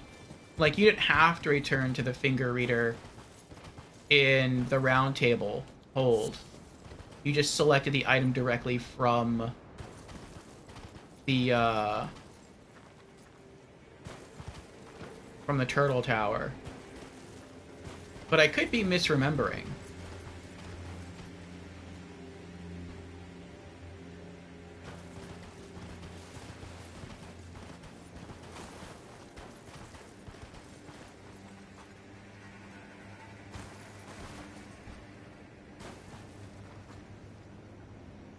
Ooh. Graveyards. Graveyards tend to have some pretty good, like, items. What is that shadow? Oh, banner.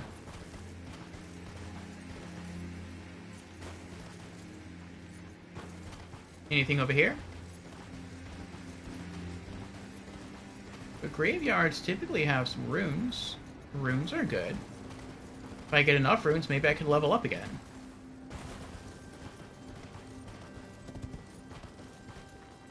What else is over here? Nothing. It's an open, empty area. Open, empty area. That makes me think invasion. There's a bloodstain there, too. Couple of bloodstains. How did you guys die? Row that way. Okay. And then you jumped into nothingness. Why would you do that?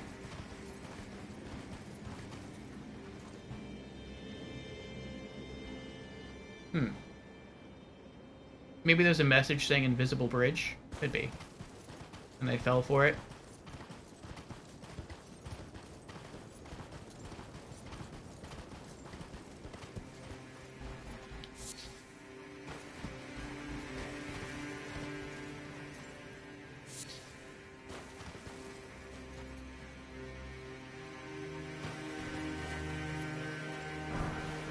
Golden Rune 4.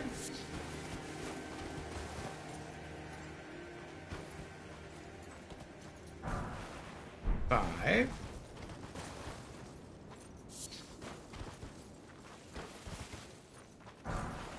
10. Very nice. Oh. That was it, though? I think that was it.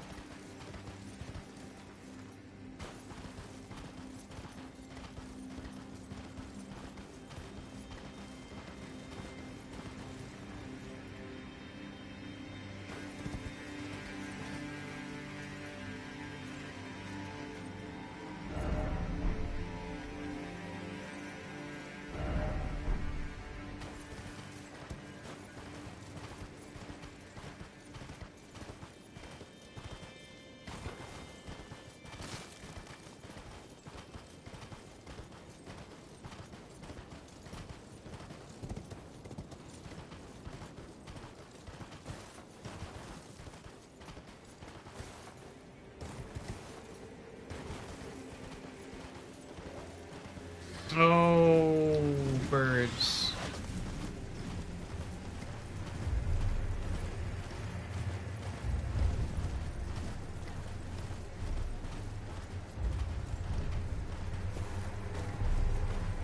Oh, there was a reason to come up this way. Somber Smithing Stone 8. Will I die if I... Yeah, looks like I will. Well, I'm glad there was a reason to come around here. I guess 2 reasons.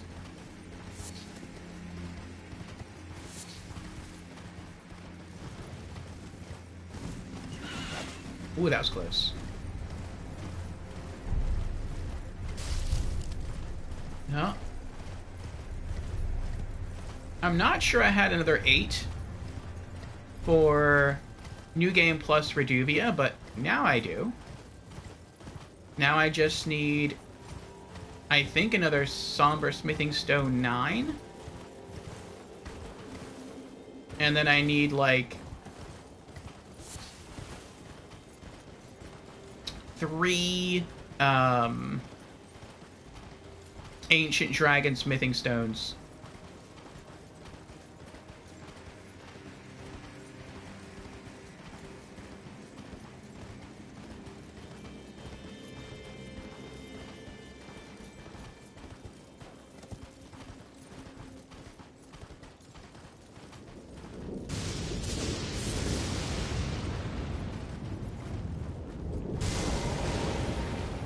Looks like there's a lion in there. I'm going to wait on that, and I'm going to head back. Oops, I don't know why that happened. To the Table of Lost Grace. See about this other boss item here.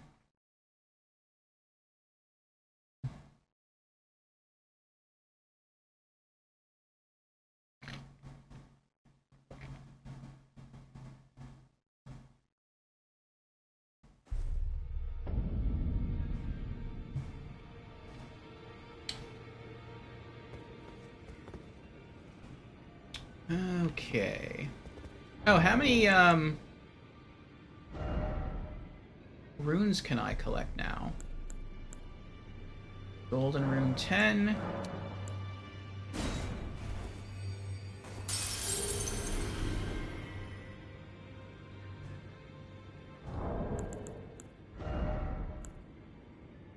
Five.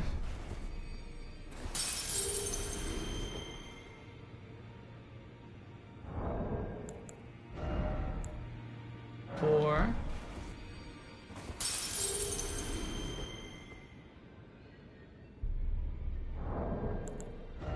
Did I have any others? No. Okay. Let's go see Enya.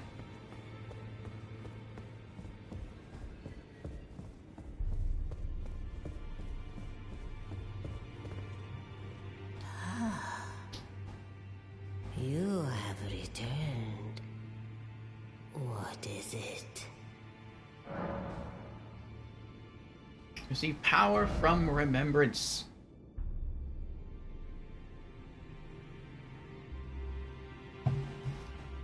Remembrance of the Omen King. That's what we're missing. Regal Omen Baron. Uses focus points to unleash many wraiths that chase down foes. What is it, though? Doll of a curse-born baron from the Erdtree's royal line. Uses focus points to unleash many wraiths that chase down foes.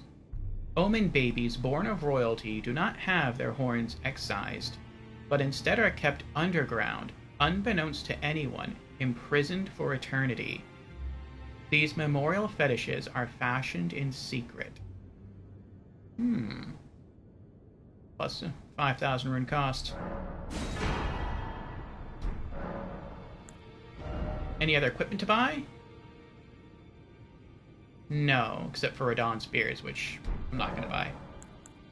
Now go forth. Let the words of the fingers guide you.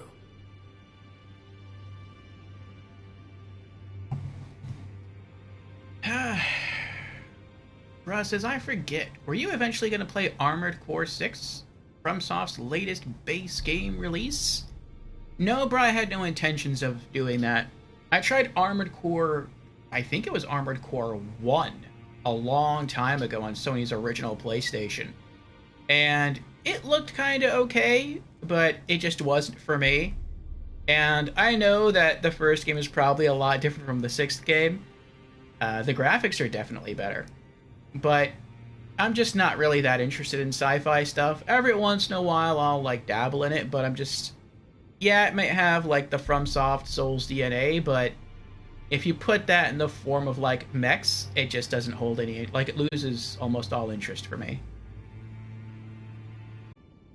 Russ, it's kind of crazy. I never would have thought, but it's my favorite FromSoft game.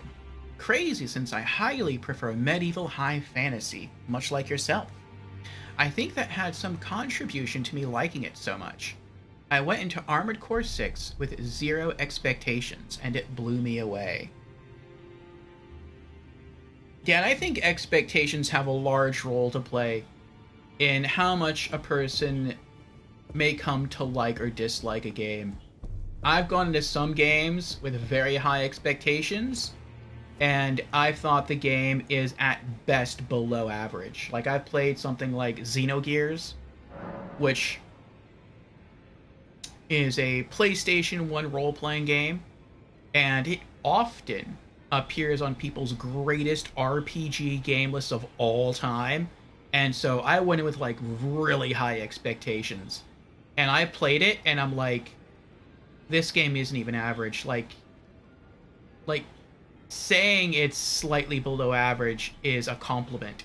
Like this game is, I wouldn't call it trash, but I wouldn't call it good either. I wouldn't even call it average. But part of that could have been shaped by my perhaps unrealistically high expectations. And then I've had some other really games where I've had really low expectations, like both Dark Souls 2 and Borderlands the pre-sequel, which people said were absolutely horrible games. And I went in to play them with really low expectations, and they floored me. They completely blew me away. I can understand why people don't like those games, but they're actually my favorite games in each of those series. Dark Souls 2 and Borderlands the pre-sequel I like more than any other game in their series. And again, part of that might be because I went with such low expectations. What are you? You're a reusable consumable? Interesting. Okay.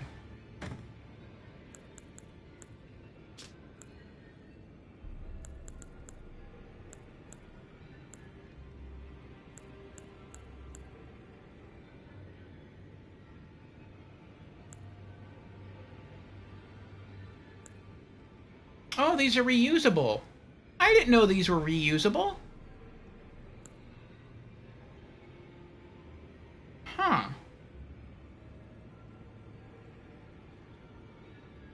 I wonder what's to stop you from spamming this. There's no focus point cost. It's reusable. Interesting.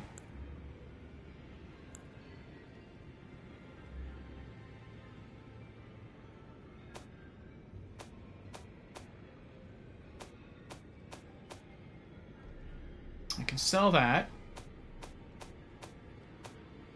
Sell that. Okay.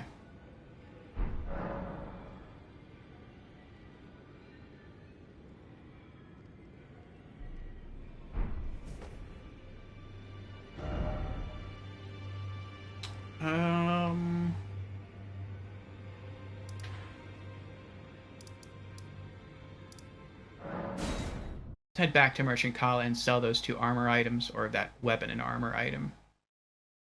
Then back to Castle Sol we shall go.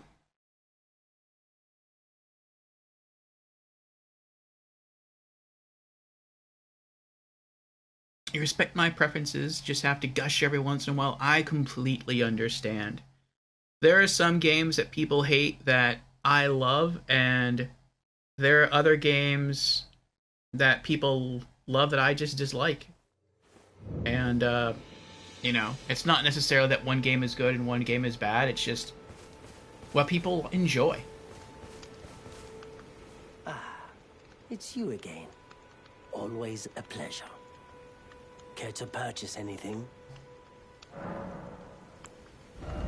Okay.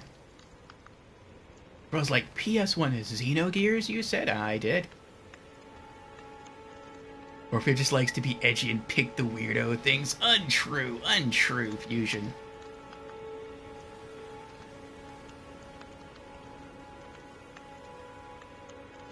Jan's redeemed Hydrate. Very well.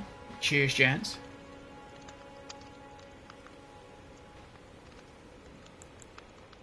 Oh, I did have a Somber Smithing Stone 8 before. Okay.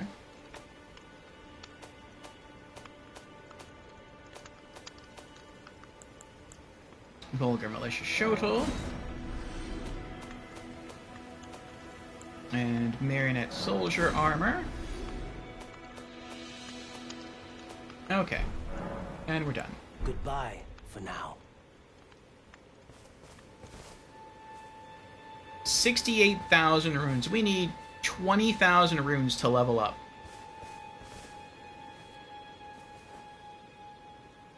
I forgot you don't have to sit down. This isn't a bonfire. I don't have to do that to fast travel. I still do that on accident sometimes. Alright, back to the Castle Sol main gate.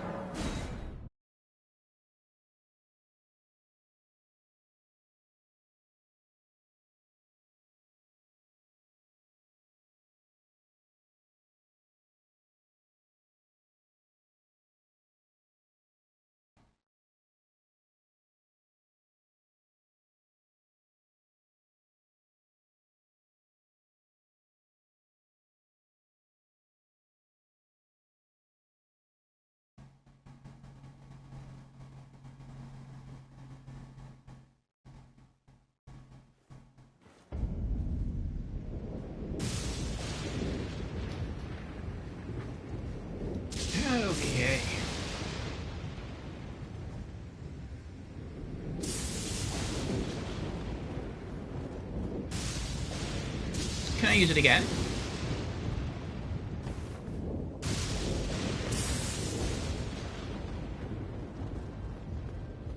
No, okay. Jan said this one was special. I guess he only meant just because it had a bell underneath. You could use it to get anything from it. Like any previous boss. Alright, we got a lion there. And this is in the snowy region, so it should be like incredibly tough. Castle, so. Can I bring Horsey in? No, I cannot bring Horsey in. I see stairs there. And I see stairs there. And it sees me. Can he follow me outside? Hello. Wow, that was a quick jump. That was just sad that I missed. Wow. He didn't jump when I slung it. I slung the bleed blade and he jumped right before it hit him. That is crazy.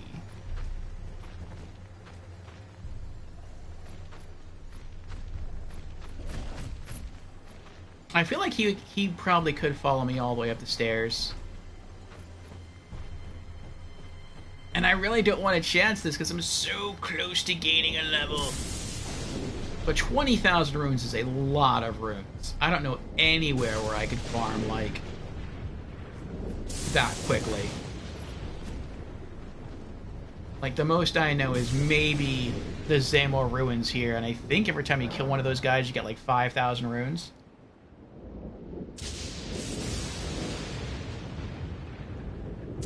So I'd have to kill 4 of them. And every time I fight one, it is like fighting a mini-boss. Like, it is hard. So there's no guarantee I'd even survive.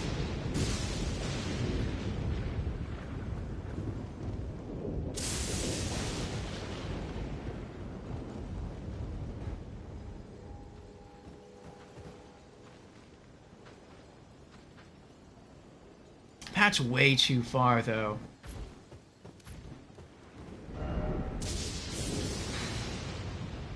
Alright, we're gonna try something different. We'll come back to that. Let's try to go visit this tiny little ruin over here.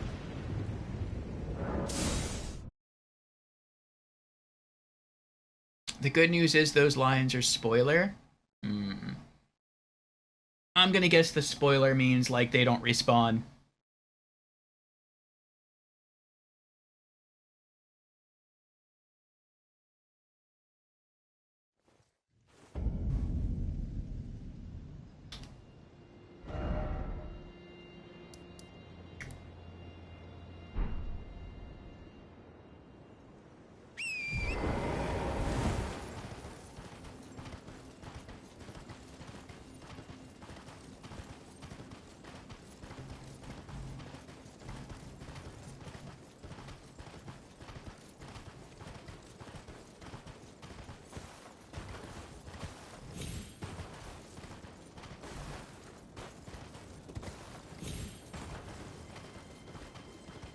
Here's the upper jail.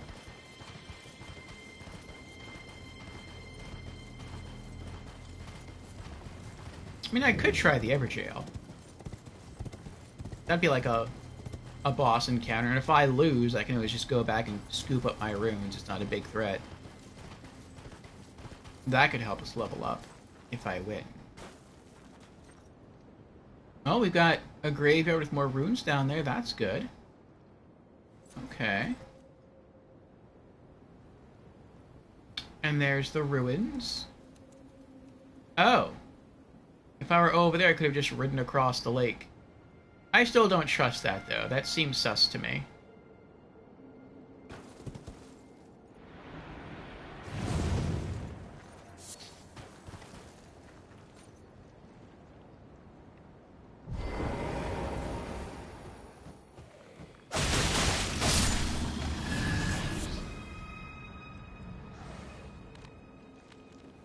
What was that? I heard something. Have to go investigate. There's something around the corner.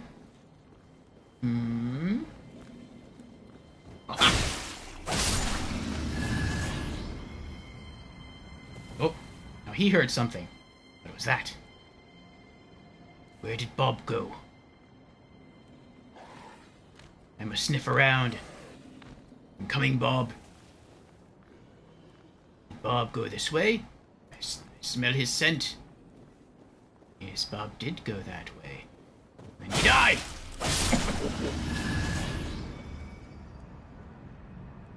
I don't remember if that was everyone here. 7.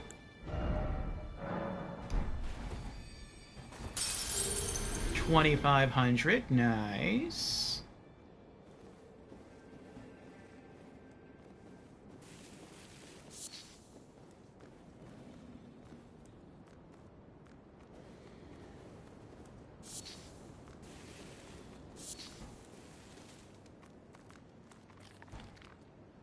I hear something. Oh, it's a dog.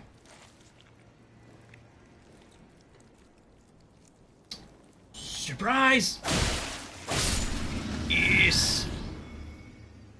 Wow, 632 runes. That's not bad. Rune 10. Nice. 7. Nice.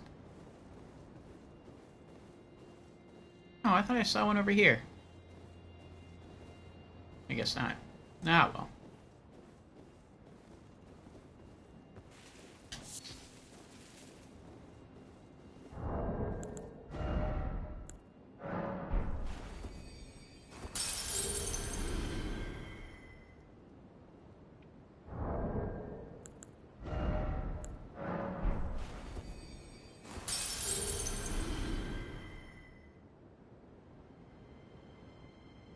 Alright. Like 7,100 runes left to go.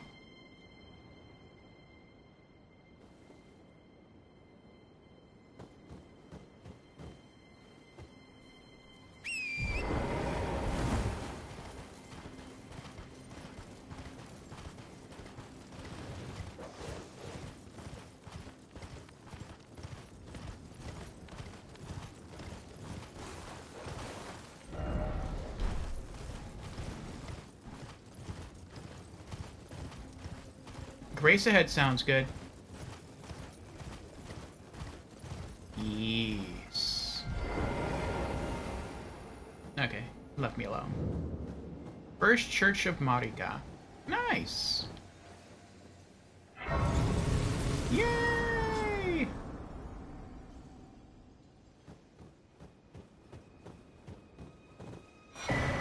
Sacred Tear.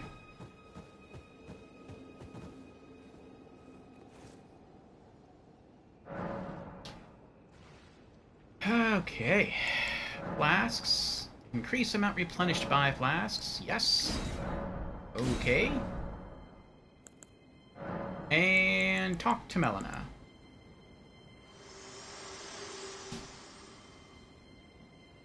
Spoken echoes of Queen Marika linger here as well. Shall I share them with you? Sure. In Marika's own words, hark, brave warriors. Hark, my lord Godfrey. We commend your deeds. Guidance hath delivered ye through each ordeal to the place ye stand. Put the giants to the sword and confine the flame atop the mount. Let a new epoch begin, an epoch glistening with life. Brandish the Elden Ring for the age of the Erd Tree.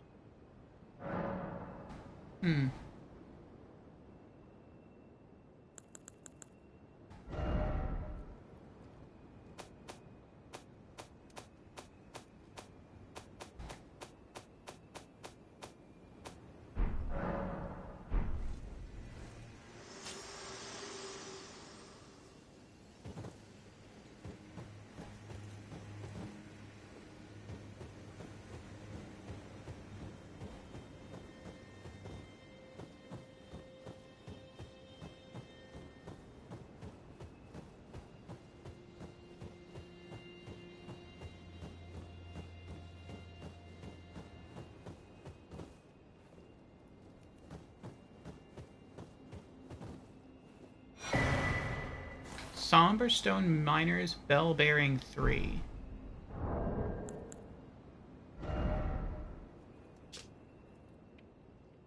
The bell bearing of a miner who once dug for somber smithing stone. Offer to the Twin Maiden husks at the Round Table Hold to gain access to the following items. Somber smithing stone 5 and 6. Okay.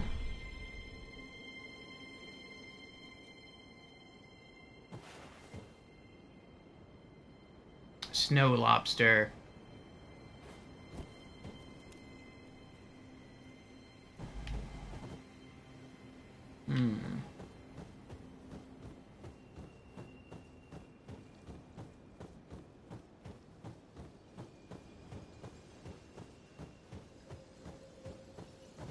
Well, you know what this area is now. What about... That's a smaller castle surrounded by a lot of enemies. There's a lot to ride through here. But maybe that's another church we can visit. Oh. It looks like if you get up here, maybe you can jump from here to there, and then maybe you can visit that place. Let's do that.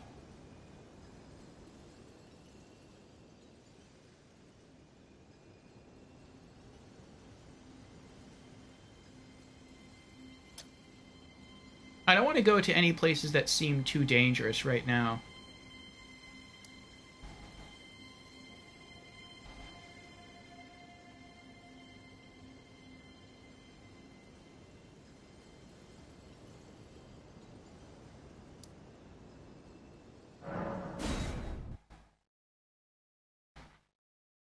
Just because we're so close to leveling up.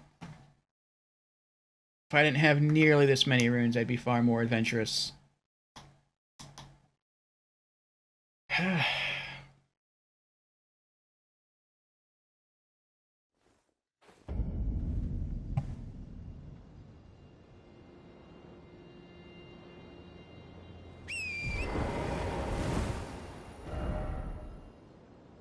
Okay.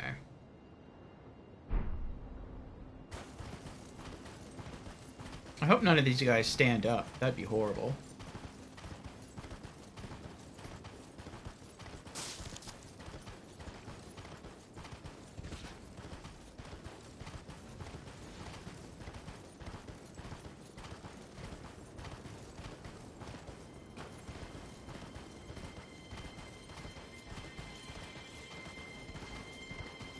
Oh, the crows. I hate the crows.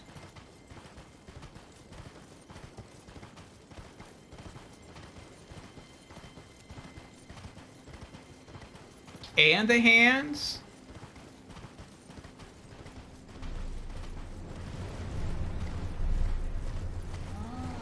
Oh, that's cool. Giant fighting a big bird. Get him, Giant. Get him.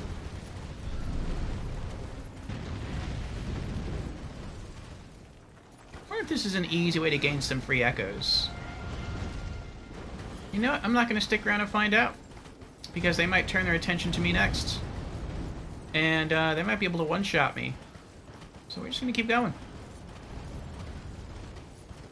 Building I want to visit is... Oh no. Invasion!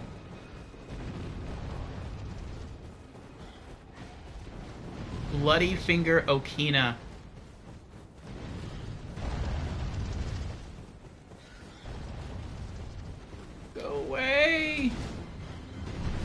At least if I die here, like, I get my echoes back.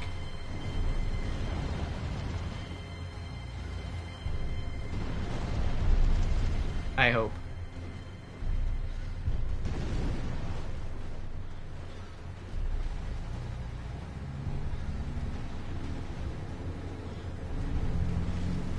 Oh!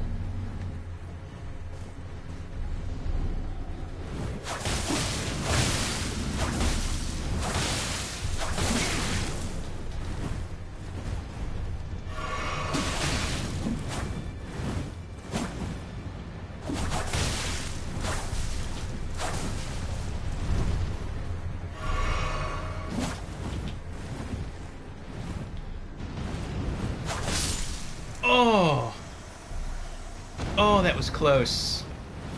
A samurai. Bloody Finger vanquished. Rivers of blood. Bloody Finger Okina has died. And the Okina mask.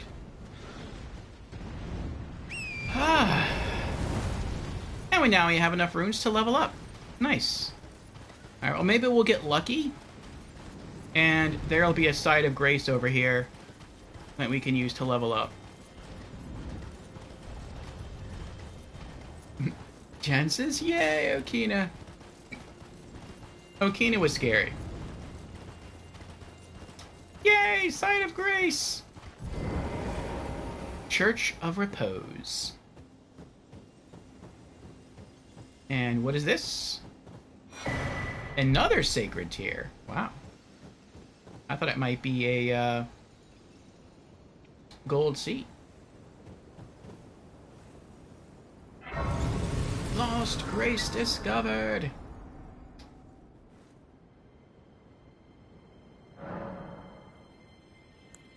Flasks. Increase. Yes. And level up. Okay, let's see what happens if we try to push any of these beyond 40. Vigor. Plus 26 HP. Okay. What about endurance? Plus 1 stamina. And plus 1.4 max equip load. Dex. Reduvia's attack goes up by 1. And Scorpion Stinger's attack goes up by 2. Arcane. Item discovery plus 1. Reduvia's attack goes up by 2.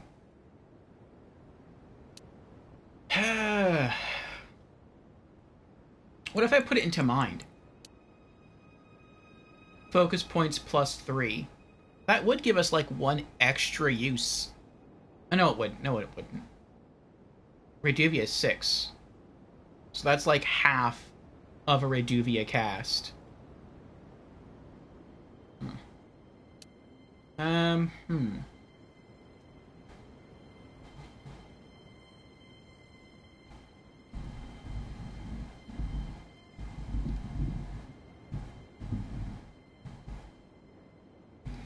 Bruh says, a lot of old JRPGs were hyped up for me by an enthusiast who had a lot of nostalgia for them.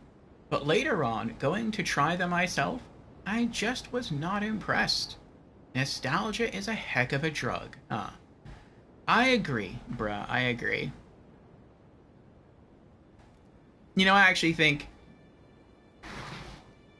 that Xenogears is probably not a good RPG.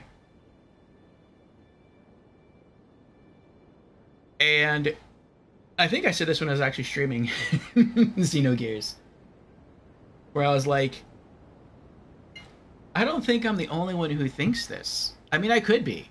I really could be. But I don't think Square thinks it's good either. Which is why Square has remastered all of their other JRPGs.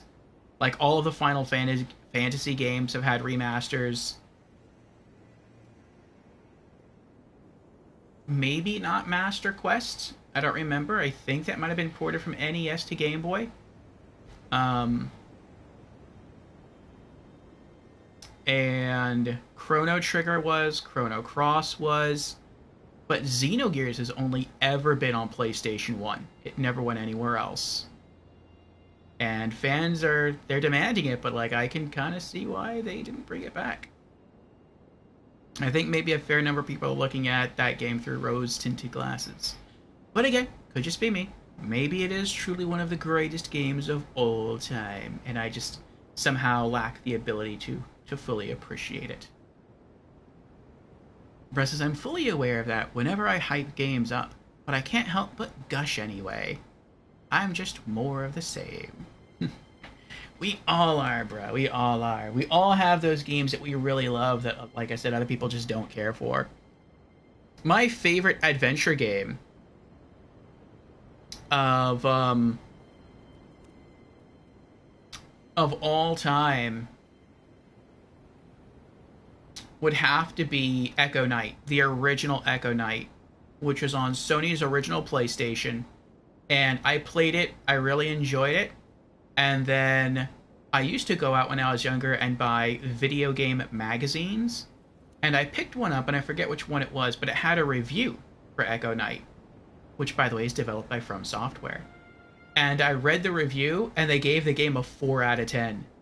Like, a below average game. And I kind of see where they were going with the graphics, because the graphics are pretty bad, even by PS1 standards.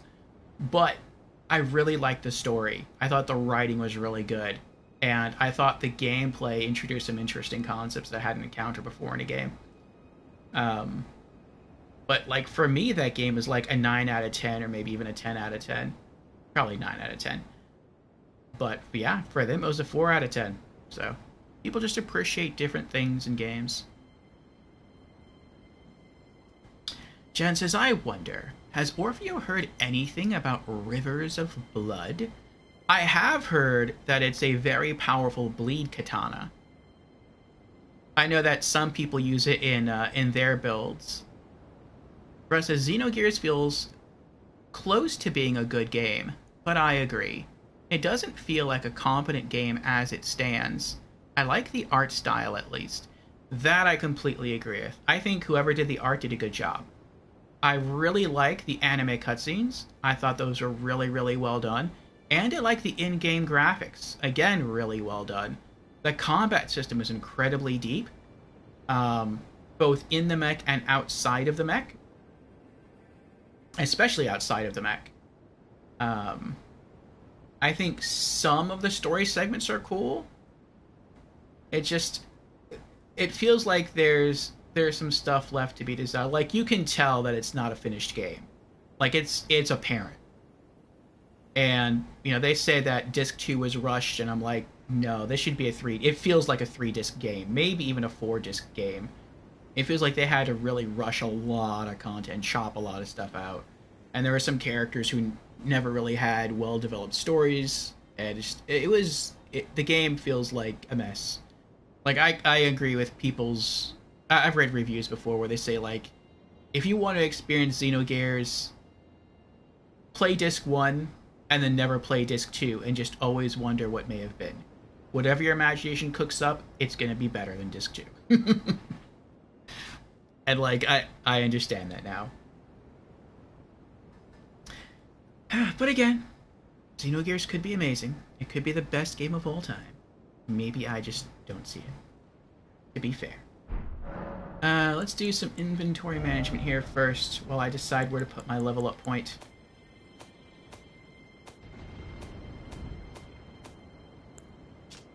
Rivers of Blood. Weapon of Okina, swordsman from the land of reeds. A cursed weapon that has felled countless men. When Moog, the Lord of Blood, first felt Okina's sword and madness upon his flesh, he had a proposal. To offer Okina the life of a demon, whose thirst would never go unsated. Unique skill, Corpse Piler. Forms a blade of cursed blood for repeated, interweaving successive attacks. Follow up with an additional input for further successive attacks.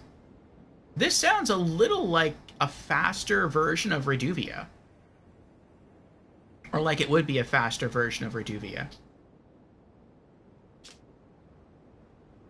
61 bleed buildup. That's high. That's higher than Reduvia. I think Reduvia started at, what was it, 50? I'm not strong enough to wield it. Katana, Rivers of Blood. Weapons. Katana.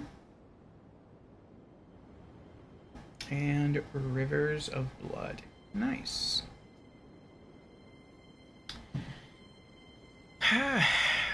Russ says, I didn't even get to disc 2. I honestly just wasn't feeling the combat. I'm a simpleton, so I prefer JRPG combat systems. Specifically, I like FF9. Same. Matter of fact, it might be time to revisit that game again. Okay, now what mask is that? Does the mask have a special bleed effect? That'd be cool. Okina mask.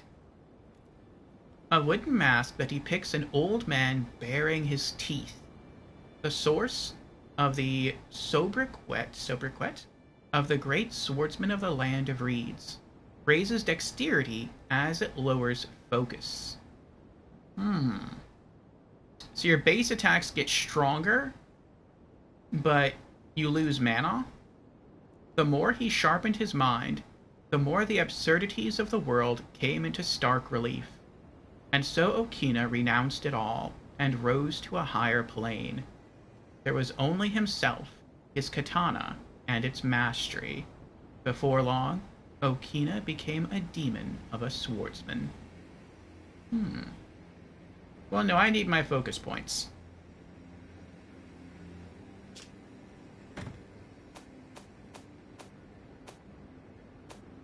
Okay.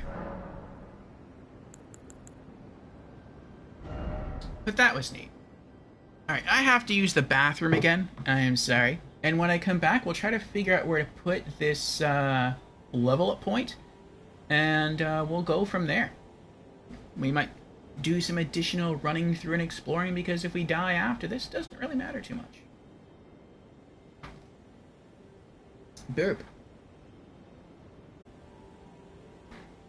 Thank you again for your patience. Does anyone have a recommendation where I put my point?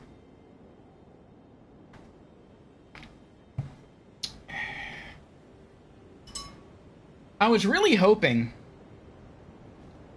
that endurance would hit a soft cap, because I feel in other Souls games it did, like at 40, and you would go to like put points into endurance, and like maybe your max equip load would go up, but your stamina wouldn't go up at all. And if that was the case, then it'd be like, okay, cool. So I'll just start leveling up mine. But no, you can still gain like stuff. So to review, Vigor's a main stat, health is always good. Mind is important, but it's a secondary stat. Just because I'm not a caster, I only use the Reduvia's Ash of War, and that costs 6 focus points. So, I mean, we can do the math there. 82 divided by 6 is over 10. What is that? 80... Wait for my keypad to wake up here. There we go. 82 divided by 6 is 13.6, so round down. Let's say 13 times I can use Reduvia. And I also have 3 flasks of Cerulean Tears. So that's 13 times 4. I can use Reduvia 52 times. It's Ash of War 52 times before I run out. 52 is a lot. So, yeah. I mean, having more focus points is always good, but that's why I'm like, it's kind of a secondary stat.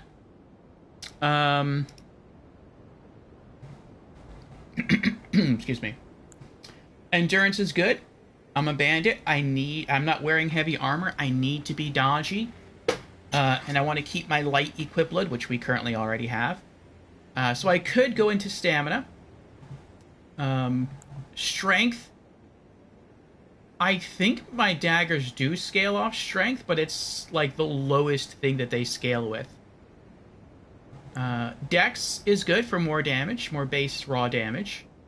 Int doesn't do anything for me that I'm aware of. Neither does Faith, since we're only going to be using Reduvia in New Game Plus and beyond, and we're using Reduvia and Scorpion Stinger this playthrough, and Int and Faith don't do anything for those weapons. Arcane is good. Arcane will continue to level up the attack and the blood proc of Reduvia. So, yeah.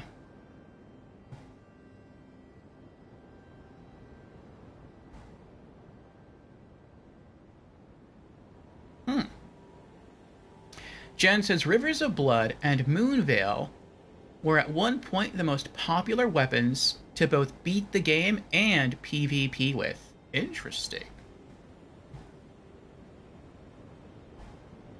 Russ says, Mind, perhaps, for more focus point usage, if I had a vote. Anyone and their mother were using Rivers of Blood in PvP before I got nerfed a bit. It was quite annoying to deal with. How far does the Rivers of Blood bleed / go? Does it go as far as Reduvia? Okay.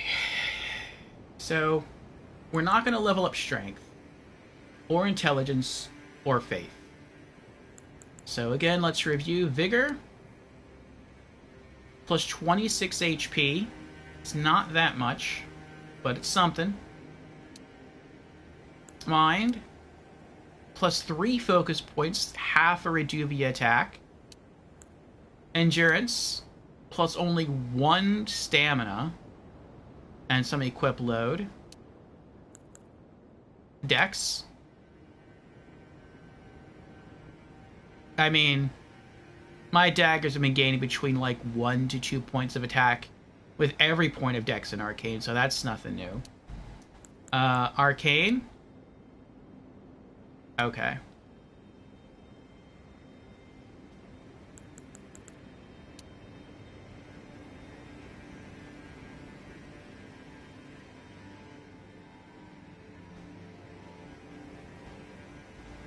Alright, I think I know what I'm gonna do. I'm gonna go Vigor, but because we're only gaining 1 point of stamina with Endurance, I don't feel that's that much. And we still have light equip load. I think I'm going to keep going down with our main stats, but instead of putting a point into Endurance, I'm going to leave that at 40. And instead, I'm going to start putting points into Mind, little by little. Yeah, I think that's how we're gonna do this. But real quick though, what is the weight of Reduvia? I want to make sure I'm ready for New Game Plus. So the weight is 2.5 pounds. What about Scorpion Stinger? Also 2.5 pounds. Interesting. Okay.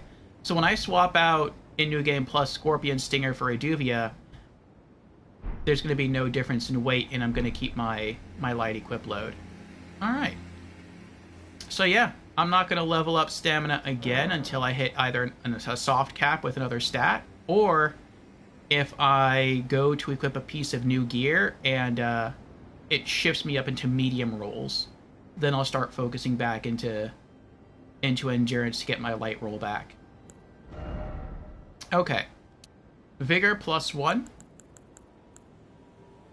So yeah, HP plus 26. Confirm.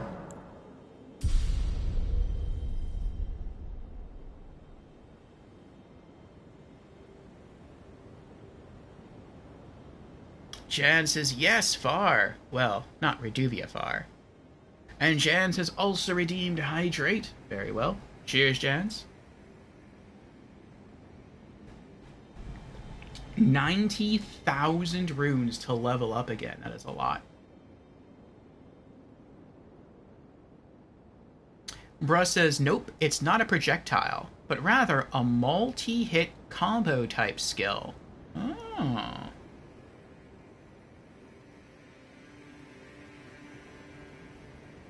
So you got like within katana range of the enemy, use the skill and it just does like a lot of quick slashes, like slash slash slash. And then since it applies bleed, like it almost instantly procs bleed. I can see that being very dangerous.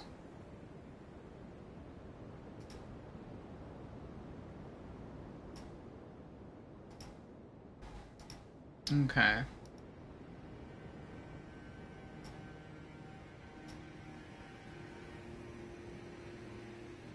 Alright, oh, we did it. Next time we level up, we are putting a point into Mind.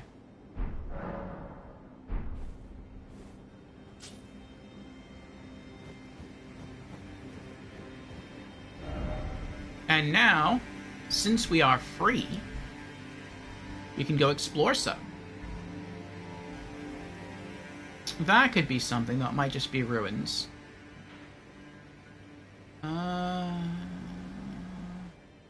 Let's go back to Castle Sol.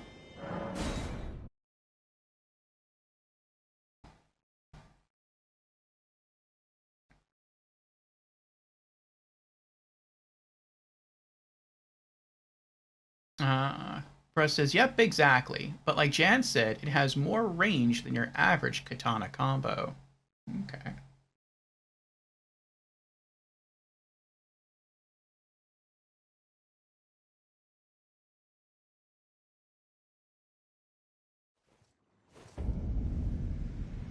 How many runes? 3,300 runes. That's not that much. If I really wanted to, I could go like AFK at my rune spot in Caelid and get like 3,000 runes almost instantly. Oh, wait. Turn this on for funsies. There you go. Alright, I'm not going to look around. I'm just going to run in there and go for the stairs. If I die, I die. That's fine. Right across. Oh! I didn't know his roar could stagger me. Is there an item down there? Oh, there is an item down here. Smithing Stone 5. That's cool. Oh. I thought he forgot about me. I was like, oh, maybe he has like really short aggro range. That'd be cool. Nope.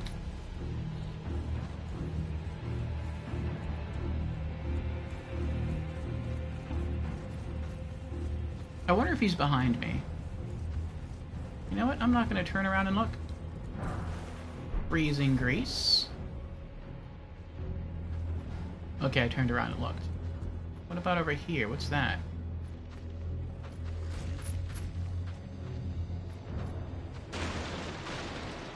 Oh, so I guess that won't keep him out. Okay.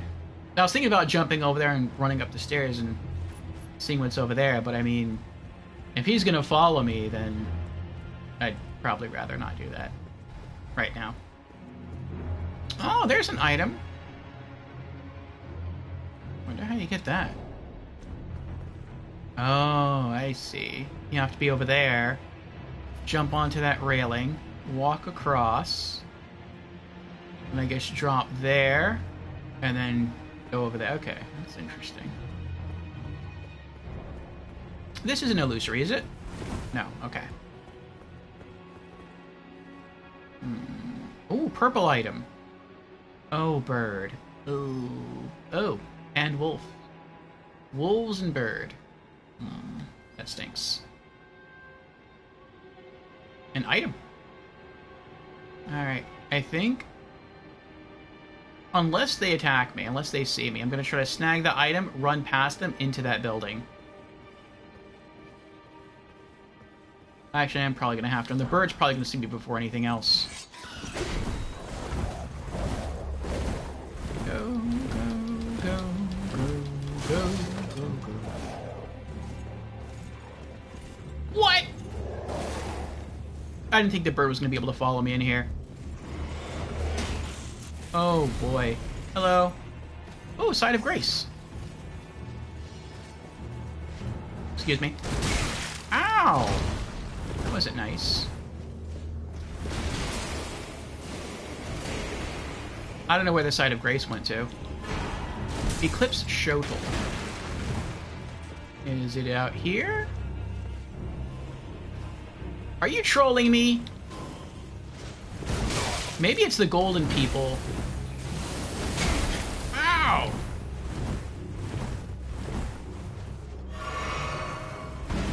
Maybe it's whenever they, like, teleport or whatever. Uh-oh. Excuse me. Ooh, dual swords. You're impressive. Oh, look, boss.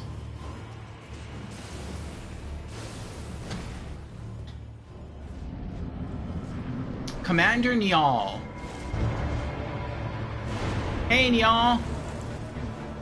What's going on? Hey, y'all. Y'all with Nyal? Oh! I think they're with Nyal. Oh!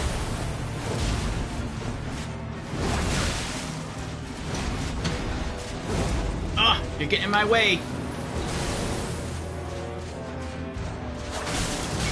Ow! Oh! Ah!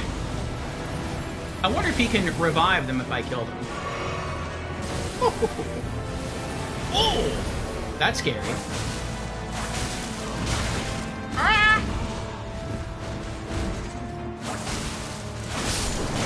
One's down.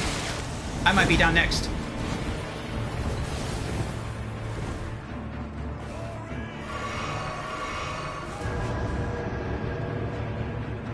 Okay, I got nervous. I thought maybe he was summoning that guy back to life.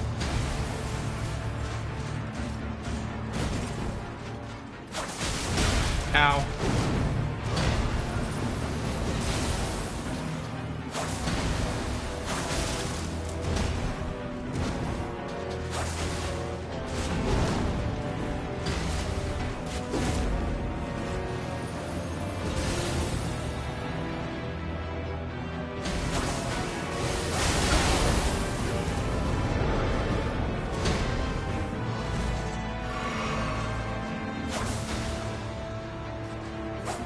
Uh-oh.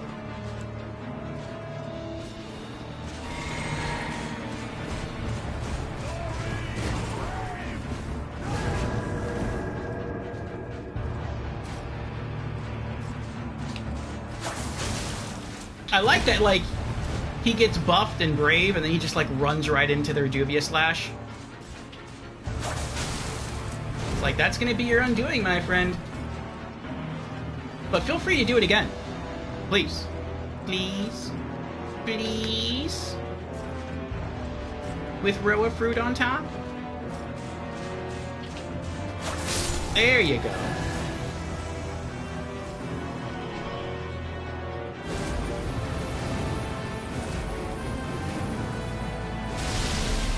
Oh.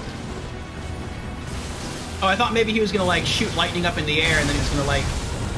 It was gonna come down and hit me. Kind of like the Nameless King. I was feeling like, oh, this isn't good. Ow! Oh! Oh, that was... I felt that. Oh!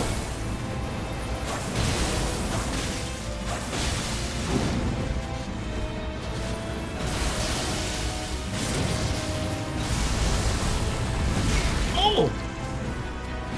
He can combo out of that move. Oh!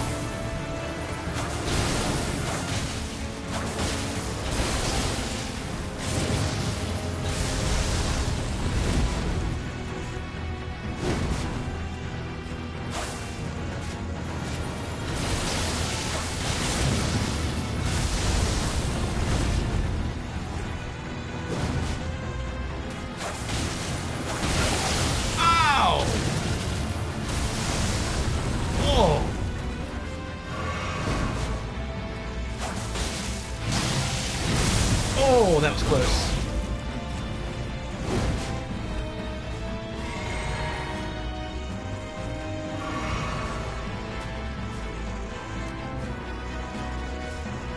Oh, he has his Knight Visor down. I just realized that.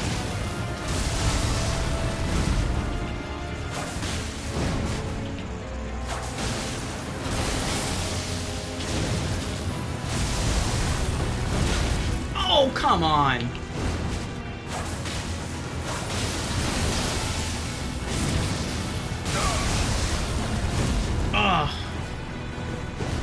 I thought I was going to be far enough away when he landed and did the additional stab, but nope.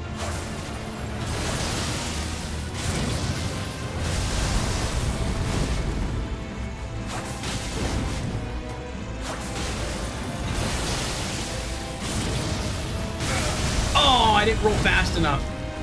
And I'm out of heals.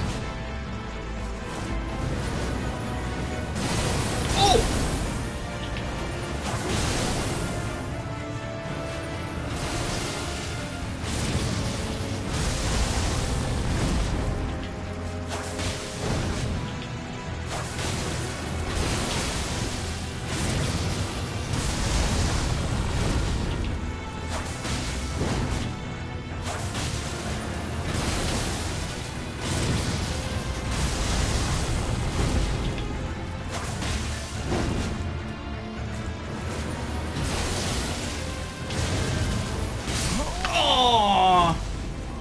I almost first tried him. I got distracted by thinking I was on my health flask instead of on my magic flask. All I needed was to pop that one magic flask. I would have had enough to finish him off. But now I know the patterns.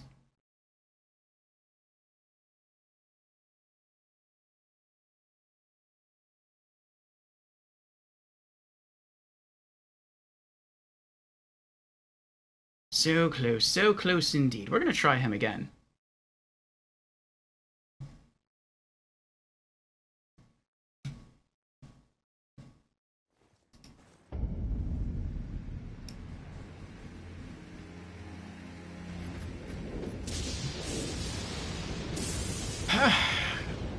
I wish there were like a closer, like, site of grace or something. Or a statue of Marika would have been really nice.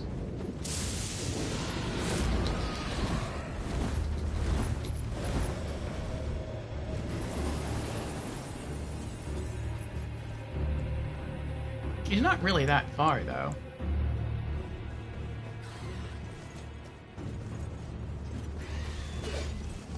That was close.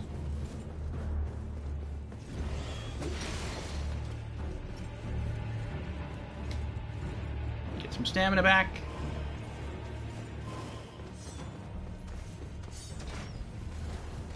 Oh, there's archers too? Jeez. Oh, there is a site of grace. I can't touch it. Okay, I was gonna say. Okay, that makes it easier.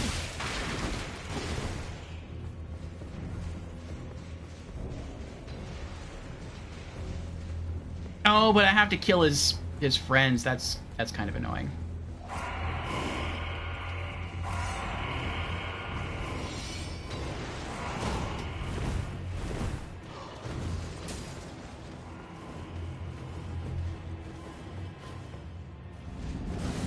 I wish it were just him. Ow! Cheater!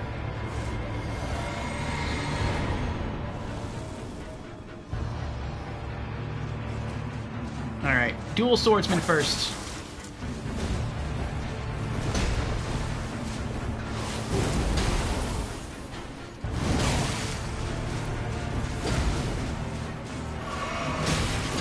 Ah!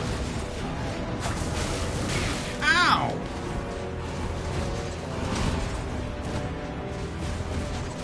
Uh-oh.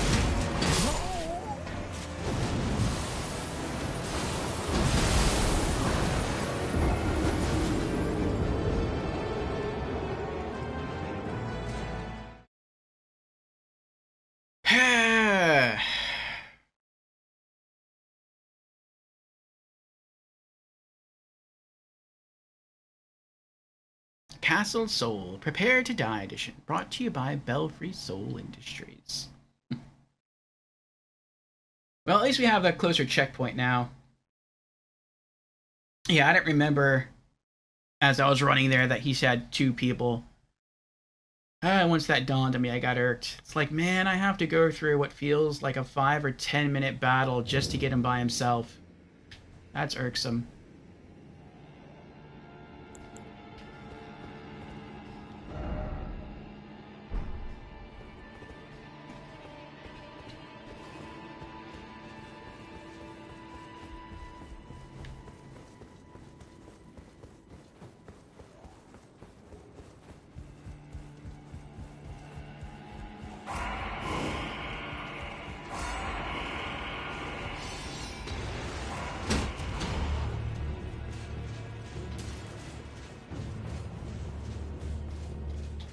Alright, so I'm gonna have to roll into the arena. Okay, there we go.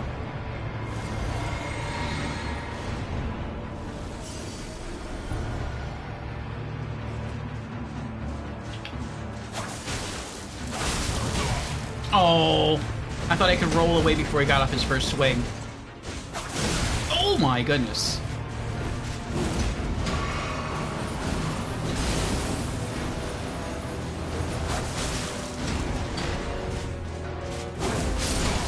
There's one. Ah.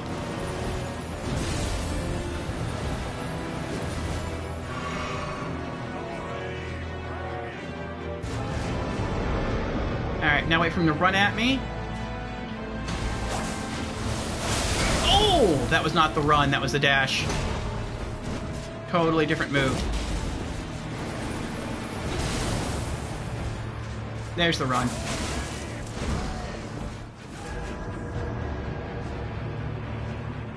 Come on. Come on.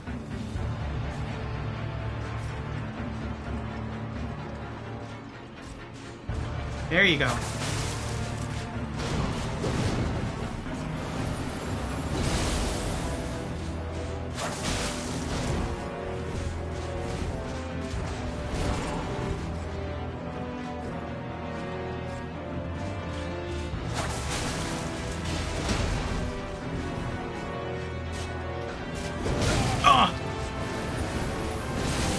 I saw that coming. Got him. Okay, alright. Now I've got to make this last.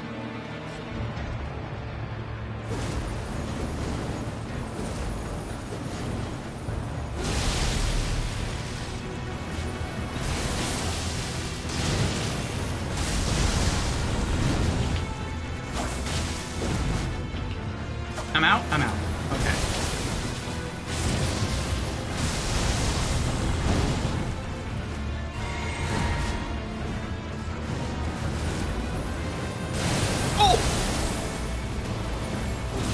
I thought that was going to be the jump again.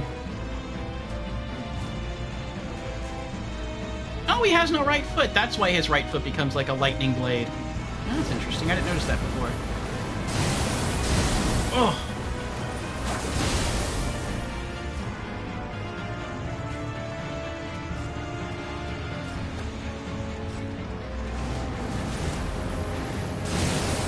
Oh.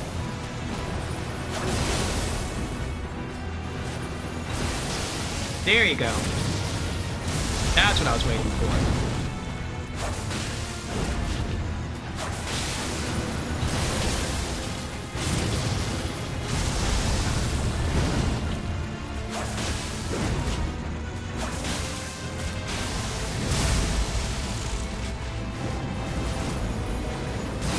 Oh! That always catches me off guard.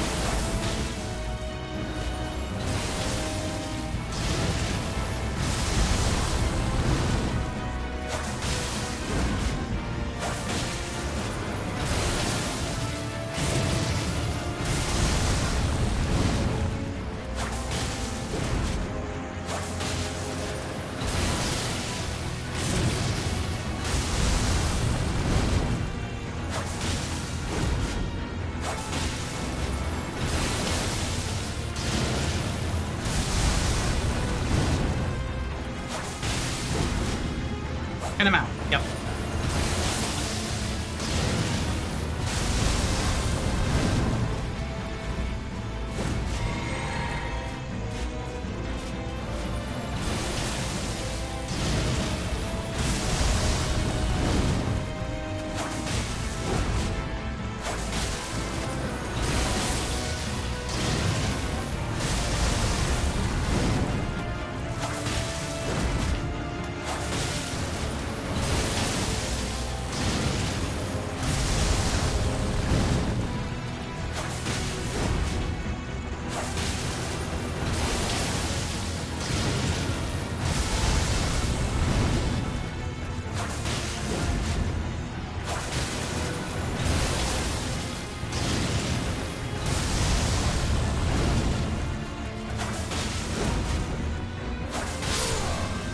I did it! It proc bleed right at the end. Nice! Veteran's prosthesis. Oh, 90,000 runes. They're not going to come in here and kill me now, are they? No? No, okay. That's right. This is not Dark Souls 2. In Dark Souls 2, they would have just rushed into the room and tried to attack me. Which I always thought was funny.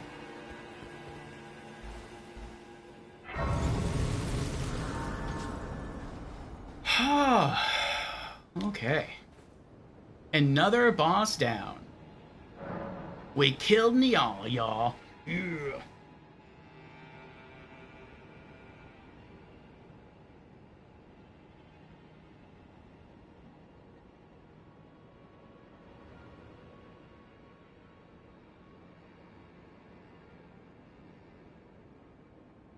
Oh, interesting. Jen says, I like how he has voice lines. Whenever he and O'Neill summon allies, they say, "Glory, brave knights."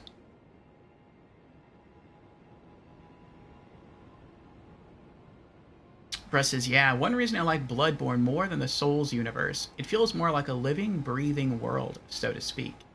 Yeah, there's more dialogue that's exchanged between enemies in Bloodborne. I mean, most of it's crazy. But there is dialogue, and there's even, yeah, even with the enemies. There's some of that goes on in Elden Ring. I heard some of that before. I think it was at the Dragon Burnt Ruins. It sounded like guards were mumbling to themselves. But it was in English, like you could understand what they were saying. I thought that was kind of neat. Thank you for the GGs, bruh. And Jans has redeemed Congo Rats. Thank you for the congrats, Jans. Whew. Castle Soul Rooftop. Sword chest. What do we got here? Thaw Frost boluses. And freezing grease.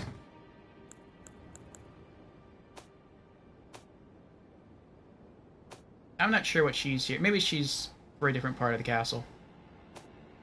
What else we got?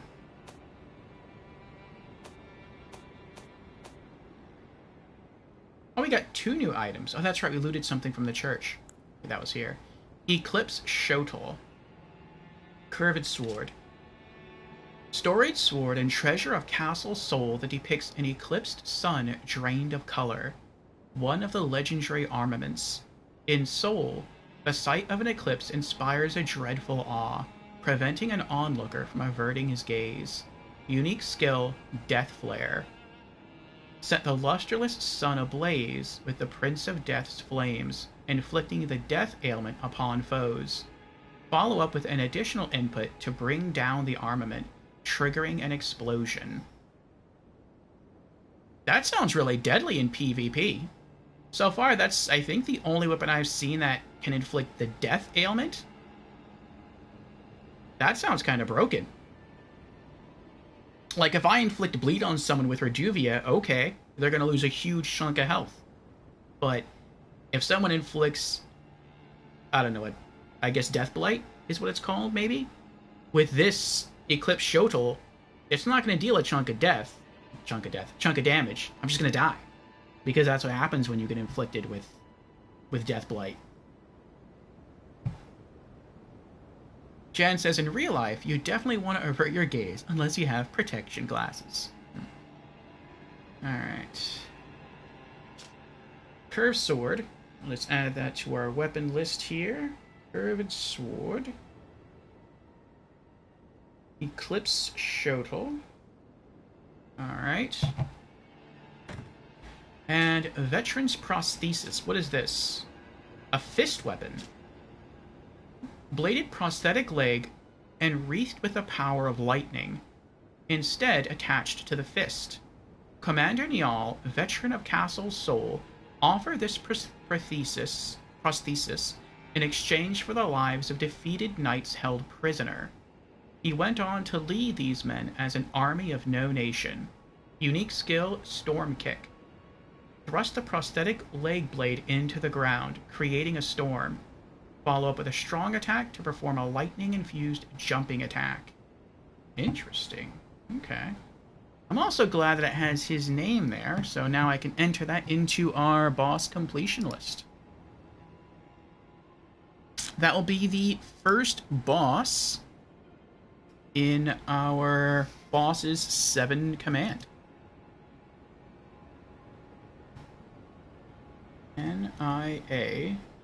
Niall.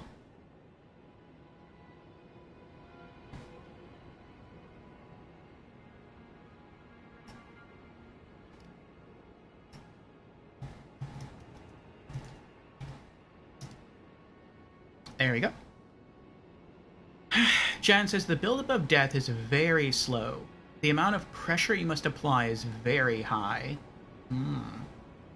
Okay, so you really have to work for your victory, despite the OP ailment.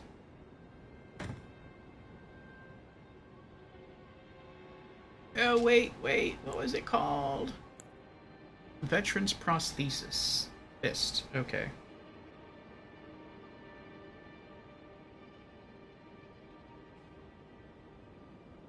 Alright. We're already at bosses 7. Yeah. Was there anything else? No. Okay. Oh, wait. We can level up, though, right? Yes, Rune Cell. Yes, we can. Look at that. We can level up again. Sweet. Alright. Mind. It's time. Mind goes up to 12, plus 3 focus points. Confirm.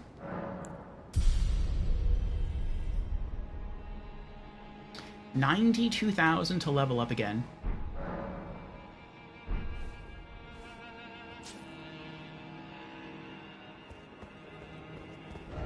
Let me see the map here. Okay, so there's this building back here.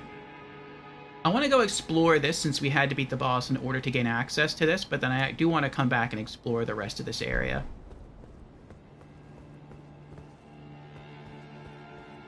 What did that say? Didn't expect weak foe. I don't know what you're talking about, unless there's a weak foe up there. If there is a weak foe up there, I would expect there to be a weak foe if there is a foe up here. Like, I just beat a boss. I don't want to fight any more enemies after beating a boss in a dungeon. I want to be done.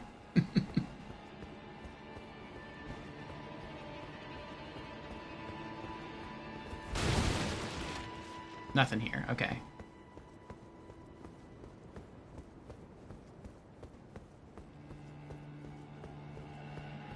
What does that say? Dead end ahead? Okay. I was expecting no item ahead.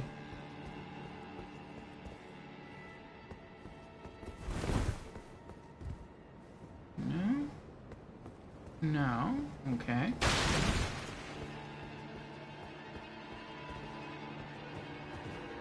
Oh, elevator. Try down.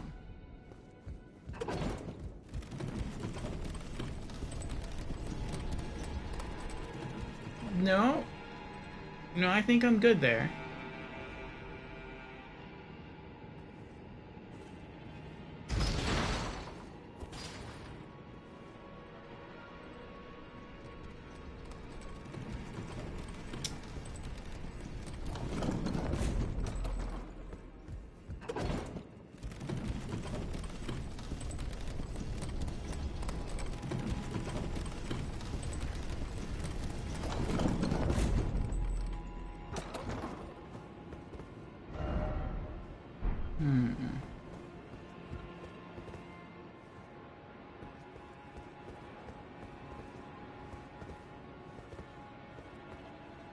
How'd you die?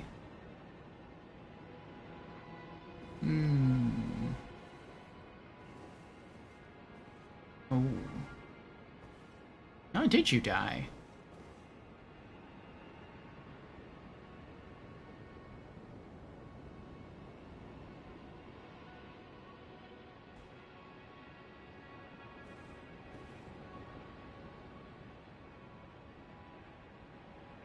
Alright, I see a purple item and a figure kneeling over there. That might be Latenna. Maybe that's like her spirit.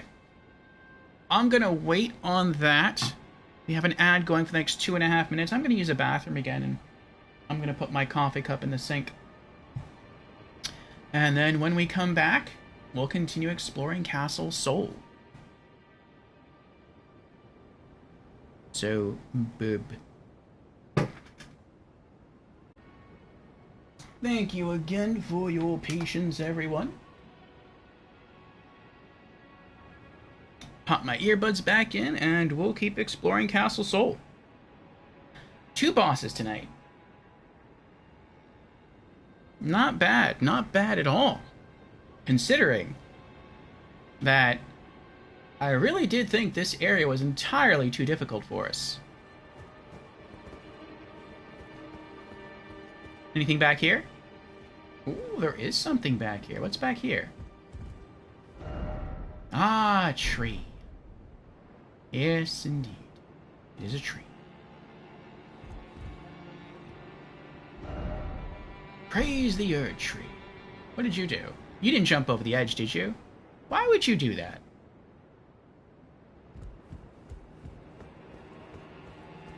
Some people and souls.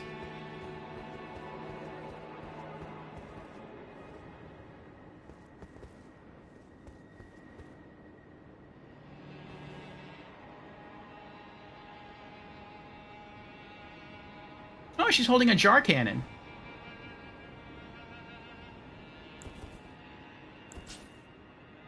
I want to read the message. There we go. Crossable spot ahead. Uh-huh. Right. So it's probably what happened to that bloodstain right there. They're like, oh, a crossable spot. Okay. And now, let's talk to them.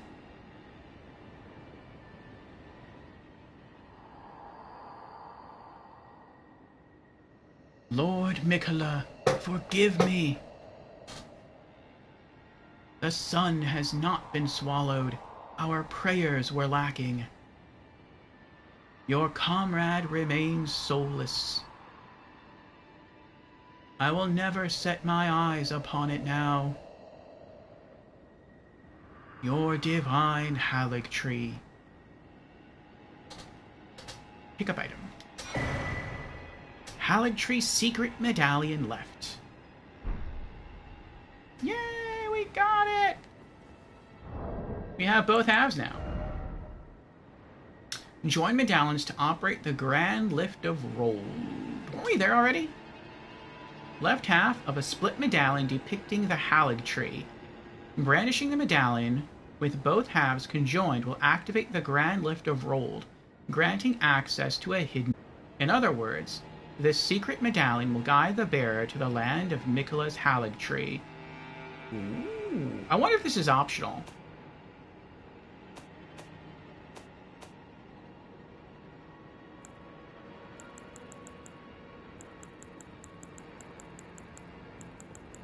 There we go. Yay! Okay. What about Latenna, though? Didn't she have, like, a story arc where she was supposed to do something here? Maybe it's a different part of the castle. Oh, wait. What's that over there? Is there an item over here?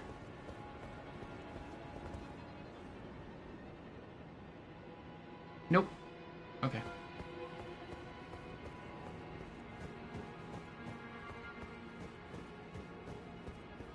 Going back down.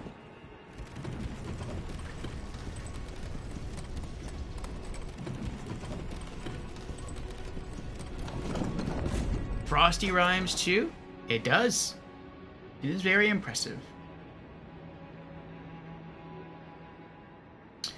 Bruh says, then you may actually be ready for the Blood Palace as well, since I consider them very much the same. I mean, I don't know.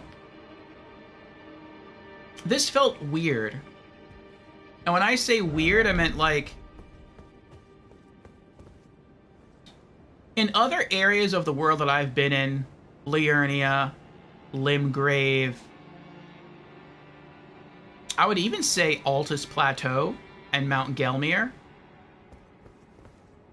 the non-boss enemies feel easier than the bosses, which makes sense to me.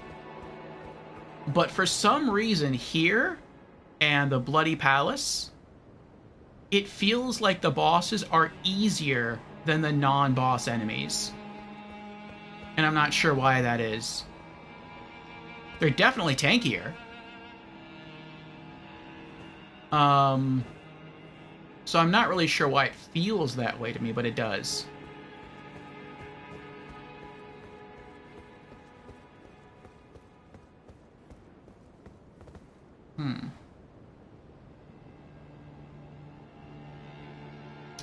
What you've been doing says Halig Tree.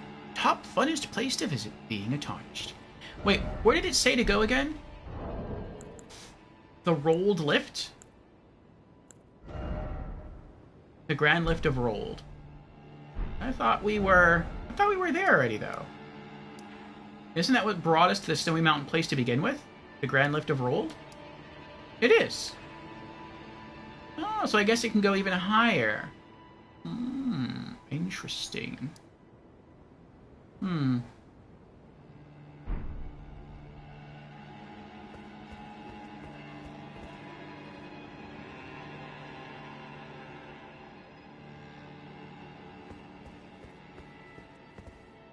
If I were Miyazaki,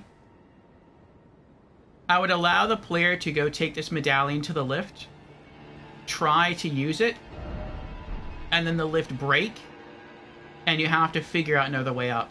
Whether that's a different lift, or like some crazy platforming to get up there, and then just play like a little 3-note tune so you don't get like hit with copyright infringement of like,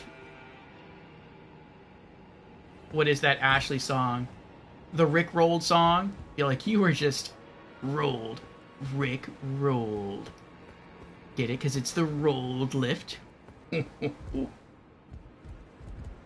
is this a shortcut?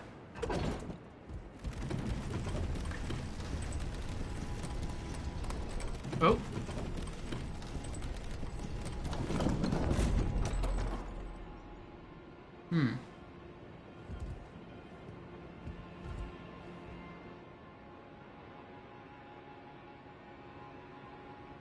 I don't know where this is. Oh, item though.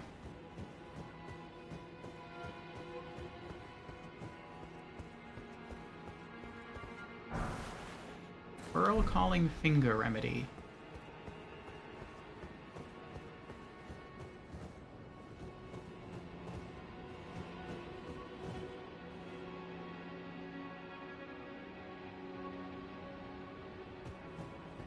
Bleed is just OP. I mean, that's one of the reasons why in New Game Plus I want to swap out this Scorpion Stinger for a second Reduvia.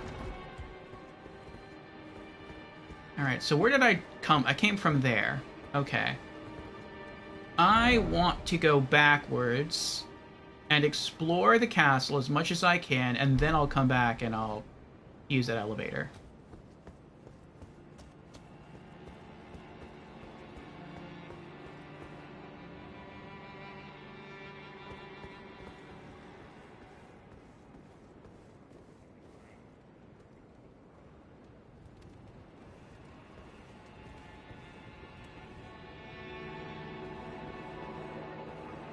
That would be great if after killing the boss, all the gold enemies disappear. I don't think that's the case. I'm pretty sure once I get far enough down the stairs, they're going to spawn in on me.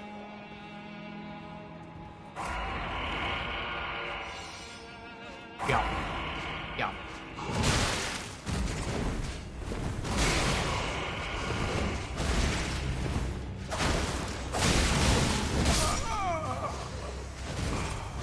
See? Non-bosses, devastating. Bosses, doable.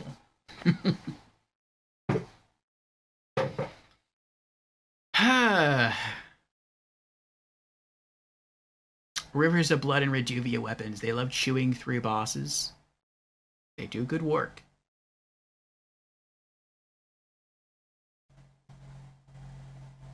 Maybe that's why it feels like bosses are easier for me than non-bosses here.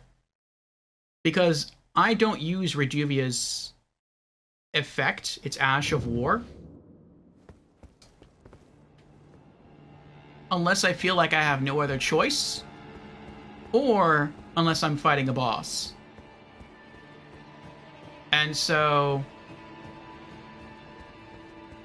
that's probably when Reduvia is at its best, is when you're using the Ash of War. Alright, so it looks like if I kill that guy hanging up there, he won't yelp, and I won't get ambushed, but it looks like there's multiple guys. No! Stop it! Yeah, it's too late. Now! Oh! Oh! Oh! Oh! This is bad. This is bad. Oh, there's a path back there. Okay. Here's the church. Oh boy.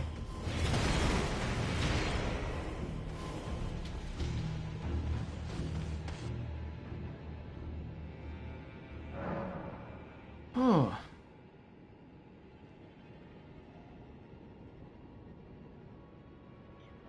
Bruh says, yeah, just two of those dual-wielding guys simultaneously may very easily have been more difficult than Niall himself. At least they were given a small max health buff. Yeah. Oh, a shortcut.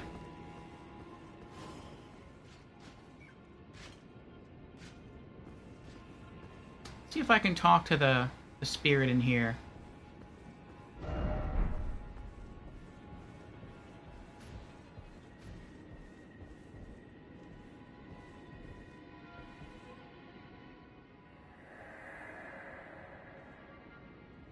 Oh, great sun, frigid son of soul, surrender yourself to the eclipse.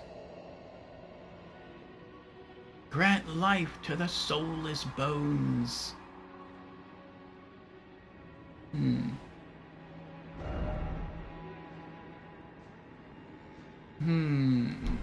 How many runes do I have? 3,400. Oh, I think... Oh, no, he doesn't see me.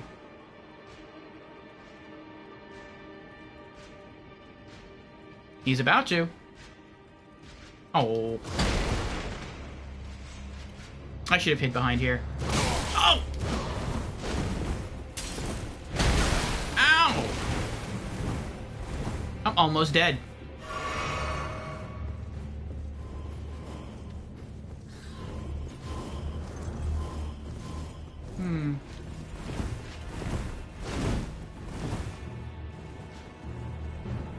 What's over here? Oh, did I just come from here? I think I just came from here earlier. Yeah.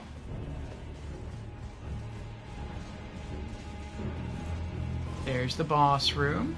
What if I ignore the boss room now? What if I go this way? Oh, there's another item here. That's cool. Gold rune 10. Okay. Anything here? No? Alright. What's in... Oh, nope, not that way. Oh!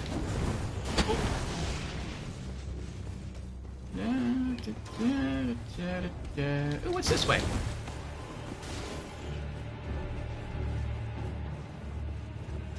No!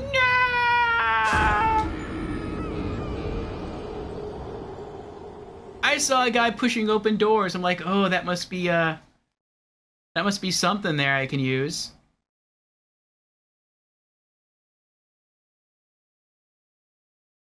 I think that's the elevator near the boss area.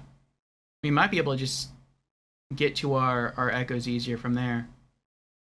Or not echoes, that's Bloodborne. Our runes.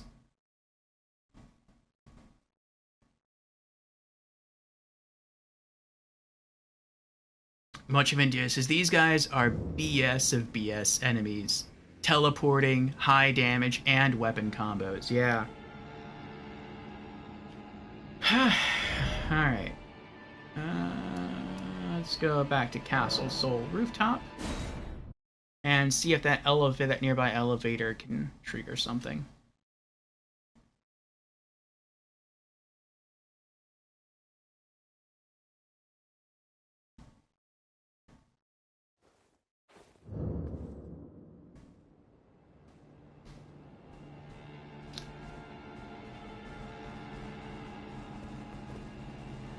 That way.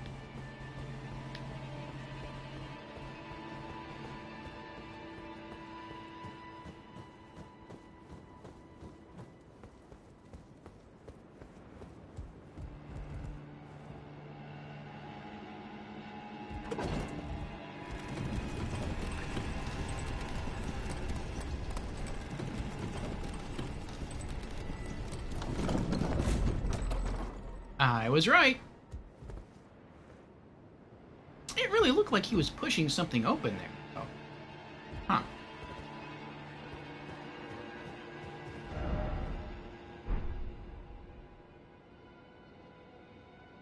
my runes at? Oh, they're up there. It was before I broke through the... Oh.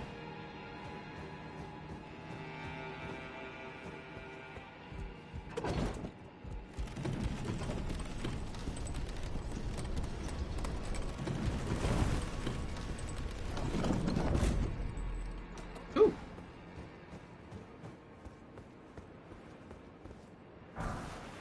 Gold rune 9. Anything else over here?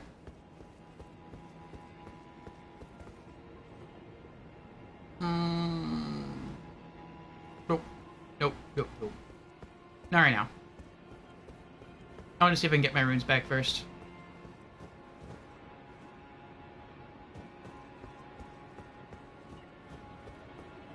Oh, there's a ladder here. Never noticed there was a ladder here. That's cool. Can I break the window? Nope. Ooh, another item. Smithing stone 5. Another entryway.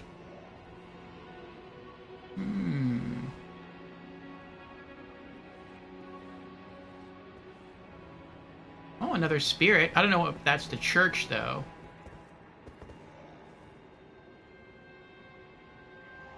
I think that is the church. Yeah. You run from there. You run through there, run up, turn left, and there's the boss door. Okay.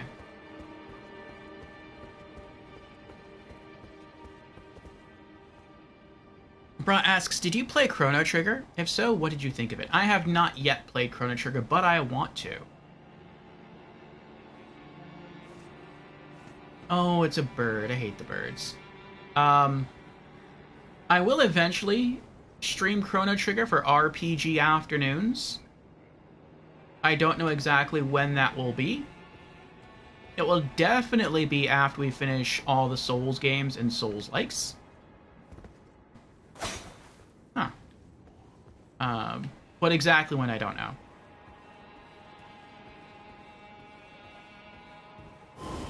Oh. Oh.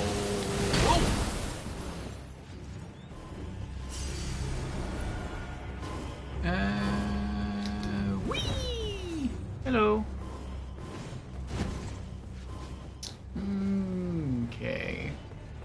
The only routes I've sort of kind of memorized are the boss areas, so I'm gonna run... Oh, ran out of stamina. I'm gonna run back to the boss area.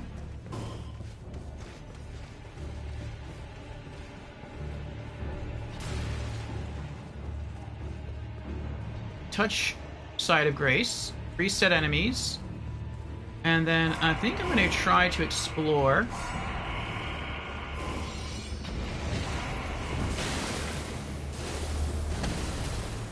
Ooh, that sounded violent.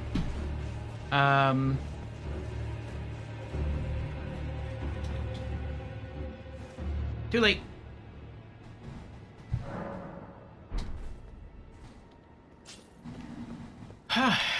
The other elevator path. Or not elevator path, the, that way.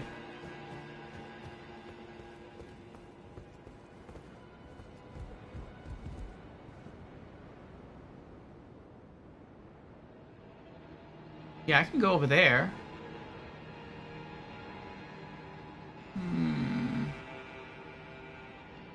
Let's see what's over there. I think I just messed up. That's fine, we'll roll with it. Had I sent the ladder... Not ladder. Had I sent the elevator down... Yeah, I probably would have... I could probably drop from there to where it would have stopped and taken some fall damage, but... I would have another escape route. That's fine. Hi, doggies. Are you nice doggies? Of course you're not nice doggies. Ooh, another item. Purple item. Stone sword key. Anything this way? Nope. Ow. Ow. Uh-oh. Oof.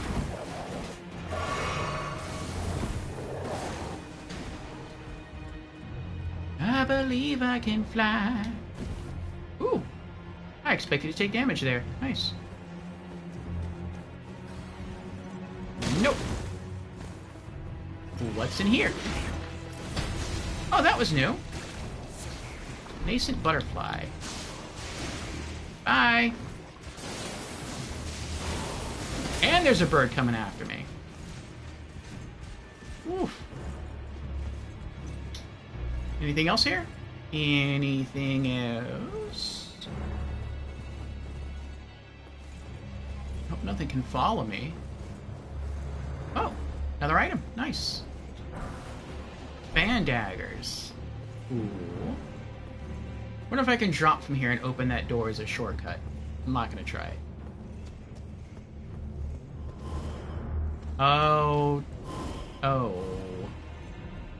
Ooh. Golden Ring 10. Nice. Ah! A ballista? You cheater. 2 ballistas. Double cheater. No, stop it!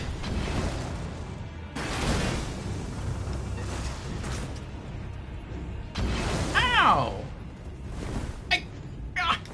Oh.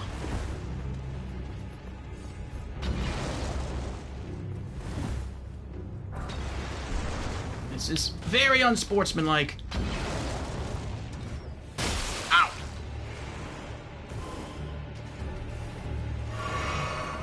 Ooh, painting. Always time to appreciate art.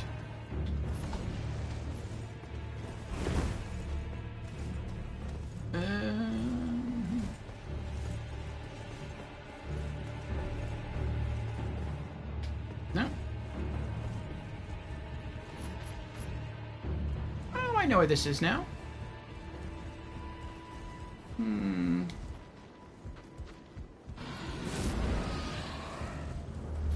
Oh, why not? Whee!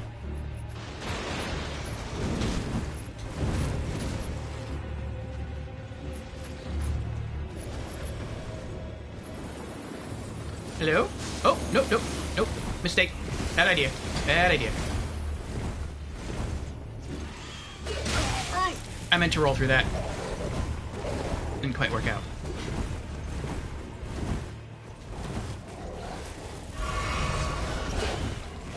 Oh, wow! I got hit in the air. Oh, this isn't good. This isn't good. Nope. Nope. Out of stamina. Oh, elevator's gone. Wow, that was some hard frost there.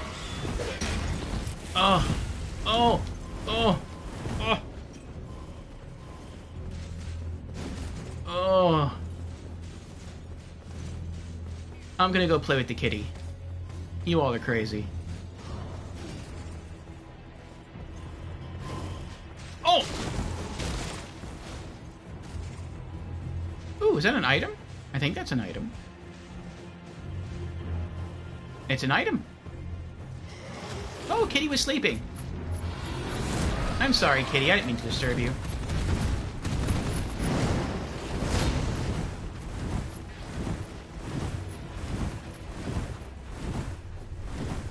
Oh, I can't believe we got out of there. That was crazy. Oh. You look forward to it? Me too. Also looking forward to Elden Ring DLC and Sekiro. Me too, in time. Alright, do we have anything to put away? We do. Frost boluses. And how many runes can we get? Plus, so 15, 16, 17, 18,800. No, that's not enough to level up. I guess I'll keep her with me for now. Maybe she does something special if you bring her to the Hallowed Tree place.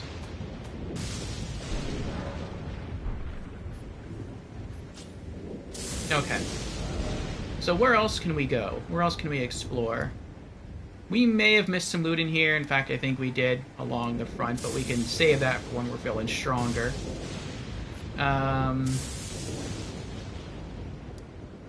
What's this? Stargazer? No, we've done that one.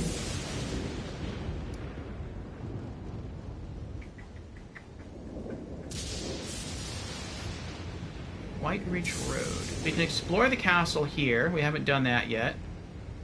We could check to see who's in the Everjail. There's a lot of land here. We could try jumping from here to here, see if that's possible. Kinda want to do that, actually. We can also just return to the lift and hit up the Hallig tree.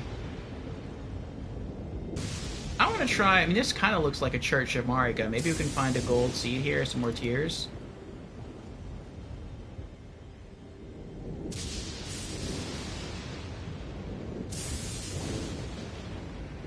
Let's try it. Church of Repose. See if we can get over there. Bruh says, Sekiro is my second favorite FromSoft game. But again, I'm not even that into Japanese folklore. I'm just a sucker for the gameplay. In fact, I couldn't care less about Japanese folklore. I don't know that much about Japanese folklore. I like folklore. I like myth. I know, like, Greek myth, some Roman myth, very little Egyptian.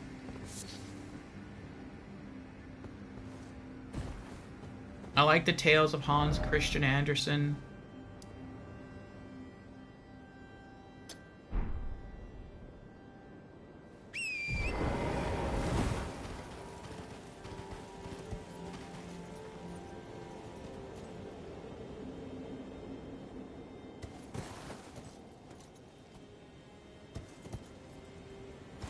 But I don't know that much about other mythos.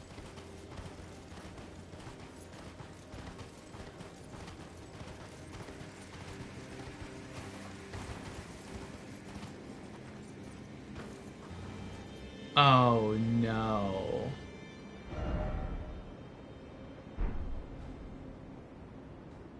That's not a church. It's a hero's tomb. Ugh. That's gotta be unbelievably difficult. What is that down there? Oh, it's hands. Okay. Yeah, I'm not doing that. That might be something we do like right before we finish our first playthrough. I might even do the DLC before I do that.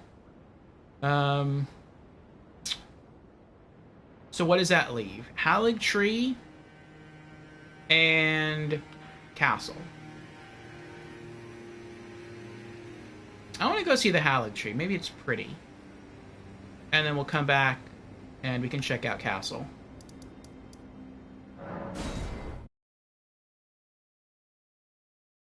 Jan says, I return. Did Orfeo find the second half of the Hallig Tree medallion? Yes, indeed we did. We're on our way now to the rolled lift to try it out.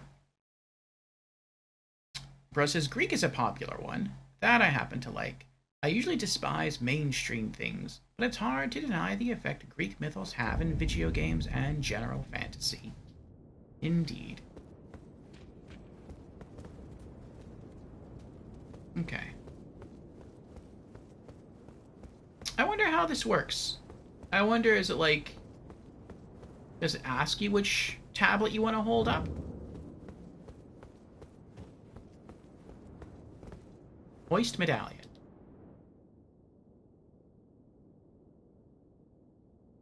Oh, I bet I know what it is. I bet this is the medallion, because we're all the way back down in the Forsaken... Is it Forsaken or Forbidden? I think it's Forbidden Lands. Yeah, so this is going to take us back up to the snow area, and then once we get there, we can hold up the other medallion. That should take us... Actually, I don't know where that would take us. I mean, this makes sense because we're inside a mountain and it's taking us up.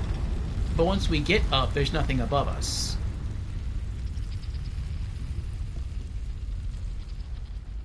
Unless there's like a city floating in the sky and the elevator's going to go up even more and that's where it's going to take us to. Maybe. I wonder what the difference is between the Erd tree and the Halley tree.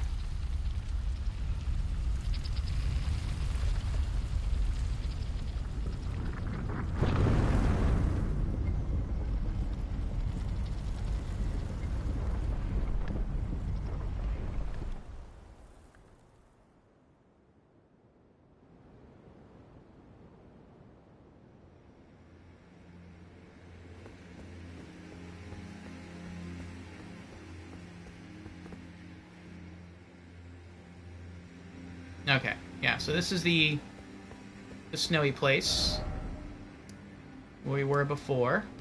Okay.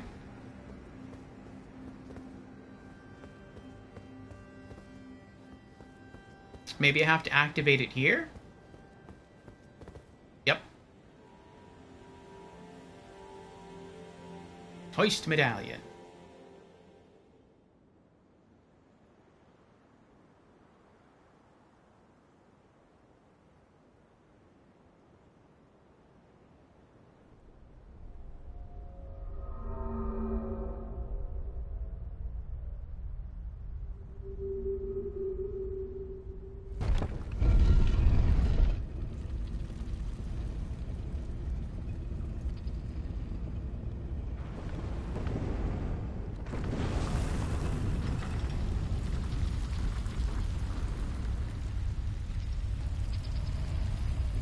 Oh, I'm not going back down to where I just came from, am I?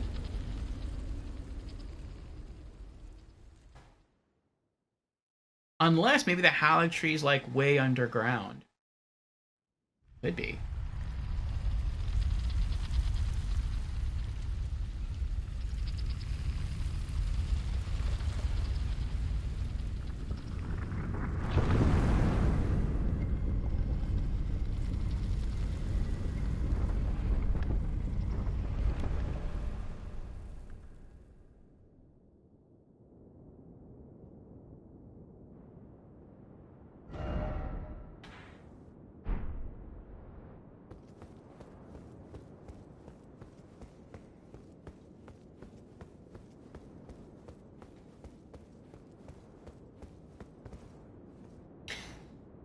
This is where I just came from.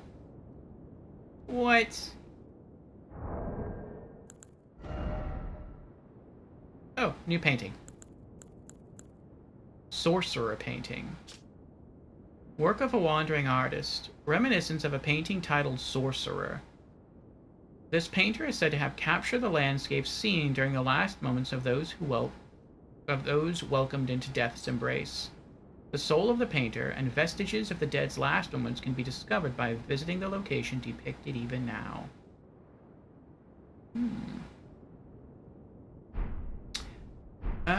Oh. Not why I went there.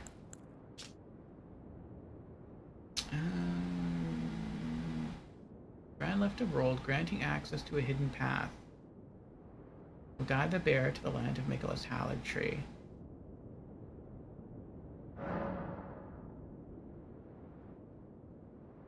No?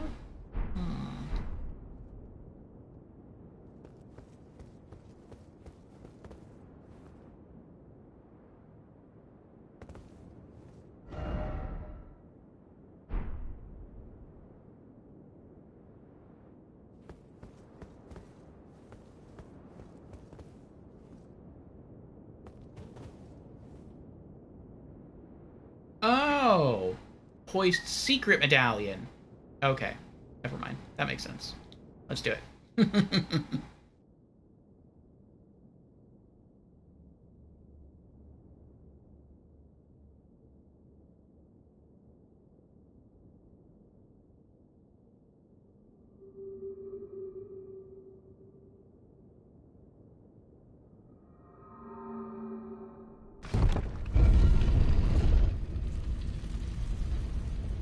Alright, so is the Halley tree up or down? My guess is it's down. It's up.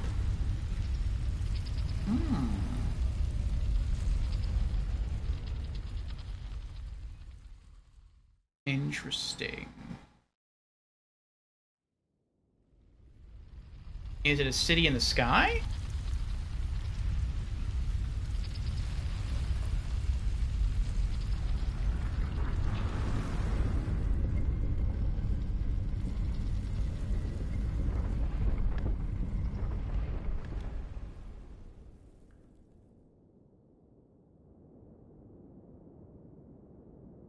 No, it looks like it's still underground.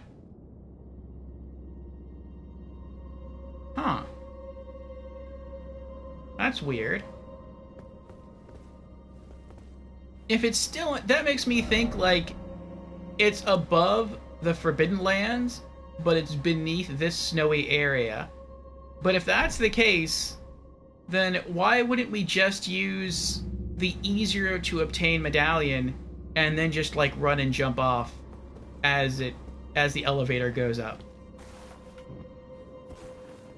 Also, it's kind of scary that we just finished riding the elevator up and we're also under the effect of think carefully, a statue of Mikola.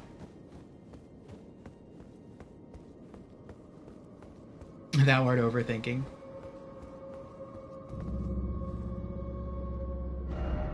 Offer fingers.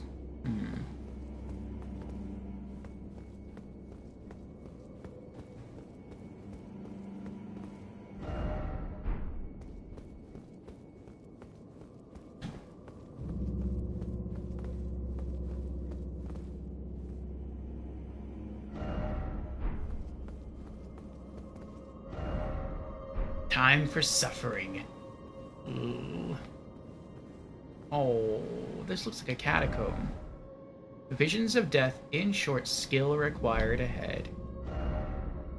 Oh. Oh, no. I wonder, since this looks like a catacomb, I wonder if you have to fight your way through the catacomb, kill the boss, and then you exit up here through the hero's grave, and the Haligtree is like around here somewhere.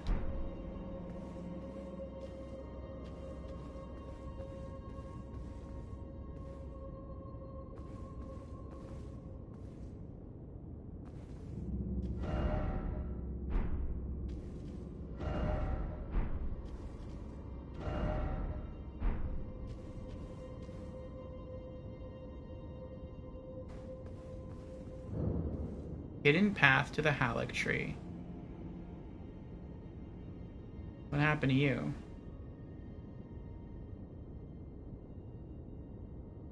Ooh, he has the invisible dodge thing. It's a shame that's an Ash of War. If that was a talisman, I would definitely use it. It's so cool.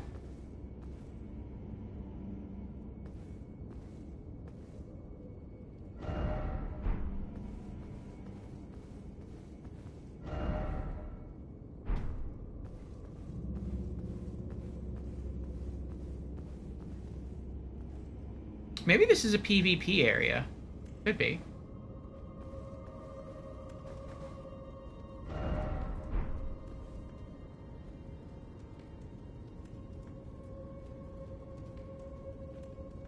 Brace myself.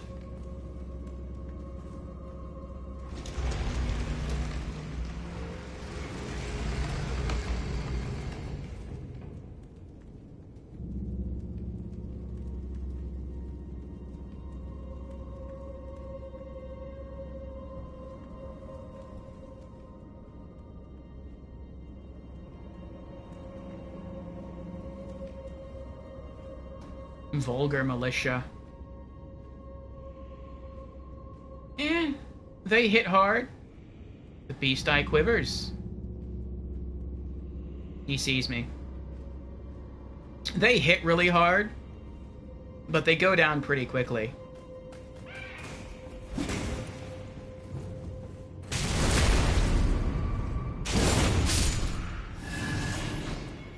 Wow, that's a lot of echoes. 1,800 echoes.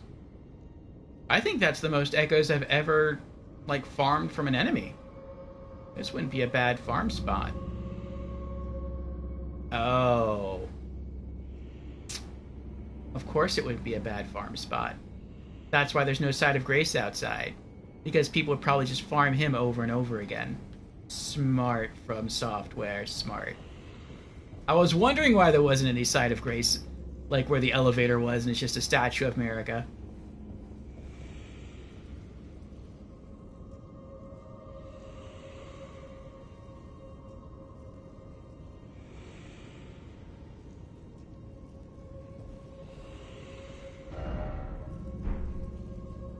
Yeah, I hear snoring down there. I don't like that. Let me just peek up these stairs. Nope, still no Site of Grace. Alright, you're gonna see me anyway. Let's go. Bestial incantation, huh? Okay.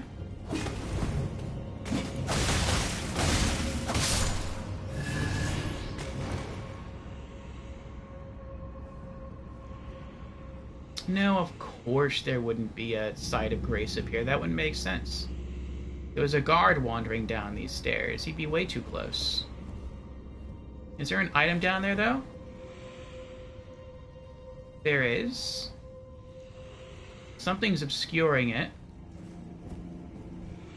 Let's see what's down here. Nothing there. Nothing there. Wait. What's this say?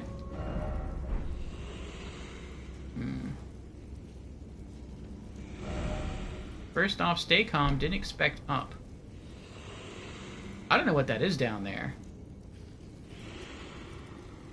There's something up there.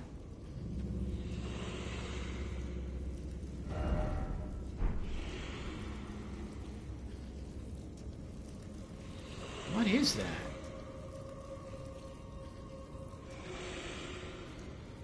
That looks scary. Looks like a snail. Oh, I know what that is. That's an octopus. That's a giant octopus, and those are two small octopi. Okay. I'm just gonna run in. Go! Warming stone. That was not worth it. Not even close. Can you do that again? Can you jump again? I need to get out of here. Oh, no, never mind. That works. Thank you.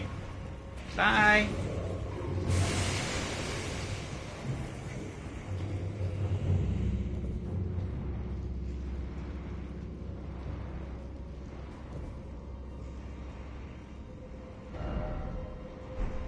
I would really like a Site of Grace, though, somewhere nearby. Not that I could use it right now anyway, since there's a boss in here, and you can't use a Site of Grace in order to escape a dungeon where there's a boss. But if the Site of Grace... Is he still chasing me? No, okay. But, oh! I wonder if that's a new one. But at least if there's a Site of Grace in here, I can light it up.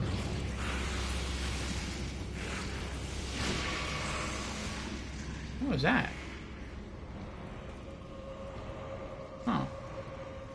But yeah, if there's a Site of Grace in here, at least it can light it up, leave, and then warp back, and it wouldn't have to go back and go through the cutscene of using the medallion.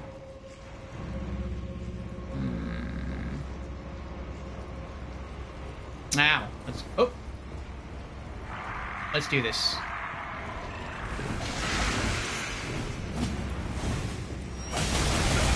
Ow. Ow.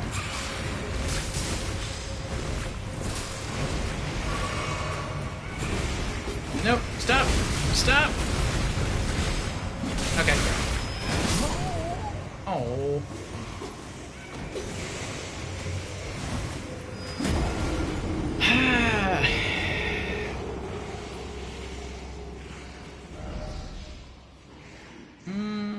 Yeah, okay. Ah, Zane's here. Welcome in, Zane. How you doing? Eldering is such a troll. It is, but it's a fun troll. Dare they call a beautiful warming stone is not worth it. It belongs in a museum. Yes, along with all the other junk they dig up. I've just never seen a warming stone as a worthwhile thing. In fact, I've never used it before. I know they're good, sort of. I would never use it.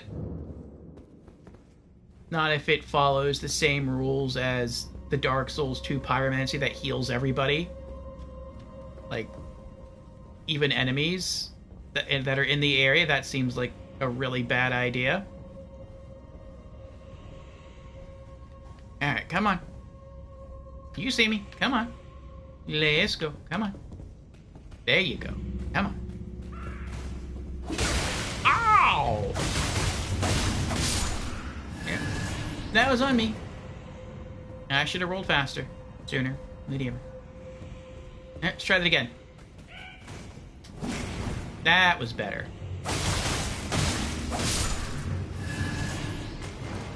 Okay.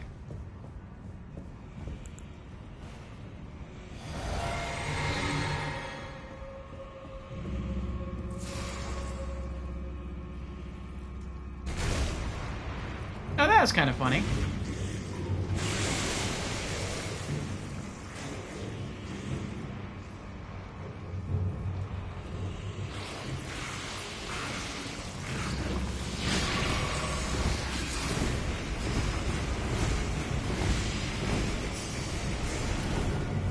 Hello. Ooh, pretty plant.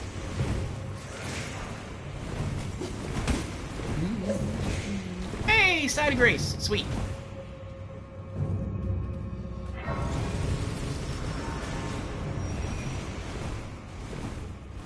Ooh, that's bright. Consecrated snowfield. Oh, that was it?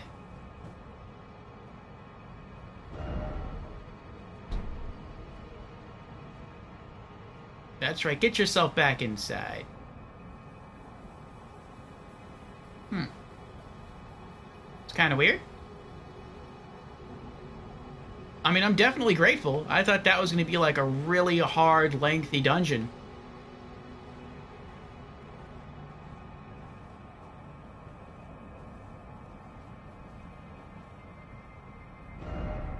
Dragon required ahead. Ooh, I hope not. Hidden path to the Halig tree. I bet there's a... Well, I can't say I bet there's a lot more stuff in there, but I bet there's some stuff in there that I missed.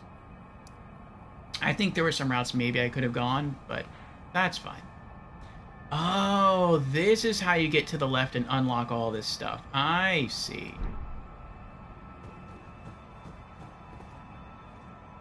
What's this? Oh, that's nothing. Okay. Hello there.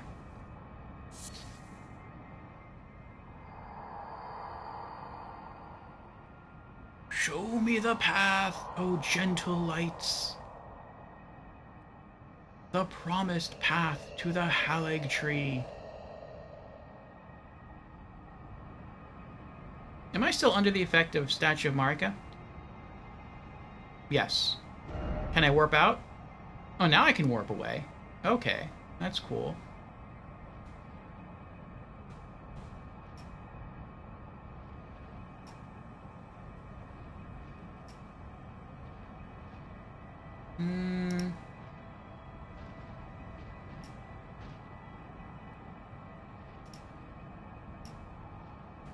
Okay. I'm thinking what I want to do. I can continue down this path, but I'm also curious what these other things are. Well, we have a site of grace that leads us, like, right to the exit of the cave. So I think I'm going to try to see what these other things are. Where's that Everjail? I want to try that out. There it is. Okay.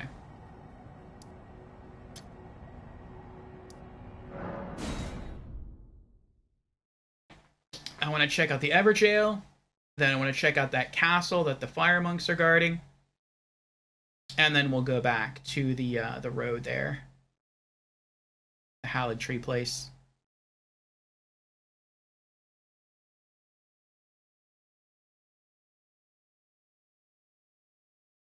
Jan says, go back inside and tell me if you notice something about that dungeon.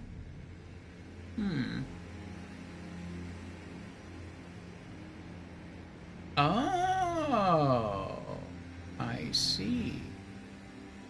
Jan says you are able to leave scot-free, but it's letting you know a boss remains to be killed by the presence of the no teleporting icon. Yup. Interesting, interesting. Everjail, he gets to see. Spoiler. Bruh says, welcome to Canada, eh? It's really snowy there. Alright.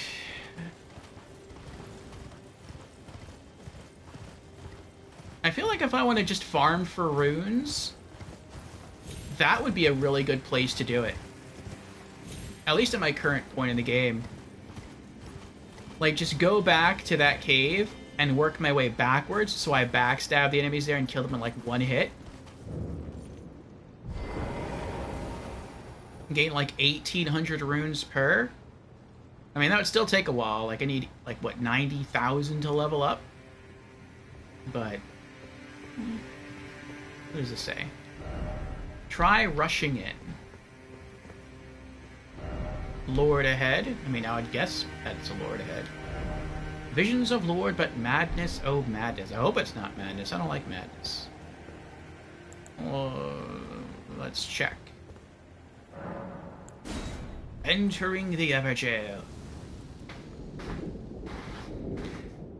Okay.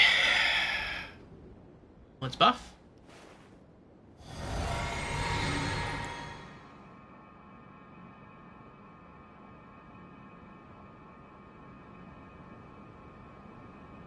Here we go.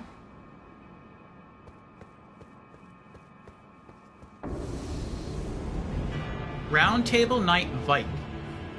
Oh, it's you again. How you been?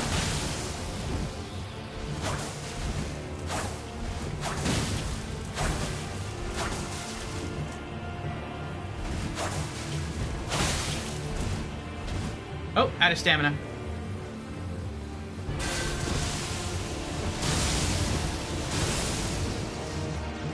You're kind of scary, guy. Ow. Oh, interesting, though. You don't cause madness anymore. Oh!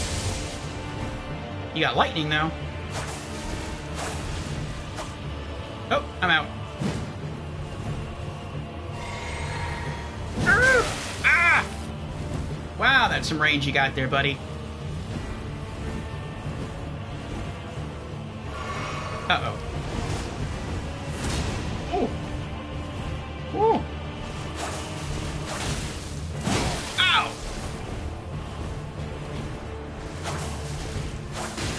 Haha. Oh, stamina. Cheater! Only I'm allowed to heal. Stop it! Stop it!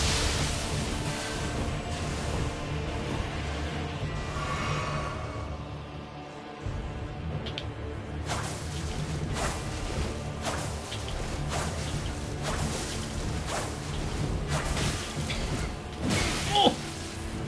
Good show, good show. Ran it completely out of stamina there.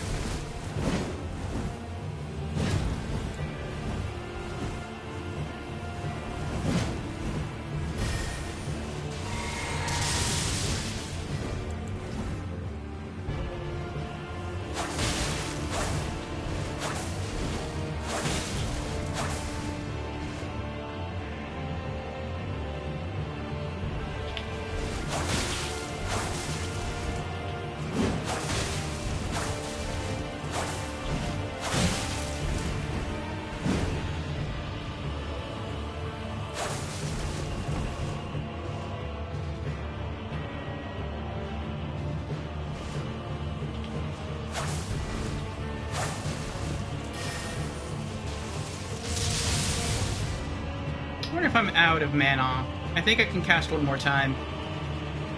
Let's see. Nope.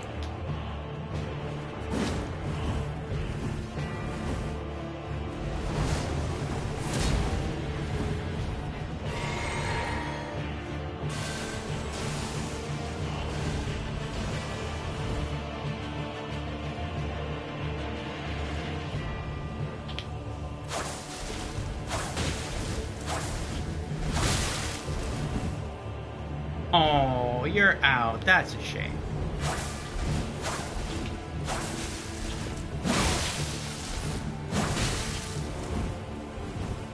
Let me not get cocky here.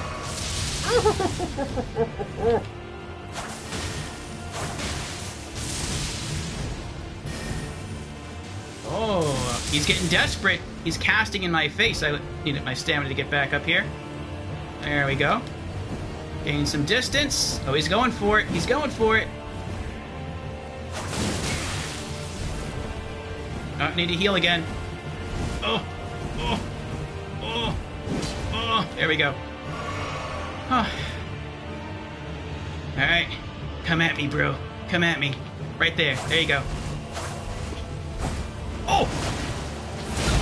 Oh! I don't know how that didn't work there, how that happened.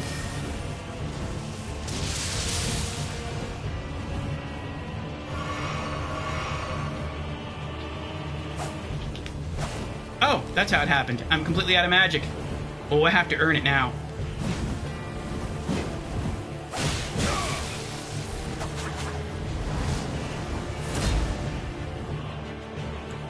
Right? Yep. Okay.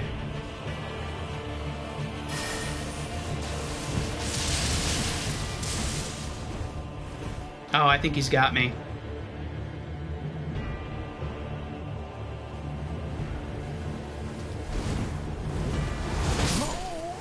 Yep.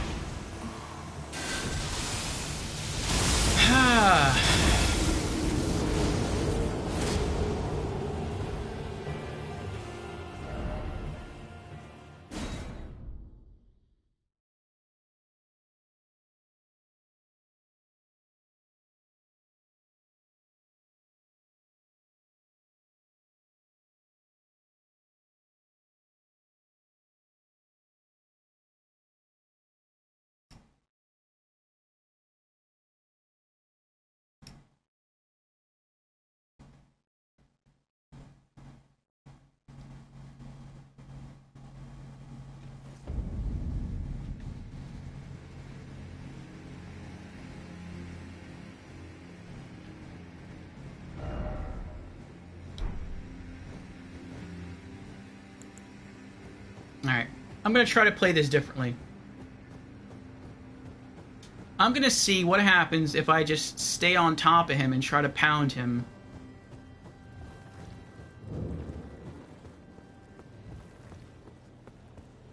Without using Reduvia.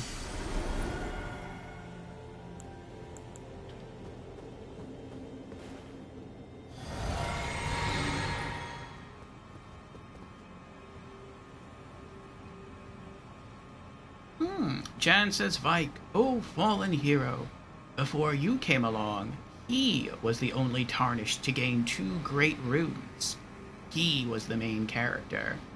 His whole quest line was sadly cut, yet he remains the main guy on the box art. Oh, I didn't know that. That's interesting. Oh, I should have waited till I wonder if I'm going to lose my buff now. No, I don't. Okay, good.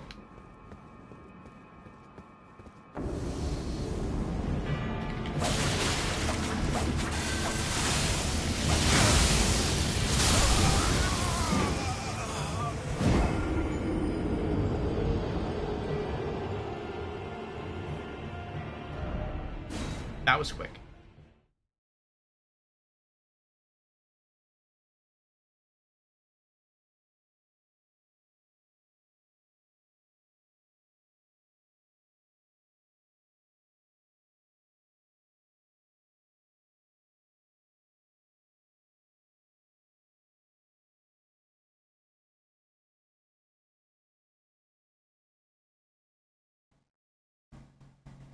The champion who went presumably mad.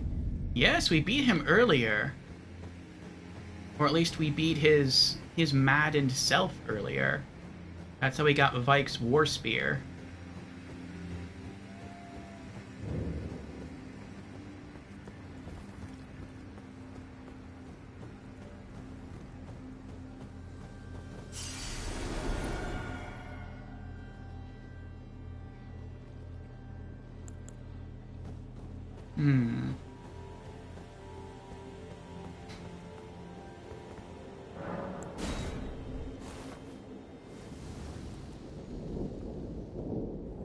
I think I'll try that again.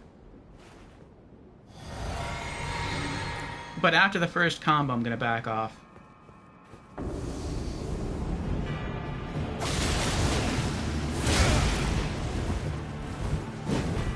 After the first L1 combo, I did try backing off.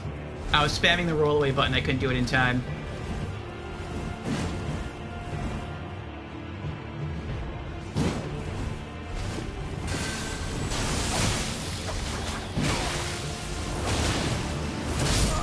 Yeah.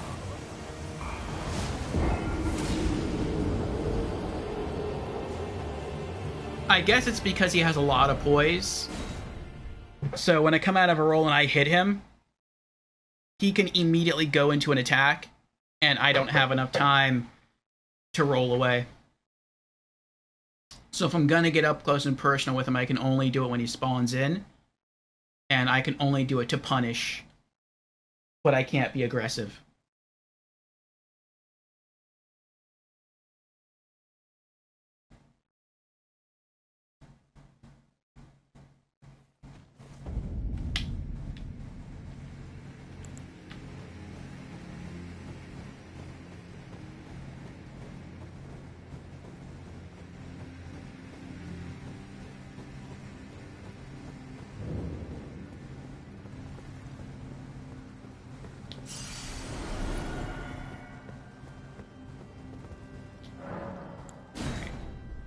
I think I'm just going to go back to using Reduvia. And just try to miss less.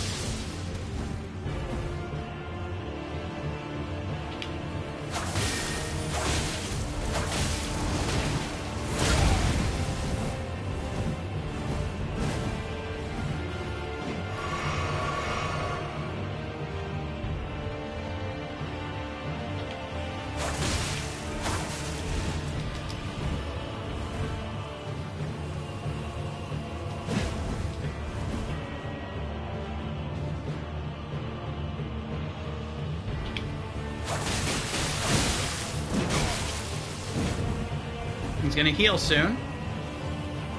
Unless he kills me first.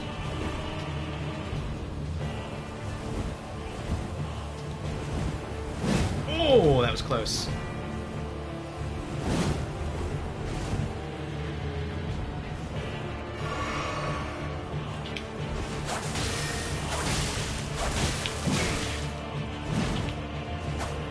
Aww.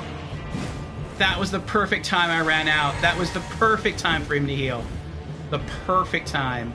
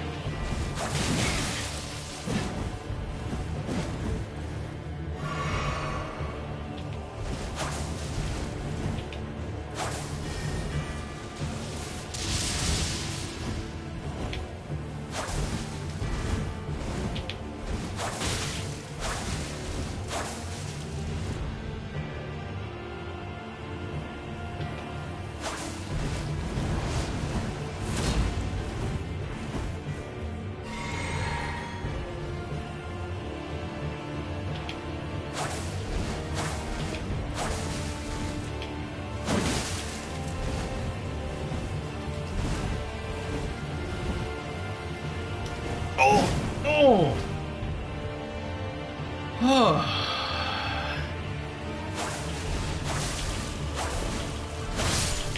Yes! Round Table Knight Vike is down. Oh, there's a lot of stuff. Enemy felled! Vike's Dragon Bolt. And finger... What? Oh, that's right. It's kicking me out of the arena. For a moment, I thought he was going into phase 2. I was like, oh, no. I just burned through all my supplies right there. Just about, anyway. Jan's redeemed Congo. Thank you for the congrats, Jans.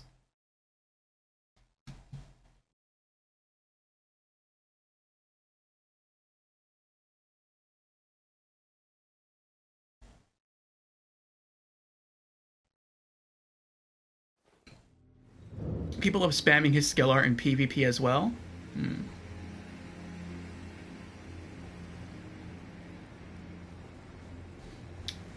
Whew. What was his name? Round Table Knight Vike? I think that was it.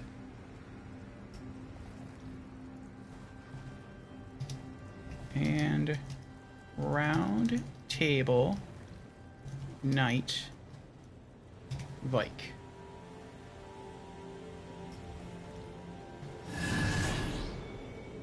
Oh, nice. Something just gave us some free runes.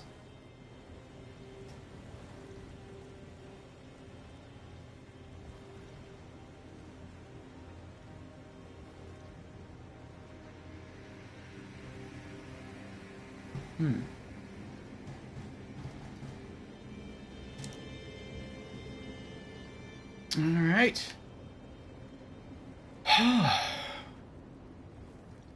Well, let's go to... I guess let's go back here. White Ridge Road. I think we might also have enough runes to level up again. At least with some of the consumables we have in our inventory. Then do some more inventory management. And then we'll go check out the castle being guarded by the fire monks.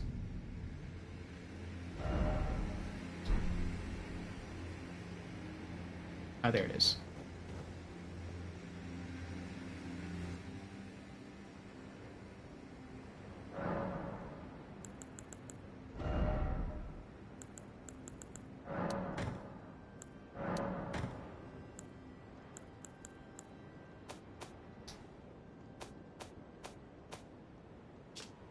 Vike's Dragon Bolt.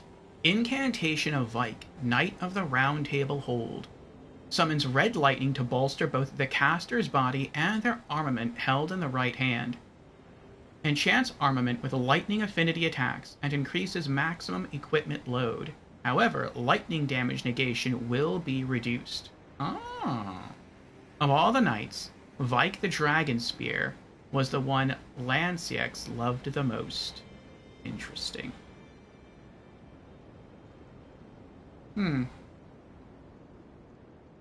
So you would have been weak to lightning. Okay. That's an incantation. Let's add that to our incantation list. Vike's Dragon Bolt. Okay. And what else we got here? Fingerprint Helm. Iron helm singed and blistered by fingers. Worn by Vike, Knight of the Round Table Hold. No other tarnished was closer to the throne of the Elden Lord than Vike. Not till us, anyway. But without announcement, Vike traveled far below the capital and was scorched by the flame of frenzy. Did he make his choice for his maiden, or did some other force lure him with suggestion? Fingerprint armor.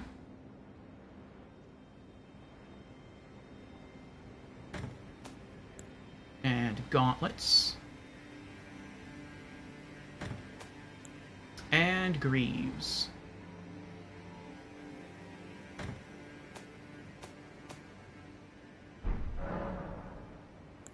And what do we need to level up? 92,000, so we need like 7,000 runes. Do we have that? Oh, yeah, we do. Use one of these. And then use one of these.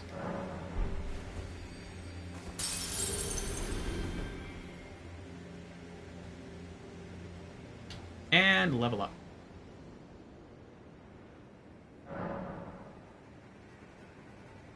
Jan says, so you've beaten Fingerprint Phantom Vike, and now the real Vike. Yes. Snipe's here. Welcome in, Snipe. How you doing? Snipe redeemed Hydrate. Very well. Cheers, Snipe.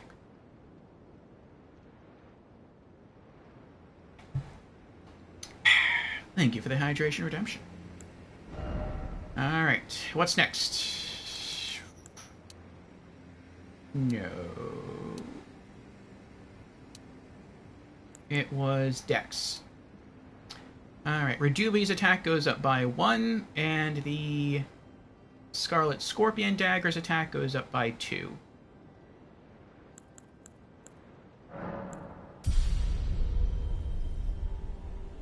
Okay.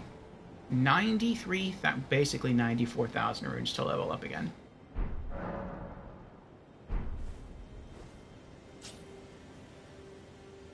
Snipes is good. Been missing, then unmissing like Batman. Well, welcome back. We have been busy here in Elden Ring, knocking out some stuff, exploring new areas, trying to acquire more loot, beating more bosses. Speaking of new places, we're about to go see if we can invade this castle here. Oh, sorry. Oh. Guardian's Garrison. Are you alive? You're not alive. Oh, he's following me. I was hoping he would be following me. Can I just tour this area on my own? I don't need a chaperone. Smoldering Butterfly. Ooh. He's a hottie. He's got a temper. I came in that way. Okay. Oh, I see stairs. Whoa! Ah! How do I get up there? Is there a ladder? No. Oh, I'm sorry.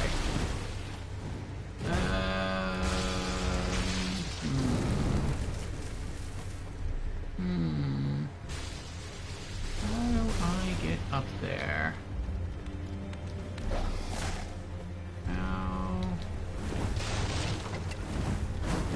Maybe I have to get there some other way. Ooh, that was close. Uh-oh. Excuse me. Excuse me. Oh, nope, can't go that way.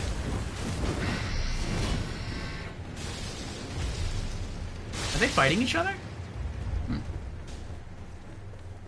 Where's... Huh.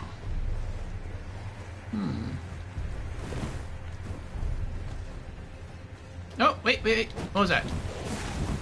Ah, I found the ladder. Nice. Ow. Bad dog. Yay!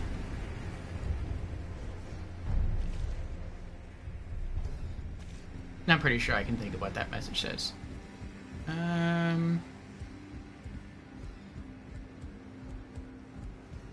This is a smaller castle than I thought it would be. Ooh. Oh, they don't see me. Flame Guardian. Uh-oh.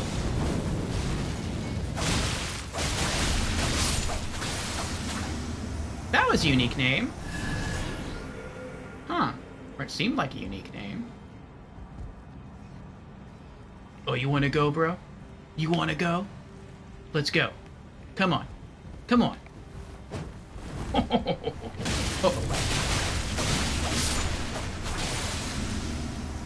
Yes!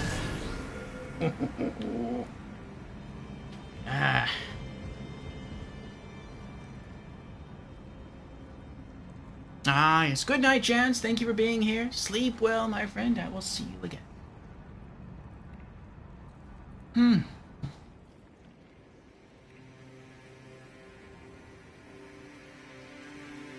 Alright, Snipe. Take care. Have fun.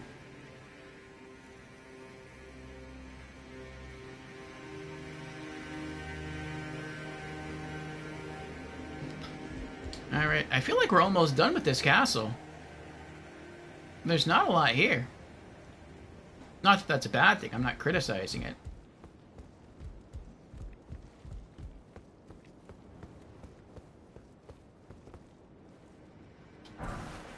Smithing stone 7.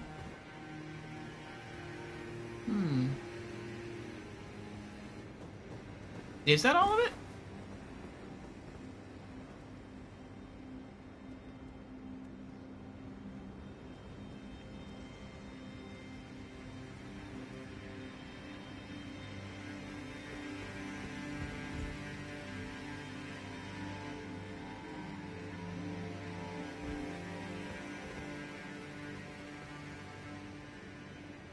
I don't see any items over there. I see messages over there. I'm guessing maybe some people... No, I'm not sure how they got over there.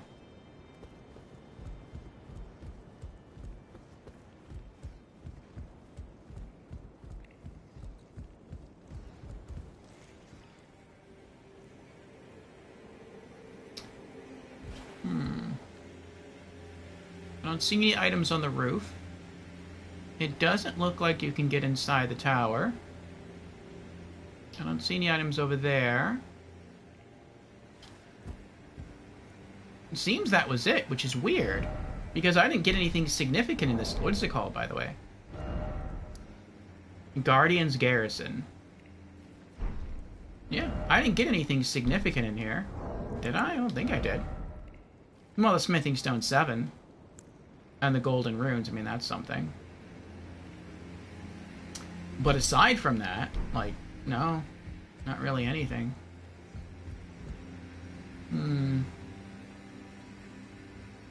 I wonder if maybe the rats here or the fire guardian here dropped something unique.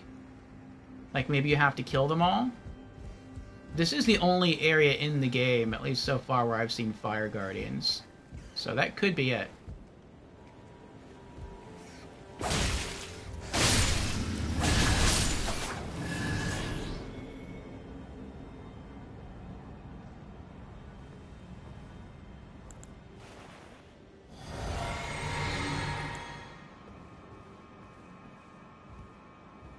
There's one fire guardian left.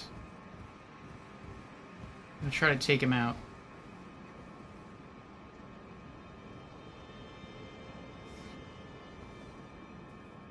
I'll worry about that guy later.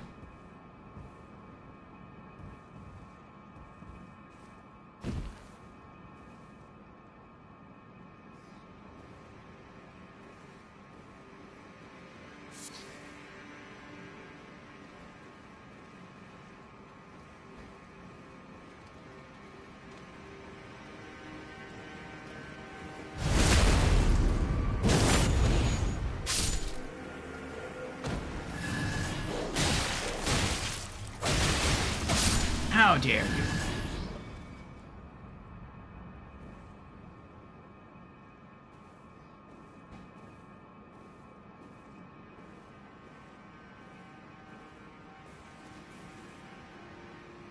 Oh, there's another rat over there. No, I'm gonna leave them alone.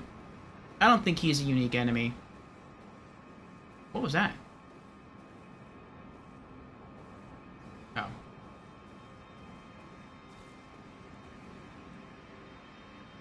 No. They don't even have names.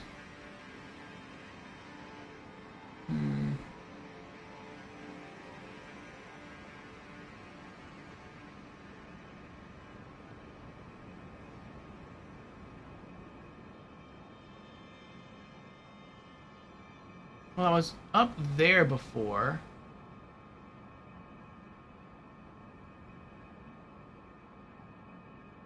Wasn't I?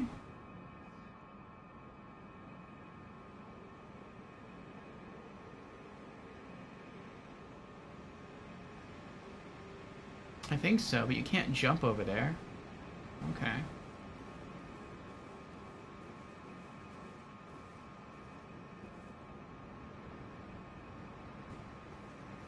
Let's explore a bit more. Alright, nothing that way. Can I summon Horsey? No.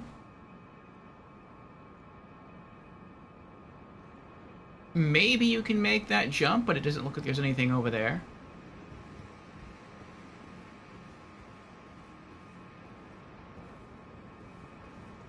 Alright.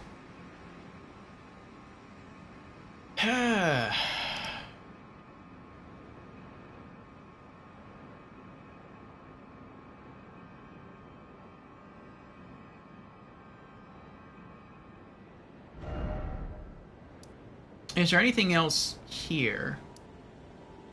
I mean, there's the big fire thing, but I don't want to do that yet. I feel like that's going to hurt Melina, and I don't want to hurt her. Alright, I guess let's... Oh, I could go explore the big ice. I really feel like that's going to be a boss. You know what? Let's try it. We'll see what happens. Let's hop on our horse, ride it across the freezing lake. If it's a boss, and it kills us, we'll go back, get our runes, and leave. My guess is it's either going to be a really large jellyfish, or it's going to be another Tibia Mariner.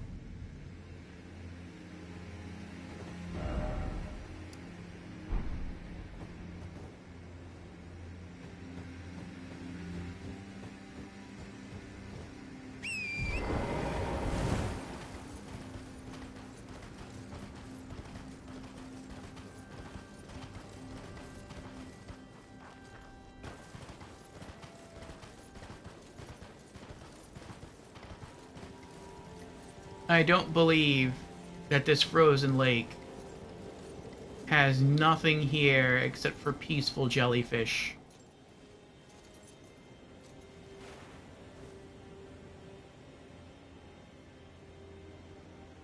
What is that? Is that a spirit guy?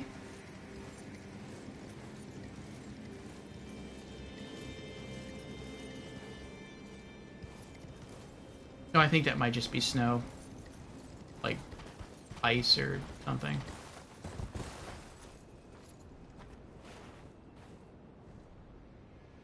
Yeah, it's just ice. Okay, never mind.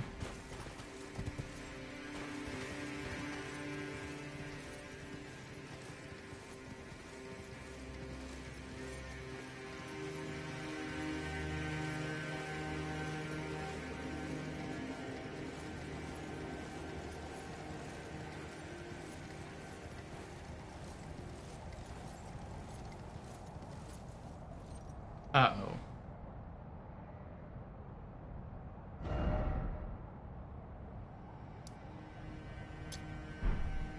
In case I need to retreat. Oh, here we go. Bloodstains.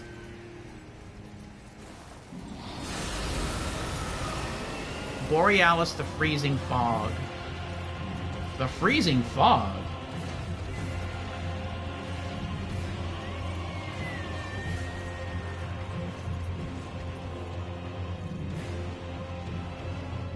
Oh, it's a dragon. Okay, see, that makes me feel better. When it said the freezing fog, I thought that meant, like, it was literally the fog. Like, you were just fighting air. Like, I don't want to fight air.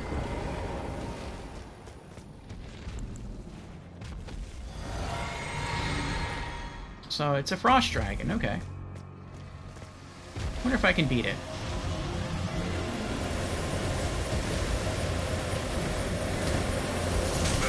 Ah, wow! Nope, I don't think I can. Not if it hits that hard.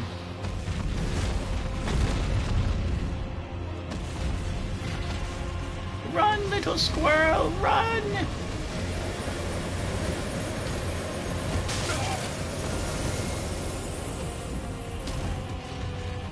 No.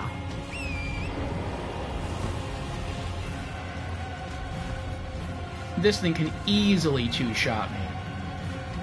I am not ready for that.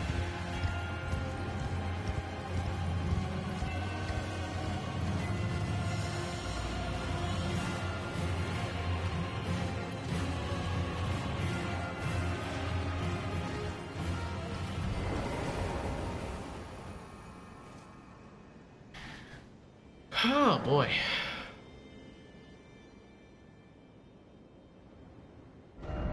Alright. Let's go back to the Haligtree place.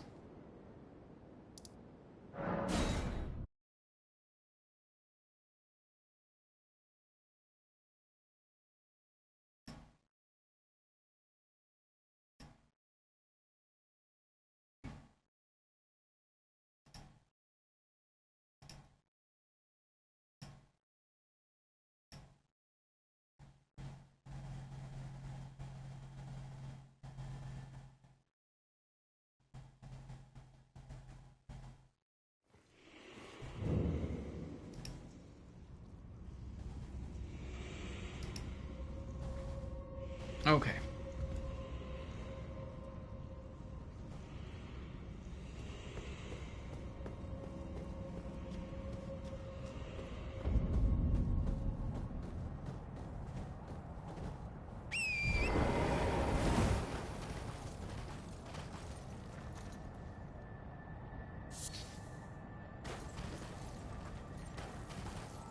Do you hear me? It is I, Latenna. We have reached the land of Mikla's Haligtree, where Lobo and I began our travels. It's entirely thanks to you that I'm so close to home. These great snow-laden lands stretch far to the north, and beyond the ancient bowers, in the liturgical town of Ordina, lies the place to which I must return.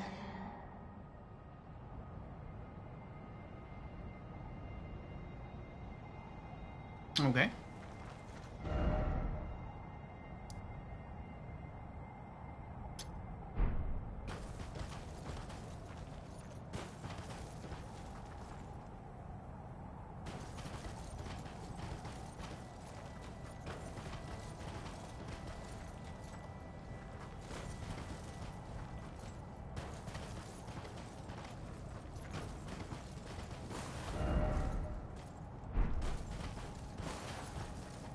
Oh, I got scared. It looked like at the edge of a cliff there.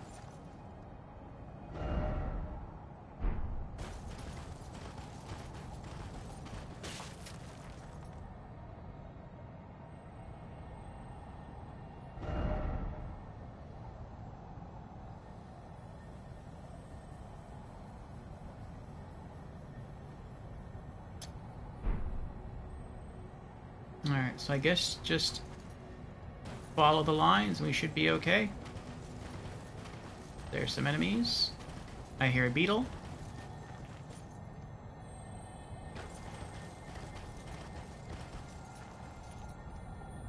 I see... No, I don't see a beetle.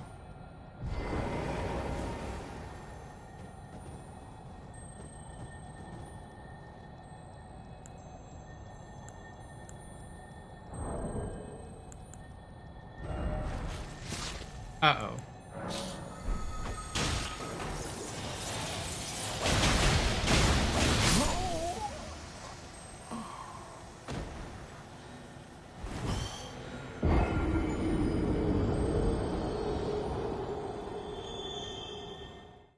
I was so close.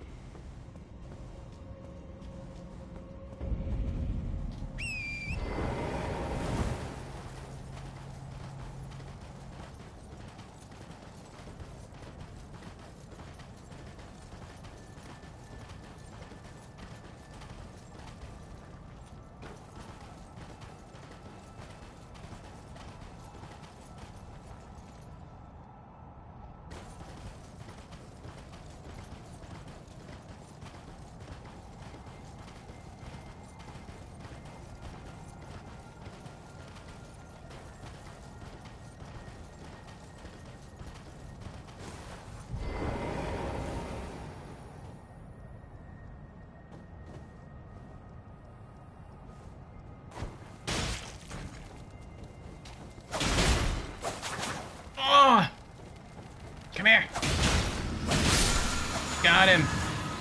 Somber Smithing Stone 8. Wasn't really that worth it, but eh. Ow! There they are.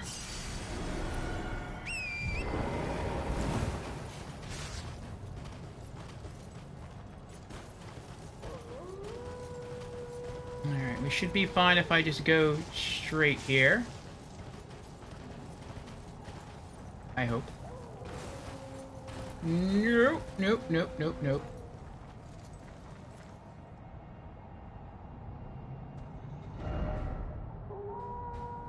Oh, there's the map.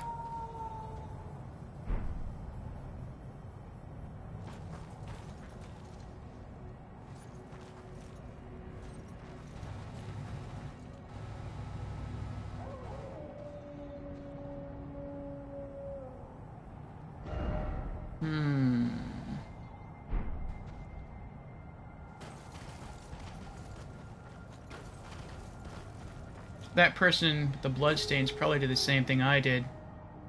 They probably just looked on the map, saw what looked to be a straight road, marked it, and just galloped in that direction. Galloped right off the, Ooh. No!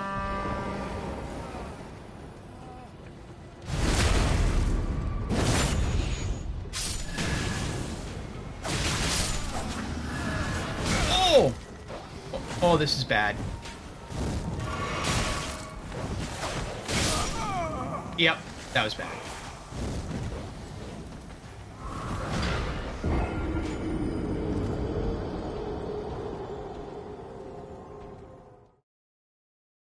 They are strong.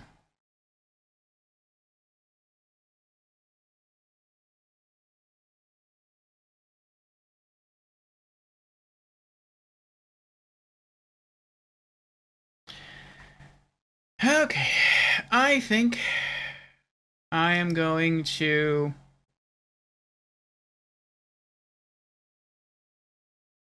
call it. We've been going for almost 8 hours.